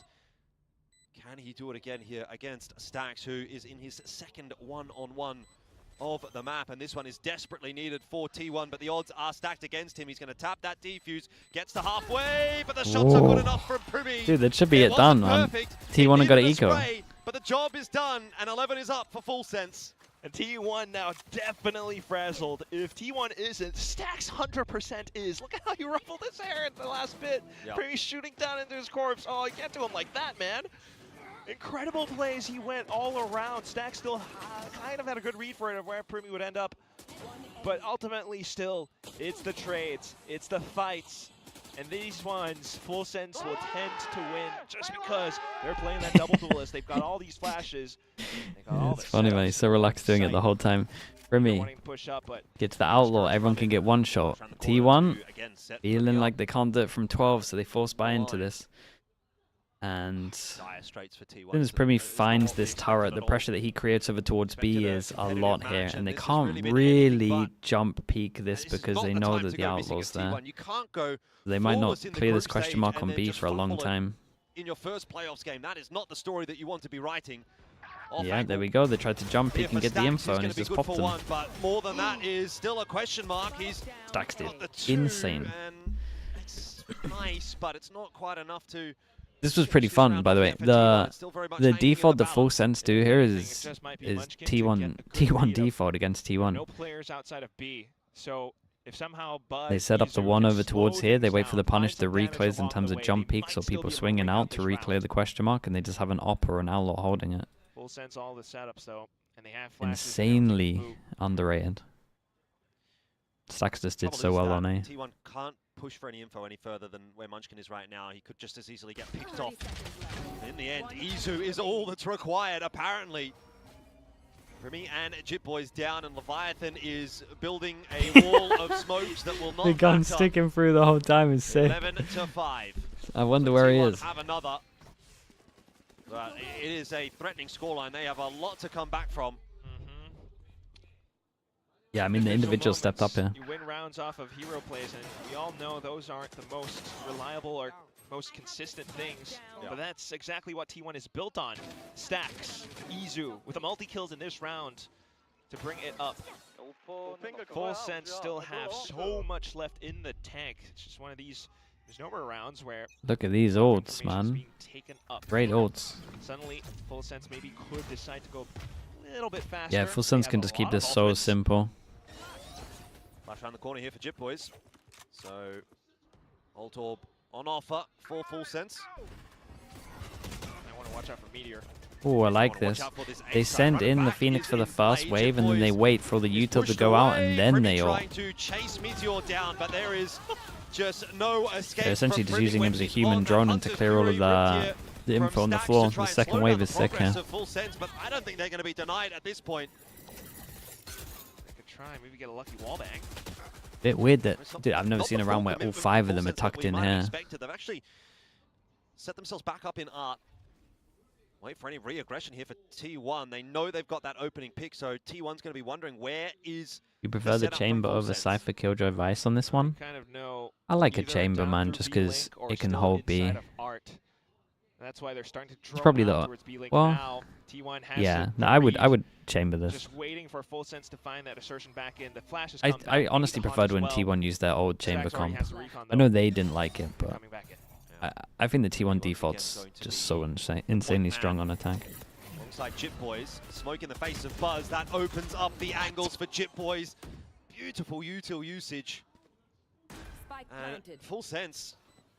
Very much on the cards here for 12. Stax looks like he wants to have a crack at this one round the corner, but there's just no way you are getting anything done there with multiple players looking on that line. Jitboys gets his 3rd for the round. This will be 12 for Full Sense, and this has been an utter demolition of T1 so far today.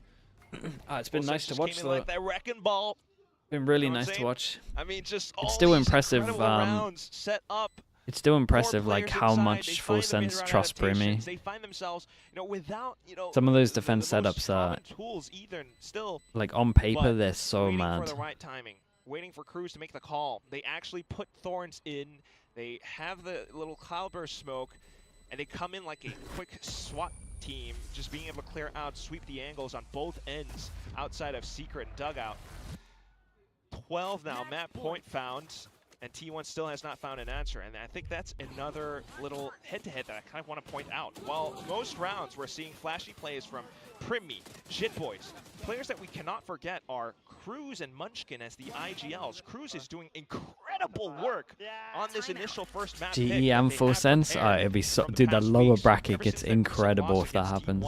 You can imagine they've been in the lab just GE Full Sense go through here. These, comps and halfway there. Just to I mean, I guess we're more than halfway there. It's a great mid-round adaptation from that previous one, and one that forces out the final time out to see if T1 can still give us any signs of life. T1 loses the lowest. If we got the PRX T1 game, it'd be awesome. The really big thing here for T1 is it's just got to be some kind of momentum pulled back. You can't be letting Full Sense go into this second map, having demolished you on map 1. Nobody's really gotten going. No one's fired up for T1. GE's already qualified? Yeah, GE's made it, man. We're seeing them in London. They just had T1 home ground. And this Executor was repping for him. Nothing. That's just nothing. This style easy to anti. The solo Primi, I mean, in theory, yeah. I guess the arbiters of like if you use your drones well, Primi should be getting no kills, but he's out here on 19 to 12. PRX taken down. T1 next on the block. That's what I'm saying. On paper, like their setups are mad, but he's just individually so good that led by Cruz. It just works. Big man, big ups, and big plays with the Prowler down into mid. Meteor trying to set one up. Munchkin, no, okay. Oh my god, 5 HP, imagine it. Tried to use the movement to keep himself alive, but not going to happen this time around. So, off the back of the 2v5 at his peak, one of them is 5 HP. Success, but actually, let's not count out the possibility of a recovery here for Full Sense, although with Jip I was believing for a little bit, not gonna lie. Alright, 6. T1 saved themselves a little bit, but it's a long way to go before this really starts to convince me. Yeah. Full 6 rounds. T1 are close to their ultimates as well, though, so we'll keep our eyes on that for now, because they could string those together and find some momentum back in, but then again, Full Sense. This one, yeah, it's for sure a mouse bug. I feel like we haven't seen the trying to readjust his aim, and then this is just one of those where you kind of throw it away. It's impressive reaction from having a mouse bug to like nearly get the kill. Like that. Meteor just dry walking outside of art. Suddenly, we're back into it with an aim push. There's gonna be one round in a little bit, and it might not be the next one because they're gonna eco this. It'll probably be the round after. So you would imagine 12-8, maybe, if it gets there. That'll be the big round. Could be a factor as well. I just noticed that Full Sense are close to their own. If they can bait out ultimates from T1, look at this push though from Stacks. This is really bold, but it is working a absolute treat. He's going to run into the wall. No info around middle though. I mean, they could, and they did just drone clear all of this. So at one point, this 4-person stack needs to go elsewhere. Choice from him. Such a weird round, because normally if you have info on the sides, you know where they're hitting. But they have deep info on both the sides. Dude, it must be so weird for T1 right now. They must be like, where the hell are they? That's going to start to inform the rotate here of Full Sense. They're going to go back into streets. They want to challenge. They want to try to catch T1 unawares. This is Cruz. Oh, this is huge. Nah, but guys, fully rotated off B. You are kidding me. No way. As well. Why did they leave B so heavy? My guy is here. You retake A together. Is he getting worried about behind, I guess? Fake smoke, sold it. Are going to get themselves a nice plant on a B. It's going to prompt the full rotate. Primi still holding on to streets. Jip Boys gets himself one, but Cruz does fall. That lockdown going to try to push Full Sense forward. They go back to try to reinforce themselves. Jip Boys is a dead man. Meteor's all over that. That's 2. Nah, he can't be winning that one. He can't be winning that one. That's stupid. Oh my Jesus, what's happened here? How's he winning some of them? I mean, the mid-rounding was cool. It was more on T1. They came close to it. Fully leaving the site, I'll say, but at least they stuck together on this. Running all around the map, but dude, Meteor here, that's unbelievable. I will say this is still like a nice round for T1. They just have in my opinion, they have just like such a good read on the map itself that they know that if they hold the sides, they're gonna win. That was a call from Cruz. This one was a little bit down to Meteor doing this, which again should never happen. Reading the run it back, finds the positioning from Jit Boys, and then sets himself up for multiple kills. That's exactly what you've been needing. needing. It just came a little bit too late on this map, but who knows? Force them down to an eco. Buzz can one-shot everyone, but again, like I said, it's the round after that's the big one, but T1 though, the recovery still requiring using this 5 was in a a row. Pretty mistake. tough ask. Cruz trying to get up to some funny business. And looks like he might just get chased down. Still Cruz did grabs great one to get for one. his trouble, so that's a pretty good effort. High-low here for Izu and Stacks. Makes short work of Killua, and the fight into streets has not worked out. Meteor!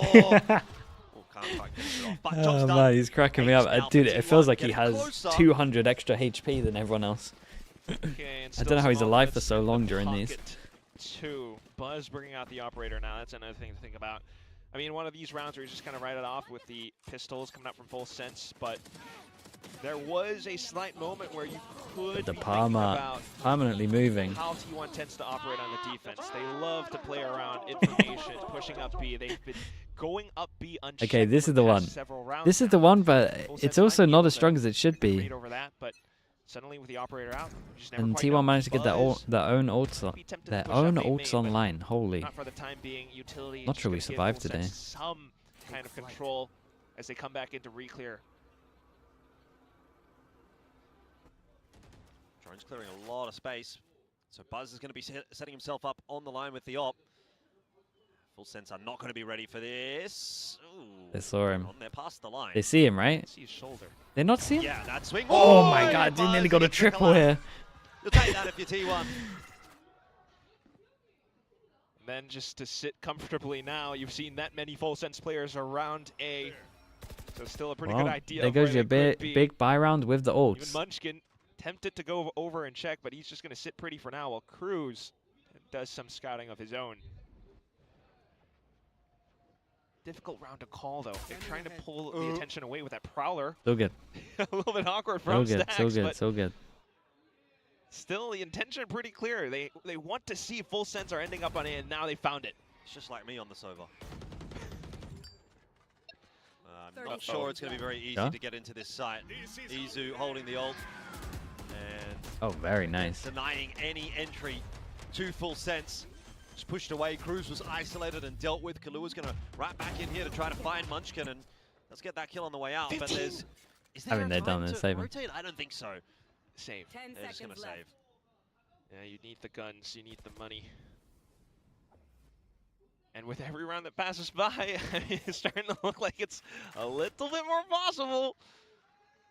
Jordan, I mean, look at this. Meteor's 2 away from his ult. Buzz and Munchkin. Yeah, no, they have some good ults. Those could be strong for retakes if it comes to that point. They have some good ults. Right now, it's Astro, really the Astro. Even dude, look how close this was to a triple. We haven't really seen full sense even getting the spike down. Slow approaches, and in all that time, we've kind of turned the tables around. It's full sense starting to be able, I mean, T1 starting to be able to set up with their ops and deep positions, which feeds them so much information. If not, big collateral kills. So hopefully with Jit Boys, well, no, excuse me, Sushi Boys. Oh, it's the boys. The boys. Before map 1 was over, T1 are making a good run for it. Right now? I could be. You could be. Yeah. But not yet. So what do you need to see to believe? All right, I do believe. I see the ultimates. Seeing is believing, as they say. Yeah, there we go. I really think I do. You got the ults. If it does come to shove, you know, you got Munchkin and Buzz for a potential retake on a sudden overdrive, and they can always fast flood back in. Meteor kind of cycles his through towards a lockdown, and they're just kind of doing so well right now to continue to control space. It was 12-5 in its peak, the FNS. Yeah, know, full sense could suddenly decide to get a lot more. Been a while since we've seen one of them. A lot more aggressive on a dime. I wouldn't mind it. Zen Sanity with the Prime. Appreciate the 3 months. Play here from full sense could just catch T1 off guard. It's been pretty slow and methodical on both sides. Got the operator out again here for Buzz.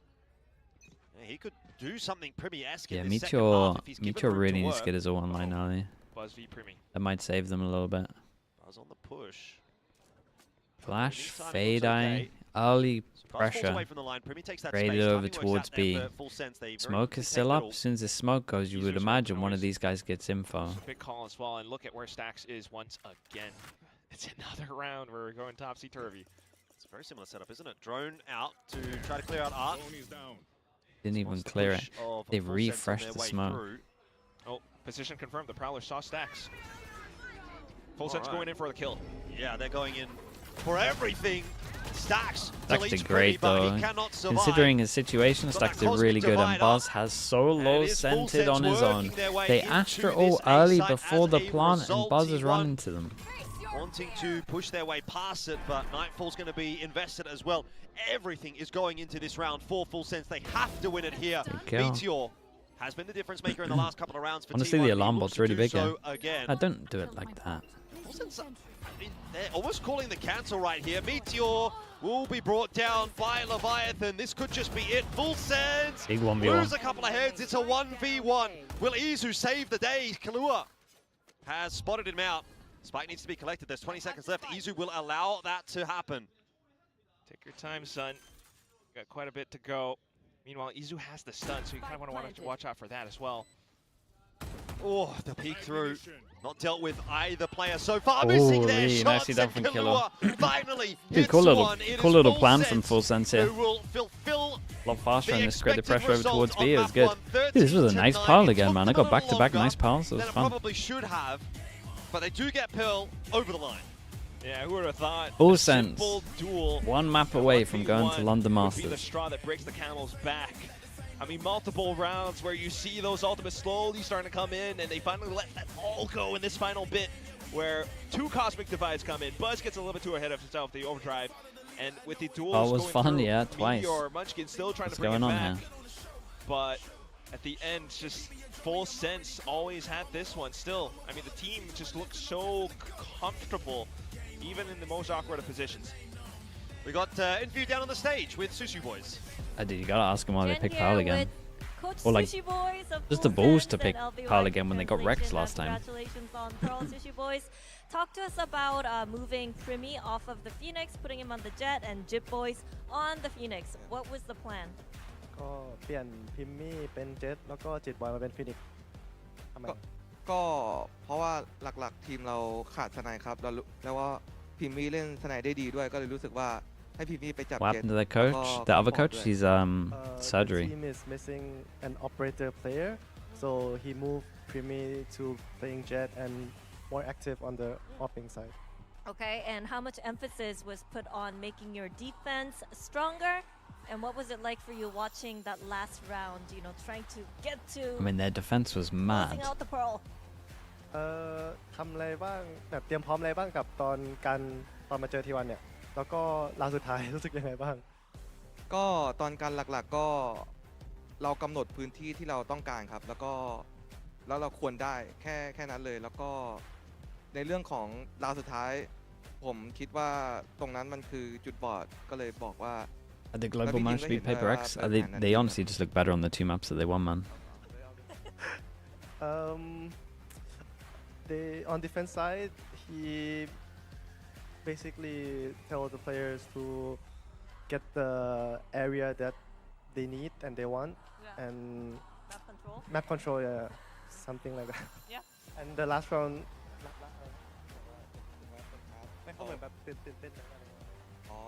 he's excited on last round. Okay. Thank you, Sushi Boys.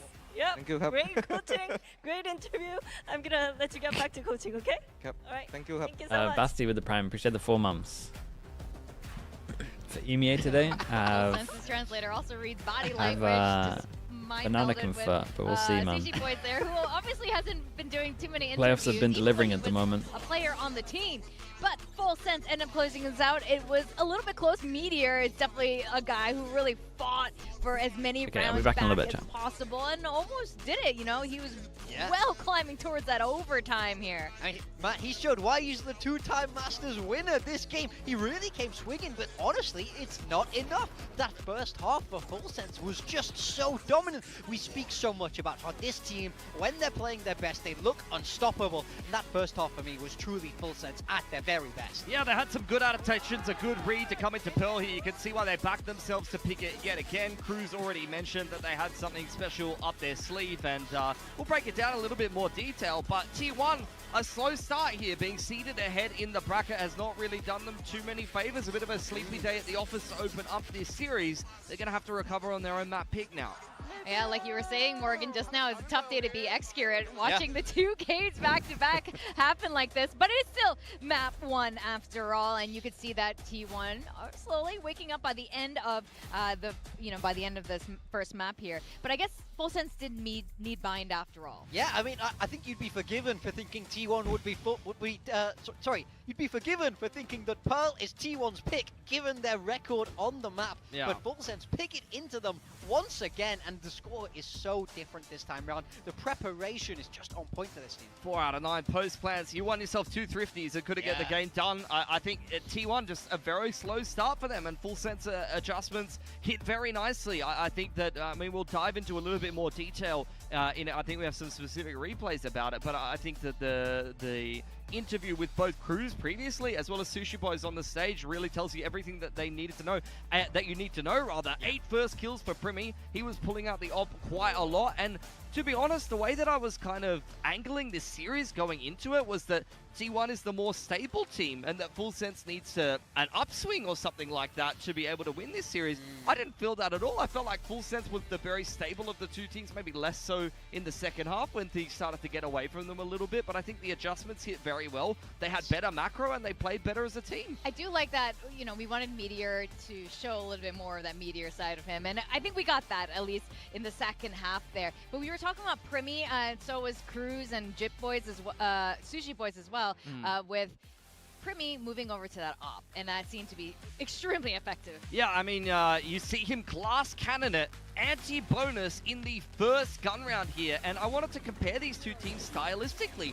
T1 is one of the most heavy op using teams in the competition right now, and they've got a good success rate with it. Full Sense, they don't have as much op utilization, and as mentioned before, Primi hasn't really been as much of an opping player, and they've been throwing it around a little bit, but Primi bringing it out on the defense on this Pearl here was a massive difference maker for Full Sense. And I think it's especially interesting after what Sushi Boys just said on the stage. He said on their defender side, Cruz was telling them, let's decide where we want to take and dominate that area, and they were consistently able to do that, especially down places like B-Long. With that operator, it's such a great tool for that, so the game planning is so on point for Full Sense. And not only that, T1 has swapped away from a comp where they can use the op. Buzz is the one who would have had to pick it up on that defense if they got going a little bit more there, whereas Izu on a Teo, he can't wield it, unfortunately. Which is crazy that Cruz has reworked that entire comp and the game plan going in, considering what's happened to their coaching staff and how much he needs to do. I don't envy his position, but he's managing it really well. We spoke to him yesterday on this couch, and he said, yeah, part of the reason why I'm across on this Vice is to make our defender sides a lot better. And just look at the scores from when they played T1 last. They got destroyed on that defender side. Now he's on the Vice. He's calling confidently. He's holding the sites. It's very, very good. It's not just him on the Vice. It's also simplifying things for Leviathan as well. So I just think I love the adjustments that they're making. I think they're doing such a fantastic job outside the server. I think this is a great start for Full Sense, winning not just the first map, but it's Pearl of all maps, one of T1's best maps here. But Lotus is going to be the next destination here, and I think this is going to be kind of... we're talking about Full Sense is still pretty decent at Lotus too, so this is looking really good for the Thai squad. Yeah, they definitely are. We'll see what T1 is going to be bringing out on it. It was last time banned against T1 by Full Sense, but with Ascent rotating into the veto, it's something that they've had to leave on in there, and T1 has chosen to call their bluff, so to speak. However, we did watch Full Sense play this double dive comp, very PRX-esque, against KRX, who they cooked them with it. I really felt like it looked quite good for them. It fit the players and the current style that they want to go for. Again, another map where they're double duelists with Jit and Primi. Cruz is on the Vice. Everything is looking pretty hunky-dory over there. But for T1, they're a pretty good Lotus team. So I'd expect them to bounce back. And I definitely felt like they were starting to play their way back into form as we went deeper into Pearl. I even questioned maybe Kahlua loses that 1v1. We could be in OT right now. I do think them stringing together those rounds at the ends is massive for their composure as they move towards their own map pick. Okay, so you don't think this is going to be like Pearl, where they're prepped for Lotus? Last time ban was a little bit of a... No, it was like an actual ban against T1. I think so. I think T1 are still favored in Lotus for sure. With it being their pick, it's a map they've been so good on for a long time. In saying that, we did see Full Sense change their comp after they banned it in the group stage versus T1, and now that they've gone into playoffs and played KRX with that comp later on, maybe this is something they're feeling more comfortable challenging T1 with. Yeah, I think this is going to be a long map either way, but we'll have to see what T1 has to say about themselves and their performance on map 1.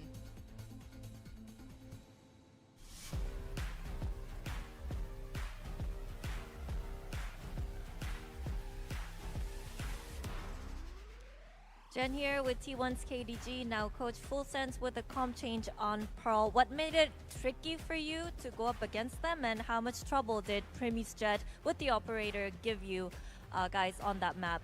감독님, 일단 풀센스가 조합을 바꿔오면서 훨씬 더 수비 쪽에서 견고해진 모습을 보여줬거든요. 좀 상대하면서 어떤 부분이 가장 힘들었는지, 그리고 프리미 선수의 오퍼레이터 굉장히 까다로웠을 것 같은데 상대하는 입장에서 어땠는지 들어보고 싶네요. 일단은 상대편 조합 자체가 제트로 무조건 변수를 만들어내야 되는 조합인데, 사실 저희가 그거를 알고도 몇 번 죽다 보니까 사실 선수들 입장에서는 약간 좀 약간 헤지테이팅? 네. 약간 그런 게 좀 많이 생겨서 저희 플레이가 사실 하나도 안 나왔던 것 같아요. 그것 때문에 그게 아마 제일 힘들었던 것 같아요. Well, when it comes to Full Sense and their new comp, the Jet has to be the X factor making those unpredictable plays, and we were aware of that, but I think at some point we were just kind of too hesitant to do something about it, and I think that's why Pearl didn't really go our way. Well, thank you very much, KDG, and hopefully you guys are able to turn things around.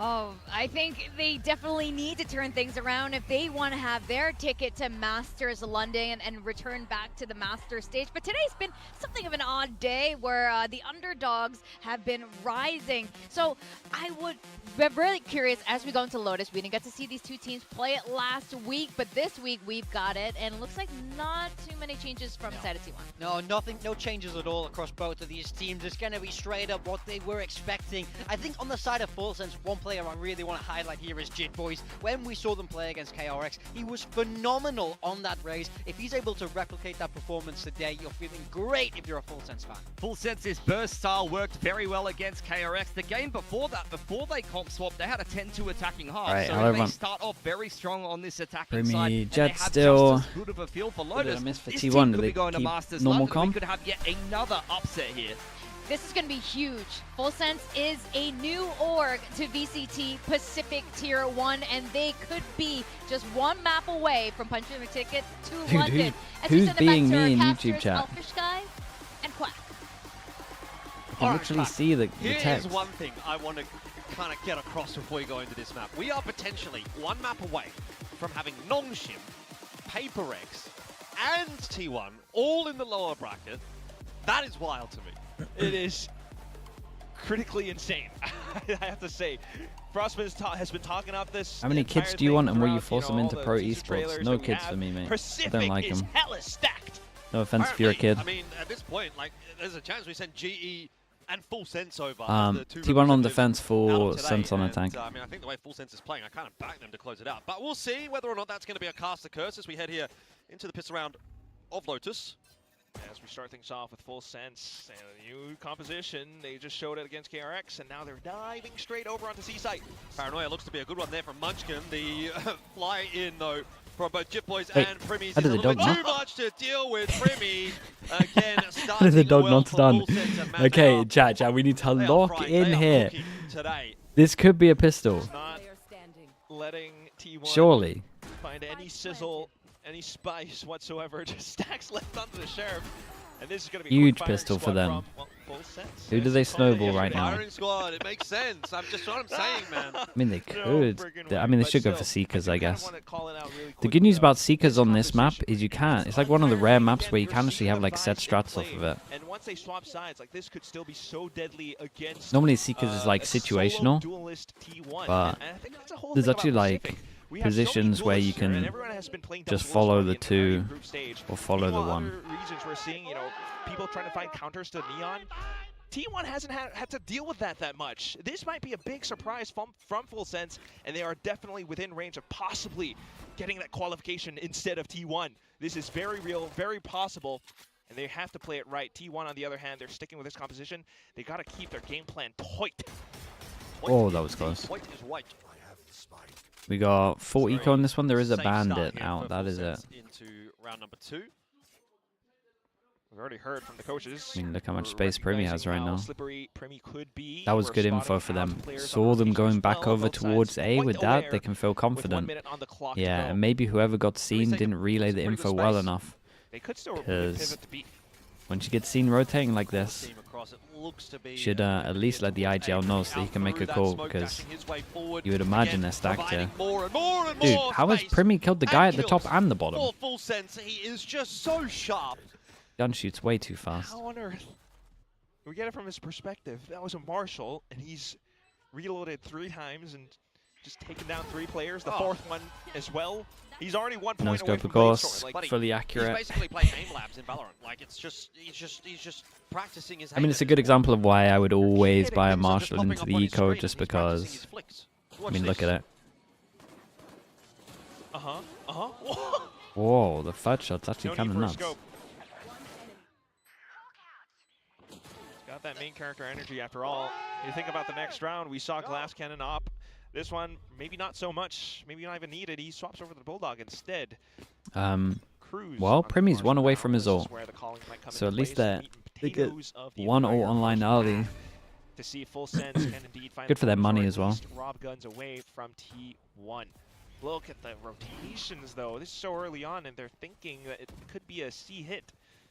Just Buzz, and he should have spotted out quite enough, but smoked off as well. Oh, Full Sense are playing with confidence. Look at how quick they are moving through the map right now. Straight into the A site. Buzz, terrified. Get me out of here, mommy. At least he has utility still, so this could be a quick retake shift. That's mad from him, and he wins the duel. Double swing. Wait, this is a big buy round, and they both. I mean, do they save? They're saving. Wait, and there's double upgrade for the guns. Saving, Jordan. Yeah, mate, this is insane. It's like the best start you can possibly get. 3,000 for everyone, no one dies, armor rebuys, and they're going to be able to upgrade the guns. Yeah, Full Sense, I think really getting into the heads of T1 a little bit now. You know, you don't really fault Buzz There's the too one much for upgrade. remaining in that 4 position because he's trying to find heads or headshot angles, but yeah, there's the second upgrade. Swing you out from drop, Jesus, and you can't get your money much better than this. That definitely makes sense as to why the rest of them decided to call to save. But 3-0 to start.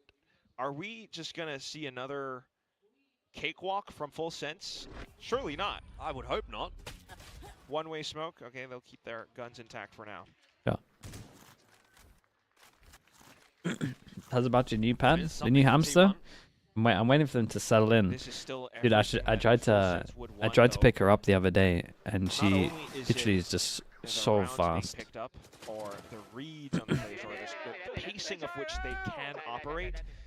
With 3 rounds in the bank, you can purchase up or upgrade up to an operator. What's their name? Dawn. We name all of our hamsters from Buffy. That's always going to be quite the conundrum for T1. We'll have a tech pause for now.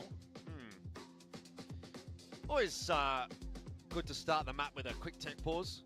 Who is it this time? We had a keyboard issue earlier on. Is it T1 now? I can't see. Yeah, we'll have to wait. What's the implication of this match? It is winner goes to London Masters, mate. Tell me a little bit about what you were thinking, Jordan. Like before coming into today, you know, I know we had a quick day yesterday. Did you expect T1 Full Sense to the vlog? Show up like this? I need to upload all of the videos, and I need to actually edit them, or get someone to edit them. If Full Sense goes on to win this game, I will be I'll probably get someone to edit them, but I'm not going to have any time to do it until Monday. However, Nalo, thanks so much for the prime. Appreciate the 4 months. So fair enough. Kind of like hedging my bets, you know. I often sort of vote against myself in a way. I predict one way and then I build diff the other way, and I sort of at least one way kind of makes me happy, right? That's how you kind of want to play that. What's one of those? Play the game. If you came back to coaching in the current meta, could you make playoffs? We gotta ask. Mate, that's such a. It's one of those where you're just gonna who's my team, man? Right. You know, I mean, there's a chance I win no rounds if you give me some of you guys from chat. Thank you so much. If I have a decent team, yeah, sure. But yeah, that could work. But I really don't think anyone would have expected today. But if you give me no firepower, I'm coming dead last, mate. Just don't expect PRXG to go in that fashion. But for this one, if Full Sense really does take it that quickly, if it's like that kind of a sweep, I mean, that's insane upsets. Yeah, I mean, it feels like it's very possible for today. You know, you have Genji. It's possible for GE to beat Am I allowed to PRX, change one player possible from Genji? For Full Sense to beat T1. I want to say I'm a believer, you know, I really do want to say that, but it is still early days on this map. I'm allowed to play one player from Genji. So I would believe that I would go to champs, personally. Sense, but I often have a lot of difficulty kind of getting convinced by if I wasn't allowed to change one of the players, I don't think I can make it. It's fair to say that Full Sense is still the underdog in this matchup. Yes. With, you know, the season that T1 have had. And it's the same thing with the GE PaperX matchup. I can watch that game and say, hey, you know what, I think GE are looking like the better team today, but that doesn't necessarily mean that they're going to maintain that over the course of an entire series. Which player? I'm not calling out players on. Obviously, in the case of GE, they were able to do that. I know, right? What if you had Prime Fish 1, 2, 3? We're coming dead last, mate. Are they going to be able to maintain this level? I think if they maintain that this level, firepower is not enough to keep up these days. To hold on to that kind of we maybe win a game. It depends how many depends how many hours Artis has. You never could know. But I want to take that one step further, Jordan. I'm going to show off my opinion of the fact that while remaining as professional as possible, we have seen Full Sense, or at least the talent core, back when Cruz was the IGL, pull off a masterclass in anti-stratting against his opponents. Back then, depends on his bank account, exactly that. In fact, okay. With Buzz on the Yoru, out on Haven when Frost was the coach for talent. Chat, I coached for 2 years. Results-wise, I was a top 5 coach for both of those years. I'm gonna back myself if I come back. Like, I'm always gonna think that I can get at least. If I have a decent team, I would expect top 4, whatever event I go to. Like, that's just what I believe I should be getting. But again, if I have a bad team, then there's nothing. Like, there's only so much you can do with certain teams right now. Been calling a great game. Compositions have looked good. T1, I have to ask, I mean, at this point, have they been a little bit stubborn with this solo Duelist setup? Seems to have bitten them a little bit on Pearl, and they've doubled down on Which teams, dude? Stop Lotus. trying to get me to flame teams and players. That's such a weird point to try and change up your compositions as well. Buzz still with the judge in the corner, though. Surely you check with utility. Good shot from Stacks. Buzz in a great spot. Flash. That not is going to dissuade sick him, from but Primi. Still dealt with by Dude, Jim I would Boys. love a Primi POV, Today just is perma. not Buzz's day. Another 0-4 start. He had that exact same scoreline over on Pearl. Wait, Primi we're on the getting other it? hand, 7-0 right now is the one that's leading from the front. We're getting Full it, Sense. okay. He will be stalled up by the Nightfall. 30 seconds on the clock here. Full Sense. Okay. Wanting to wait it out, but Primi happy to take the fight anyway. Munchkin basically knew where he was, and Primi still wins the duel. Leviathan as well. The mechanics are on a different level for Sense right now. They're just hitting everything that they need to. Stacks is the only line of defense, but he's a What is that hold, bro? That was nuts. What is that from Stacks? That was nuts. Dude, did you see the Jules here? That was insane. He was dinking everyone. Next level, Stacks is monstrous. He tapped. Yeah, the double dink when they were coming out of the tree was insane. Perhaps. And you just have to watch that down slow motion. And let the play do the talking for itself. Oh my god, a little fade away. Enough damage done. Just mow them all down as they try to step across. Oh, what a sick round that was. That's a nice ace, man. That's a full buy round. It's a full buy round to get them first round on the boards. That's so big. I am not convinced. One of the better ones we've seen. I don't think it's unfair to say that Full Sense were at point looking like the dominant force in that round as well. So rough signs ahead here for T1, and again, this time Stacks can't deliver. He completely Full team Sense have flashed another him, entry but in order to aid. There's no defenders there. The rotation is coming across, but man, Full Sense are just getting into these sites way too easily. I'm looking at the money from T1. If they lose this, 2 of them are going to be eco, so it's going to be a low buy. Hiding underneath, everyone's just stepping away because the spike's already been planted for tree. Buzz trying to push his way in. There's a showstopper waiting for it. Nobody game for a tap on that. Buzz is dead, right? And Jip Boys, he looked close, but doesn't quite go deep enough to connect. Either way, it has brought so much time for Full Sense, and bro, these flashes in this round, I cannot believe what I've seen. Did you see in these flashes? To that last round, and I gotta say, Quack, I think that's just like the worst way for this Prickster in the YouTube chat, thank you so much, man. Thank you. As a GE fan, the day we will always remember. For sure. It's a big day, man. 3 years of it's 3 years of no playoffs to then insta make it to London. That's so sick. So unlucky for Munchkin. But ultimately, that's again what this composition can do. Double Duelist, double Frost, he's the savior. Full force in towards the A site, where he actually it so happens that Stax was playing around tree and gets ultimately overwhelmed. If the rotation's a little bit slow to the party, they have the showstopper, more layers on top of what the spike already was. T1 needing this timeout desperately, but I just don't know. Thoughts on the EG moves? It's not the moves I would have done, but I'm glad there's moves. You're working against so much. You can try to get a little bit more proactive, maybe outside of C. We haven't really seen that. Like something had to change. Yeah, I think they were in the same. They're in the same spot at K-Corp, where you're not gonna win. You're not gonna win anything. You might as well change. If you go into the second half, it's also EG were always going to make changes as well, just purely because they're trying to prove to Riot that they should be partnered for next year. Really need to find a way to salvage things in this first half, and with just the pistols in hand for this round, I have my doubts it'll happen here. Thinking about it. This time, Full Sense calls towards the C site. They have the Outlaw to min-max economy and damage as well for Primi. Client's processors are melting. Dude, you seen these 2 rounds though? So careful with how Wait, Cruz, just accept it. Get out of there. Information being fed across, but Meteor always having his own ideas. There. Cruz is happy to just play with Buzz at the moment. Keep him busy. So let's push out in middle. You can get unpartnered if you don't perform. All of the contracts run out this year.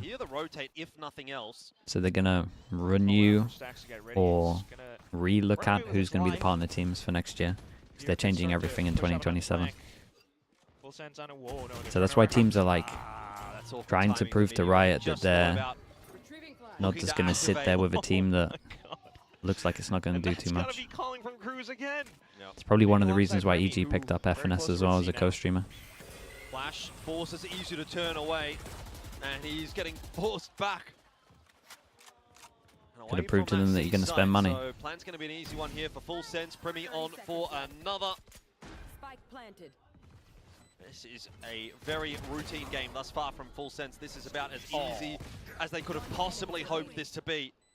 Textbook Valorant. Flash over, push deeper because you know your opponents are positioned elsewhere, and you get the trade off of it as well. It's just a point up for the ultimates, but down to Buzz where, you know, put on your marathon shoes maybe. Well, marathon shoes not going to save you there. 5-1. Is anything going to save T1 at this point? Gonna have to be a big buy. Yeah, I mean, they need to step up right here. Where you get first pick, and that's what GE in Full Sense to London, right? It would be fun, man. I'm not gonna lie. Like, I'm happy for both of the teams if that's what happens. I've been believing in Full Sense. I didn't think GE would do it, just because the inconsistency of week 3, week 4 really threw me off, man. Positioned to crash into C site. 3 stack from T1. Flash over the top.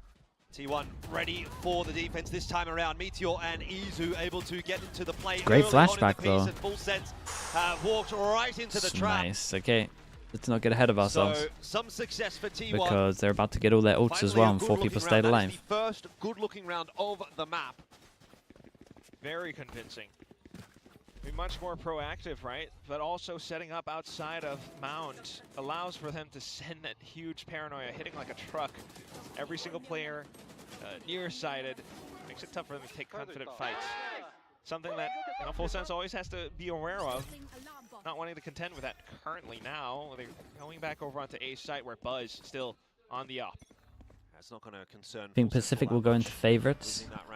I think the Neon nerf isn't as big as I thought it would be, so I would still have Americas as favorites from what I can see. But again, it depends on what teams qualify, man. Full Sense are not going to slow down at all, and T1 have seen that before. Buzz sticks around, but maybe a little bit too long. Munchkin with the important secondary frag, and the hold is looking a little better. T1 starting to come into their own now on Lotus.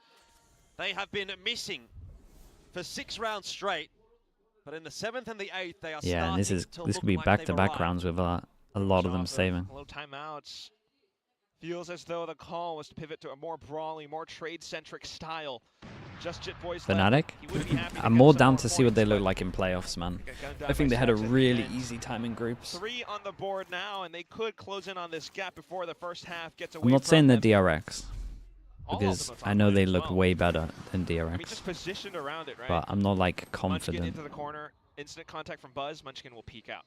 At the same time, I could get confident, but I'm not quite there at the moment. Stacks instantly back into pivot off of it, and that's always the trades that this time around will match the pace of Full Sense. The next few rounds, though, you could slow things down a little bit more because you have. Okay, this is a full investment, isn't it? Full Sense. We'll see what the call is going to be. Got knives on this. Storm now for Primi.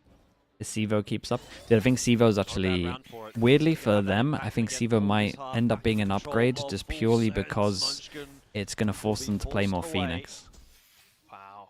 One contact, everyone rotates over except for Izu, who could slow I think it things will down work out well for them. down. Just because I think Phoenix is, if they played Phoenix in every comp, I would prefer their stuff. And I think that's what they're doing. Oh, that's unlucky. Oh, that's unlucky. Primi could still get some real work done here. Dashes back across to safety. In the end, Full Sense stuck around. They've pulled T1 all around the seams. 1-2-2 setup now, and it's again Izu being alone. So a slight reset, but position over by the rotating door. And T1 could still put a wrench in the plans. Well, they picked a weak site.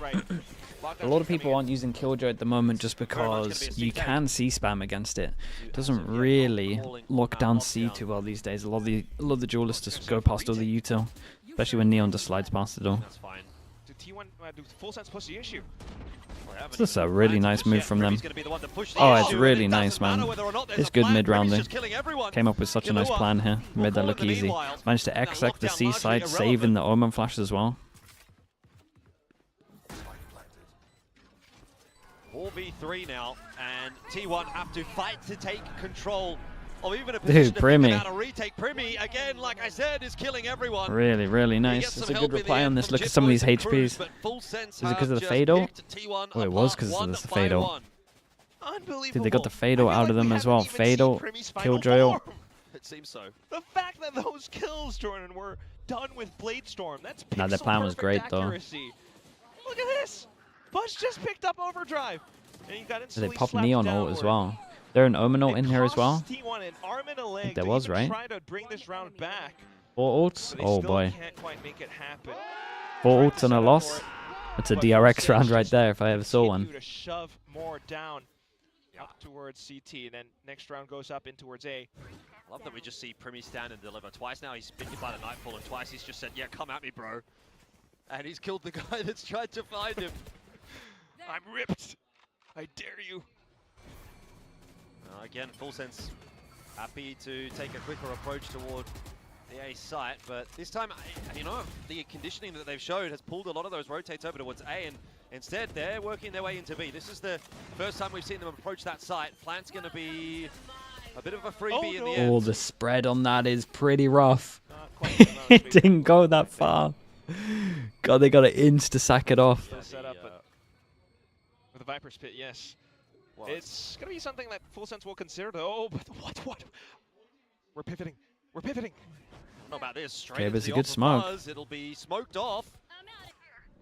Hang on a second. Buzz and they think they all cross? Now, surely Primi's going to strike.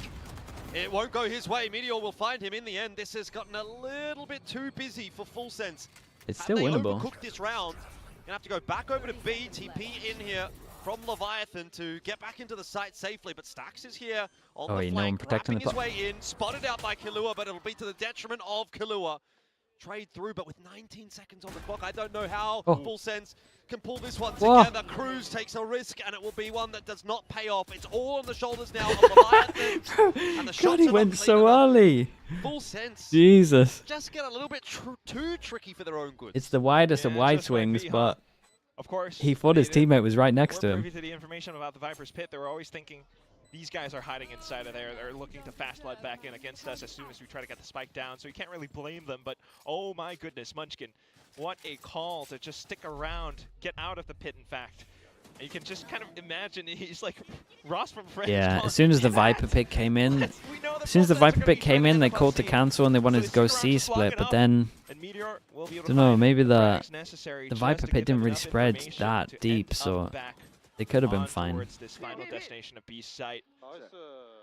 Quick chess games. If they won a couple of these duels though, like if Primi had won this duel, still could find a big lead. Maybe that's a different round, so it wasn't like the worst idea ever. T1 getting proactive outside of C again. Leviathan, paranoia being held. Might have been a good one had they pulled the trigger, but Munchkin's out of there now. So this time, just a solo defender towards C. It'll be a little bit of an easier progress forward for Full Sense. Izu will not be bullied though. Calls over Meteor. Full Sense just trying to get a right read around all of it. Meanwhile, Flash is being set up. T1. I mean, Full Sense have good ults if they just want to send it here. Vice all into. Dissuaded for now. I mean, normally the way teams would handle this is they would just do Seekers into Razor and then Vice ult to win the afterplant. What's the call gonna be? Well, they haven't called the cancel. But looking like they want a Vice ult. If they want to try something explosive, Seekers into Razor. Seekers opting to go forward. Wow. Oh dear, Jip Boys checks left when he should have checked right, or vice versa. Either way, it doesn't matter. He's It was dead. a weird pop of the Vice ult. Their entry into Like C a little has late. not worked out despite two big ultis, three in fact actually. So they pulled off the Steel Garden too. Not quite Damn. as clean as they would want, but they might still win the round. Damn. Primi and Cruz activating TP forward here from Munchkin. Wait, did he see him? Yes, he Very, did. very nice. Okay, get rewarded with the ults, man. Primi, bro. Primi's so good, man. Cruz hit. I mean, Cruz probably hit the most important kill during all of this. It's a big trap setup. One over towards door on Buzz. Where they finally have the confidence, take more forward space outside of B, and that's where they're able to play around that rotating door. So as soon as they find contact with that showstopper, that's they nice swing there. the door. Cruz though with the quick reaction, but what really does it for me This is the one. this shot right here. Big miss He from takes Buzz. down Buzz, who was on an up. The crosshair was on him, in fact, but somehow Cruz gets it instead, a little bit quicker. And you have to quickly go. Dude, 7 on attack against a Killjoy. It's not bad, man. Against a Killjoy Viper. Izu flashed back down behind Mound. He's still bound. Oi, nice shot. That second shot, lovely. For the double. He's Oh. going to go forward. Meteor inside the orb. TP forward. Saves the day there for Leviathan. And somehow Meteor, he's in all sorts of shambles. He's What a got no shot. idea where to go right now. Jip Boys eventually. Holy catches up with Meteor, him. man. It's a shambolic Meteor's round. melted. But Full Sense have stabilized He's forward actually now. melted. Flank's coming through though, and I'm not sure Cruz will be ready for it. Turns around in time. Dude, they're going to get 8. So Stacks falls. It's double shotgun And it's 2 for to the try retake. and stave off another 8-4 Omen lead flash for into T1. slide. Buzz pushing his way through. How is Leviathan alive again? I don't know. Jit Boys all Damn, over dude, it. 8 is And a lot, Leviathan, man. 8 is a lot. The sneaky player gets it done. I don't know how he's lived through that round. He's just TPing all over the place. Sneaky boy. Let's watch that again. I mean, the neon patch, the shotgun nerfs, they're not even in yet, but the range wasn't quite there, you suppose. And if there's anyone to stabilize Full Sense, it would be Cruz. Checks towards the back, and despite the best efforts, yeah, it's way too far off. Chip Boys, alongside Leviathan, being able to clean house. Halftime. Just the quick calls, and they continue to hit C again. 4-8, same score that we had. Okay, let me mute that. Dude, it's been a fun map so far. There's so many chaos rounds. If Full Sense win a pistol, I mean, that's it. Yao, hello mate, how we doing? Best of luck with your next game. If T1 goes lower bracket, dude, if T1 goes lower bracket, it gets insanely fun. First of all, full sense GE qualifying is incredible. But then the lower bracket just becomes amazing.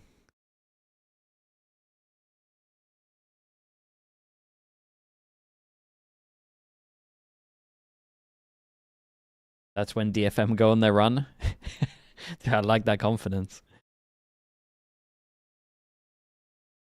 They're going to do it the hardest way.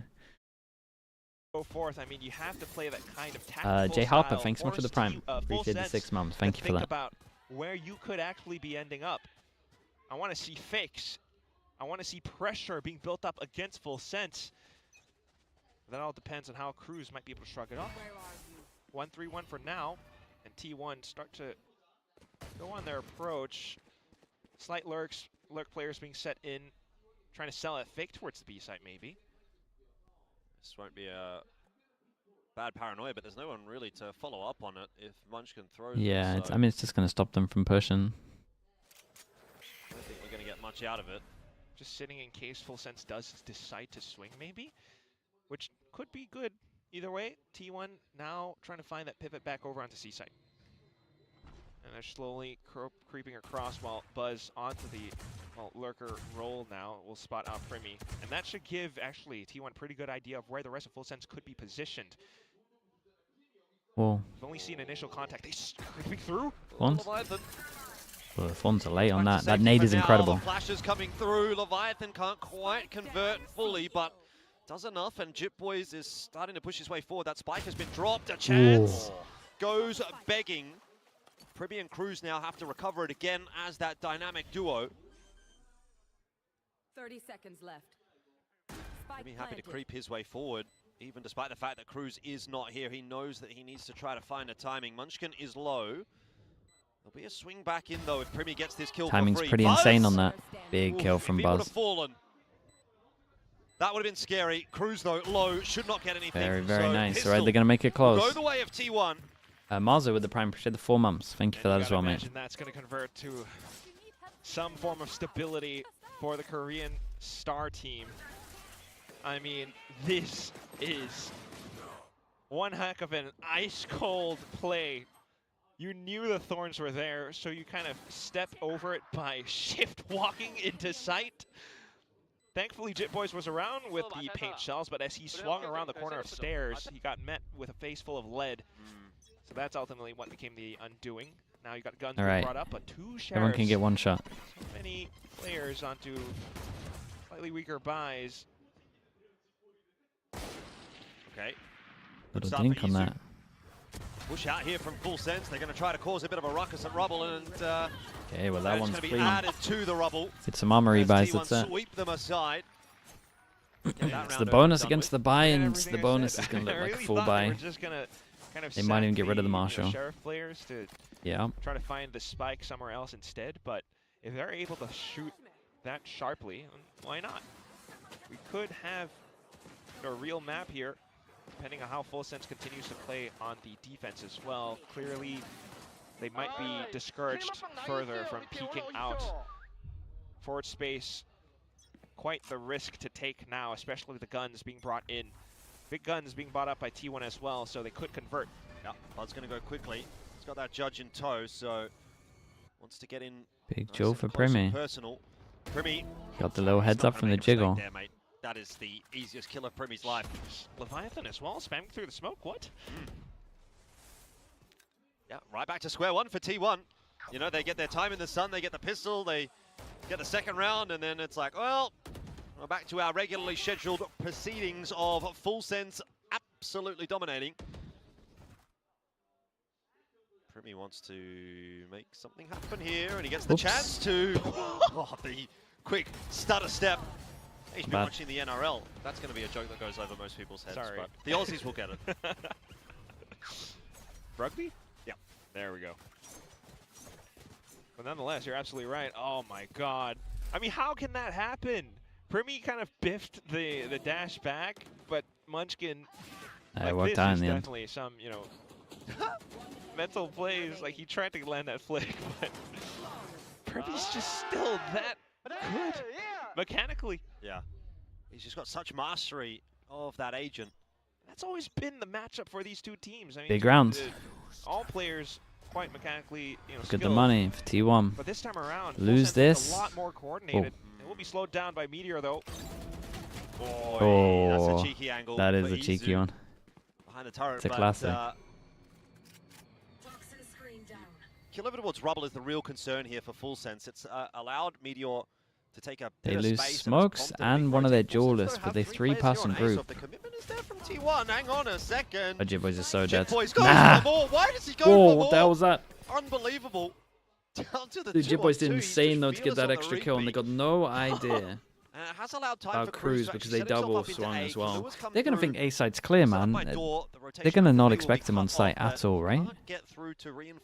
Oh, I thought they might just go fast with it. They saw a double swing here and they still consider the guy's site.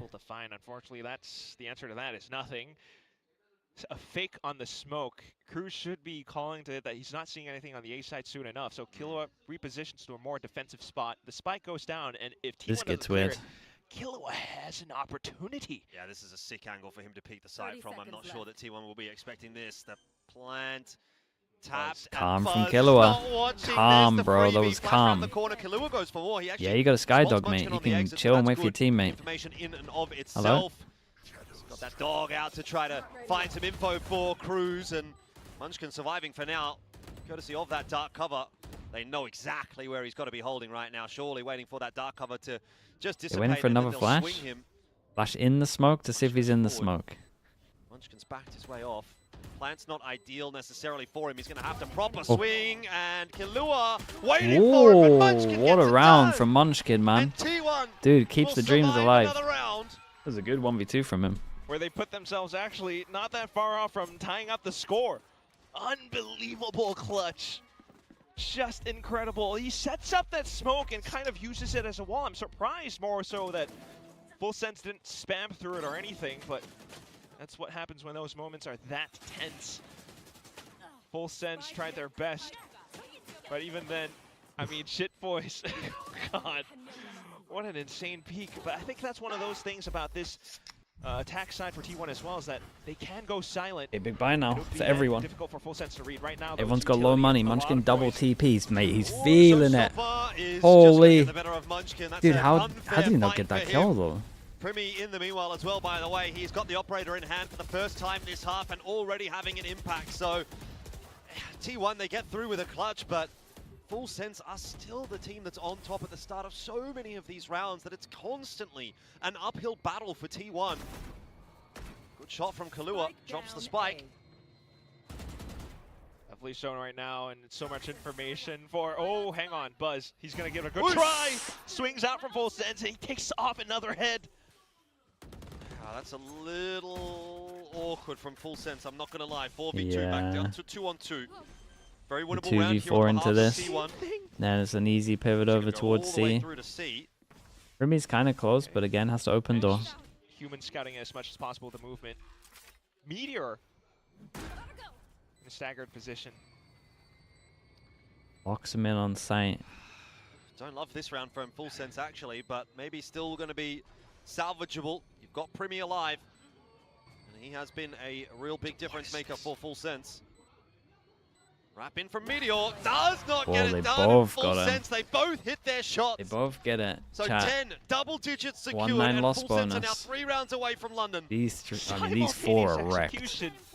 They have Buzz ult, so maybe they buy heavy armor and try something with the hero gun and the hero ult. The score a lot closer, or Full Sense to have their moment.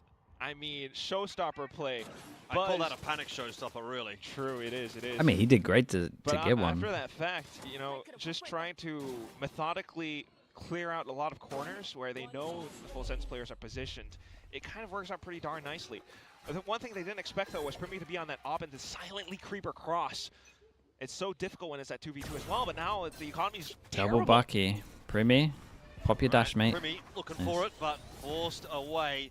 There's a hefty offense headed in his direction. T1 are not going to be slowing things down. What's the Prowler doing? Primi is flashed out by that paranoia as well, so has to give some ground. Munchkin Taking up residence, and Cruz is a dead man. Not that he knows it just yet. Instant trade though by JitBoys. Maybe Munchkin waited a little bit too long. Dude, JitBoys has done great. Boombot's gonna be good for this one as well. Managed to stop the plant with that nade. Goes in for more. It out, and Leviathan on the flank catches Izu in the side. JitBoys death from above, courtesy of Meteor. Holy! Straight on in. Big TP at the top, man. Big TP. Full Sense will go 11. Okay, was this a low buy though? But double ult got put in. Beast just drags them down into the abyss. I just can't believe it. They already kind of knew that it was always going to end up on C. And even though Primi doesn't quite land the shot, I mean, the stall. Like he such a did now. He went for a big jump off the top rope. That's where you can behold what the Vise does against T1's composition. Still, though, ultimately, I think it's heroic plays from JitBoys that kind of. Yeah, JitBoys did great. The nade to delay as well. Omen flash into TP, and then just jumped on him. Oh my god. Circling all around. They know there's blood in the water now. That's terrifying. That's so sick, man. Look at his forearms, dude. Yeah. All right. 11-7, dejected looking faces on Cruz. I'd be so T1. big for him if he does it. And no words even from the coaching booth. This is a timeout from T1. Yeah. But neither of the coaches are even saying as long as Frost has been going for it and you saw how much it meant to him, it's like, very similar for Cruz as well, if not more. I hear you. I feel you. Maybe, you know, whatever Munchkin and everyone else is kind of calling to it. Also, considering that he was coach starter this year, it's such a to then think that your career's done and you're going to start doing coaching and then come back and you start being at IGL, it's pretty sick. Again, I kind of think it has to be something a little bit more slow and methodical. But when you're down, what is this, 9 to 11, 7? I don't know. I can't remember what the score was, in fact. It's just incredibly difficult because pressure is mounting. You think if you're trying to play it slow that coach is going to only talk in timeouts. It's 7 to 11. Yeah. Well, Nightfall. And in between the halves as well. Yeah, T1 just got to keep trying to run it back. Full Sense this time set up for Full Sense on this one. Full pass them, but they're silent right now. They recognize there's a lot. They could pop Seekers at one point here and get a lot of control. Play for the retake on A. Or they could just carry on going silent on this one. Anything. Sure, it gets T1 into the site. It feels as though this is kind of going to plan in a sense for Full Sense. See what JitBoys can do, holding on to his position. Flank coming through now. Well, at least a lot of floor space has been taken up apart from the post plant too. Primi's going to break that door open. Pops the Blazestorm as well. He wants to get in there, and he Seekers will. Was so it's good, Izu that will fall first. T1 down on numbers now, but time is ticking in their favor. Stacks set up by Tree. He got told to save his Omen flash here. As Full Sense will go elsewhere, and now blinded out. Cruz will not check it. He's a dead man. Frag still coming through though for Full Sense as they just bully their way onto the site. Buzz's position is known. Stax' position is known. Oh, bro, he hit some shots this round. Stax can do nothing about it. He breaks that defuse eventually, but will be traded down. Oh my goodness, this is such an insane round. So Stax could do everything. I'm looking at two people for Full Sense can't buy on this. Incredibly close, but it came down to the spike. I mean, it felt as though Full Sense were a death squad and nothing could stop them. He had to hit the spray. Other time was that difference this time around. Stacks into the corner, but apart from that as well, the Seeker is just to initiate the entire fight. Tap. Blazestorm and everything, but just to bring it back around. T1 will hang on by a thread. Well, thank you so much, man. I appreciate that in the YouTube chat. They will be able to afford up maybe a few more rounds. And APAC is half Korean teams, but none of them in Masters. But it would actually be nuts if that happens. Would not be the way that you want to lose the map as T1. Looking likely right now, but this map is still going to get close. For Full Sense, and it would be a nail in the coffin, I feel, if they lost this round. Everyone, the Korean casters, the crowd. Is Primi doing this thing where he dashes away and then they flash swing out? Oh man, it's nice. Go into the stack of Full Sense. Stacks. He knows all about Stacks apparently, and he's got it on lockdown. JitBoys gets himself just the one, so it's yeah, not I think the Omen flash wrecked them. Stacks is a dead man. JitBoys will catch up with him, so it's a great idea though. That's a win. Yeah, big numbers. In fact, they pick up. It was looking similar to a lot of the stuff that PRX were doing, where they would have like in bait with an op and then multiple people here ready to punish. So incredibly painful on this look. If not, this round could Izu low HP. I mean, he probably puts his ult into this. He can be so far away as well. Do you rip the showstopper here? Ooh, you definitely They need to wait a second. Yeah, I think a lot of them got caught by the flash. They went pretty early, I agree. Trying to ensure as best as they can that they lock this round in. So it buys them a bit of extra time. Full Sense are still lurking, and JitBoys has found himself that kill. He gets his ult, now, but they start to feel there's a chance on offer. 1v1. Cruz, Vandal in hand. He's on the defuse. He's just going to sit it. Oh my god. He has to sit it. Gets the half. Oh my god. Down. Is there time? Oh, for sure. That's the question. Full Sense. Damn, bro. Big rounds, man. Big round. 4 away. What beasts. Entirely possible. A day of upsets. Dude, I will say, Leviathan, not sure how he wanted to be pronounced, but he's playing really well, man. He managed to get the smoke on the spike and killed one pushing through here. They took too much damage in that moment, in that exchange. When it comes down to the checks onto her site, even with the lockdown, it just reveals such a triumphant moment. The game's not done yet. Dude, look at the buy against the ults. This is for sure their best chance. Yeah, and Showstopper wasn't even used either there, by the way. So that's still in the back pocket here for Full Sense. This is looking like a ticket signed, sealed, and delivered to London. It's not over just yet. Can T1 pull off a miracle comeback? Remy has no idea about the left. Then Breeze. Yeah, he thinks maybe door, but not close left. Such a big He's probably going to get away with it, right? It looks like he's waiting for fuel again. They're waiting to see if Full Sense gives them a reaction, but nothing found. No corner. And now he'll start considering close left. Just Remy sitting on an angle. Oh, he's good for one. He's always good for one. In fact, if I was a betting man, I'd say he's probably good for 2. Maybe 3. It is going to allow T1 into the site, but at the cost of a player, I'm not sure. How's my pick'ems? Oh, they're in the bed. They're in the absolute bin, mate. But this is so much better than what I had in my pick'ems. There's the second I win, and so too does Full Sense by the looks of things as JitBoys connects with the showstopper. Buzz will fall. Oh man, they did it, dude. They did it. That's so big. We get GE and Full Sense in London. 13, and they were humbled by T1 in the group stage, but they go one better here when it matters, and they break T1's win streak, and they take the slot at London. What a better way to do it. A thrifty into a full round, and it's all perfectly called by the guy in the spotlight right now. Cruz along his entire family even. What a day, dude. The royal tie seal has been stamped, and this is the second team that we will have for Dude, this lower bracket right now is scary. You do not want to be in that lower bracket. They are, for me, probably the most super happy for Cruz, man. That's awesome for him. Pacific, and now we'll get to watch them even more. Obviously, they qualify to go through to Ho Chi Minh, but also over to London as the Pacific representative alongside GE. And I mean, the craziest thing about that as well is it means PRX, T1, Nongshim as well, yeah. All of the 2 Masters finalists. That's insane. All of the Masters teams are down in lower bracket. Make the next Masters. Maybe both of them will not make the next Masters. Let's not forget RRQ as well. Let's throw that into the discussion because we still. And it does mean it's a little bit closer in terms of champ points as well. It might get a little weird. Because Nongshim are pretty far ahead on champ points, but I think that's the reason why it's going to be weird.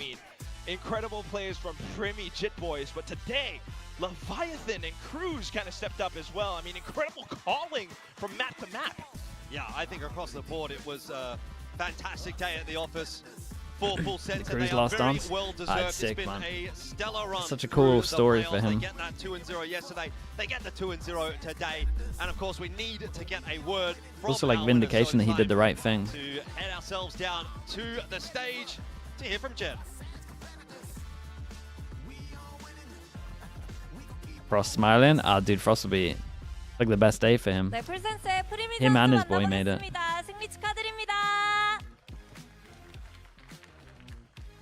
오늘 승리로 퍼시픽 로드쇼가 펼쳐지는 베트남으로 향하게 됐고요. 거기에 마스터즈 런던까지 확정짓게 됐습니다. 두 마리 토끼를 한 번에 잡은 건데 일단 지금 혼자서 굉장히 덤덤해 보이는데 기분이 어떤지 들어보고 싶네요. Congratulations, Primi. Now, with this win, you guys are heading to Vietnam for Pacific Roadshow, and also you guys are locked in for Masters London. Although you look very stoic, I know you're very excited. Yeah, it's been a while for him. 2024 champs, right? Able to go to Vietnam and London. ได้ไปทั้งเวียดนามแล้วลอนดอนตอนนี้รู้สึกยังไงบ้างก็รู้สึกดีใจครับผมแล้วก็เป็นครั้งแรกที่ได้ไปมาสเตอร์ด้วยครับก็หวังว่าจะสนุกไปเลยครับ It's his first Masters. He feels very happy and excited to see what's gonna be there.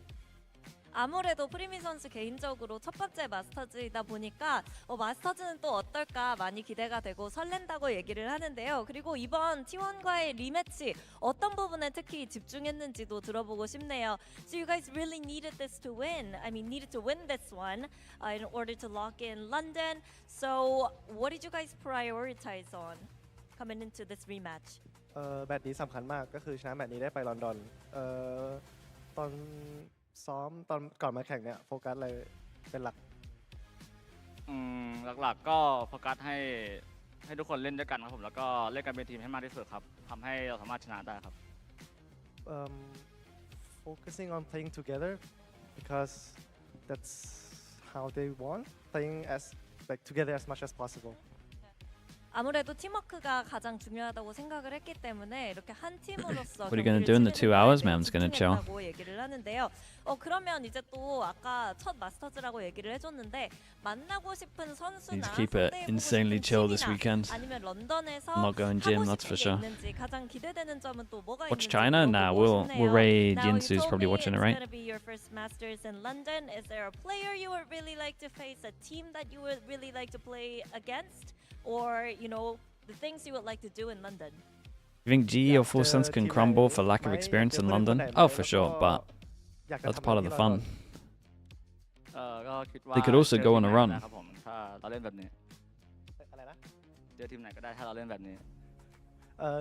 Any team, because if we play like this, he wants to meet any team. Oh, okay. That's it? What about... I don't know. อ๋อนี่อะไรนะดูบาเล่ครับ Watch what's it called? Ballet? Yeah. 발레? 아무나 만나도 너무 신날 것 같다고 얘기를 하고 런던에서 꼭 발레 공연을 좀 봤으면 좋겠다고 얘기를 해줬습니다. 네, 이렇게 해서 프리미 선수 만나봤고요. 저희는 내일 Does Full Sense rely a lot on Primi? Thank you, Primi. And I might join you for the sort of maps, yeah. Yeah. Good night, everybody. Sort of, man. They're pole for sure. But they can also have a different game plan where they don't. Freaking did it! It is the underdog winner today. Full Sense closing out not. It's not inherently bad. Yeah, it's kind of it's more impressive than anything else. T1. It actually means they can run more stuff than other teams. Because they can rely on one individual to do insane stuff. Like this power setup they did on defense, I've never seen anything like it. But because he's so talented, they can do it. They'll be moving across to Vietnam. They'll be moving across to Masters London to represent our region in the best possible way. Yeah, in very confident fashion. They look better today, Full Sense or GE. Individual plays that necessarily get them across the line. The macro looked good. I'm liking all the GE looked better, but the problem is the Lotus exists. GE have GE maybe is a little more map dependent. Completely punished them for that. I felt like they had a bit of an easier group. They were only really GE looked so good on group, and then when they rematched Pearl and in the Breeze. playoffs, it was nowhere near as close, and you get a completely But they were victor when like they would just lose Lotus. They would get like 5 rounds of Lotus against Full Sense. Even won international events, but they look like a second-rate okay, chat, give me a streamer, Who are we raiding? Thank you so much for watching. I appreciate you all. We got GE and Full Sense in London. We're going to be watching tomorrow. It is lower brackets tomorrow, and the lower brackets must be getting kind of crazy. Let's have a look at it. So, games tomorrow. RRQ DFM elimination. DRX Nongshim elimination. Banger. Shayo? Wait, is Shayo watching... Is Shayo watching China? make sure you beat the best that it already exists in Pacific. So I think they've done it in stellar fashion here. Full Sense is looking really strong going into the finals of Vietnam. Ah, that's Rage Shine. For sure. I mean, I'm looking at this result just a little bit awestruck, even just kind of processing. Okay, chat, if you want to watch some EMEA, I'll be back in about 2 hours, okay? Just under. They have absolutely cooked this bracket. Like, that lower bracket is looking... I appreciate you all. Thank you for watching. Thank you. I will see you for EMEA. We've got EMEA straight into Americas, you would imagine, as well. Hopefully get some long games. And if that's not your time zone, we'll be back for the rest of the Pacific games tomorrow. Right. Appreciate everyone. Bye, everyone. Bye, bye, bye, bye, bye. See you soon. Cruz, congratulations. And, you know, I'm so happy. YouTube chat. Appreciate you all. See you all soon. Bye, everyone.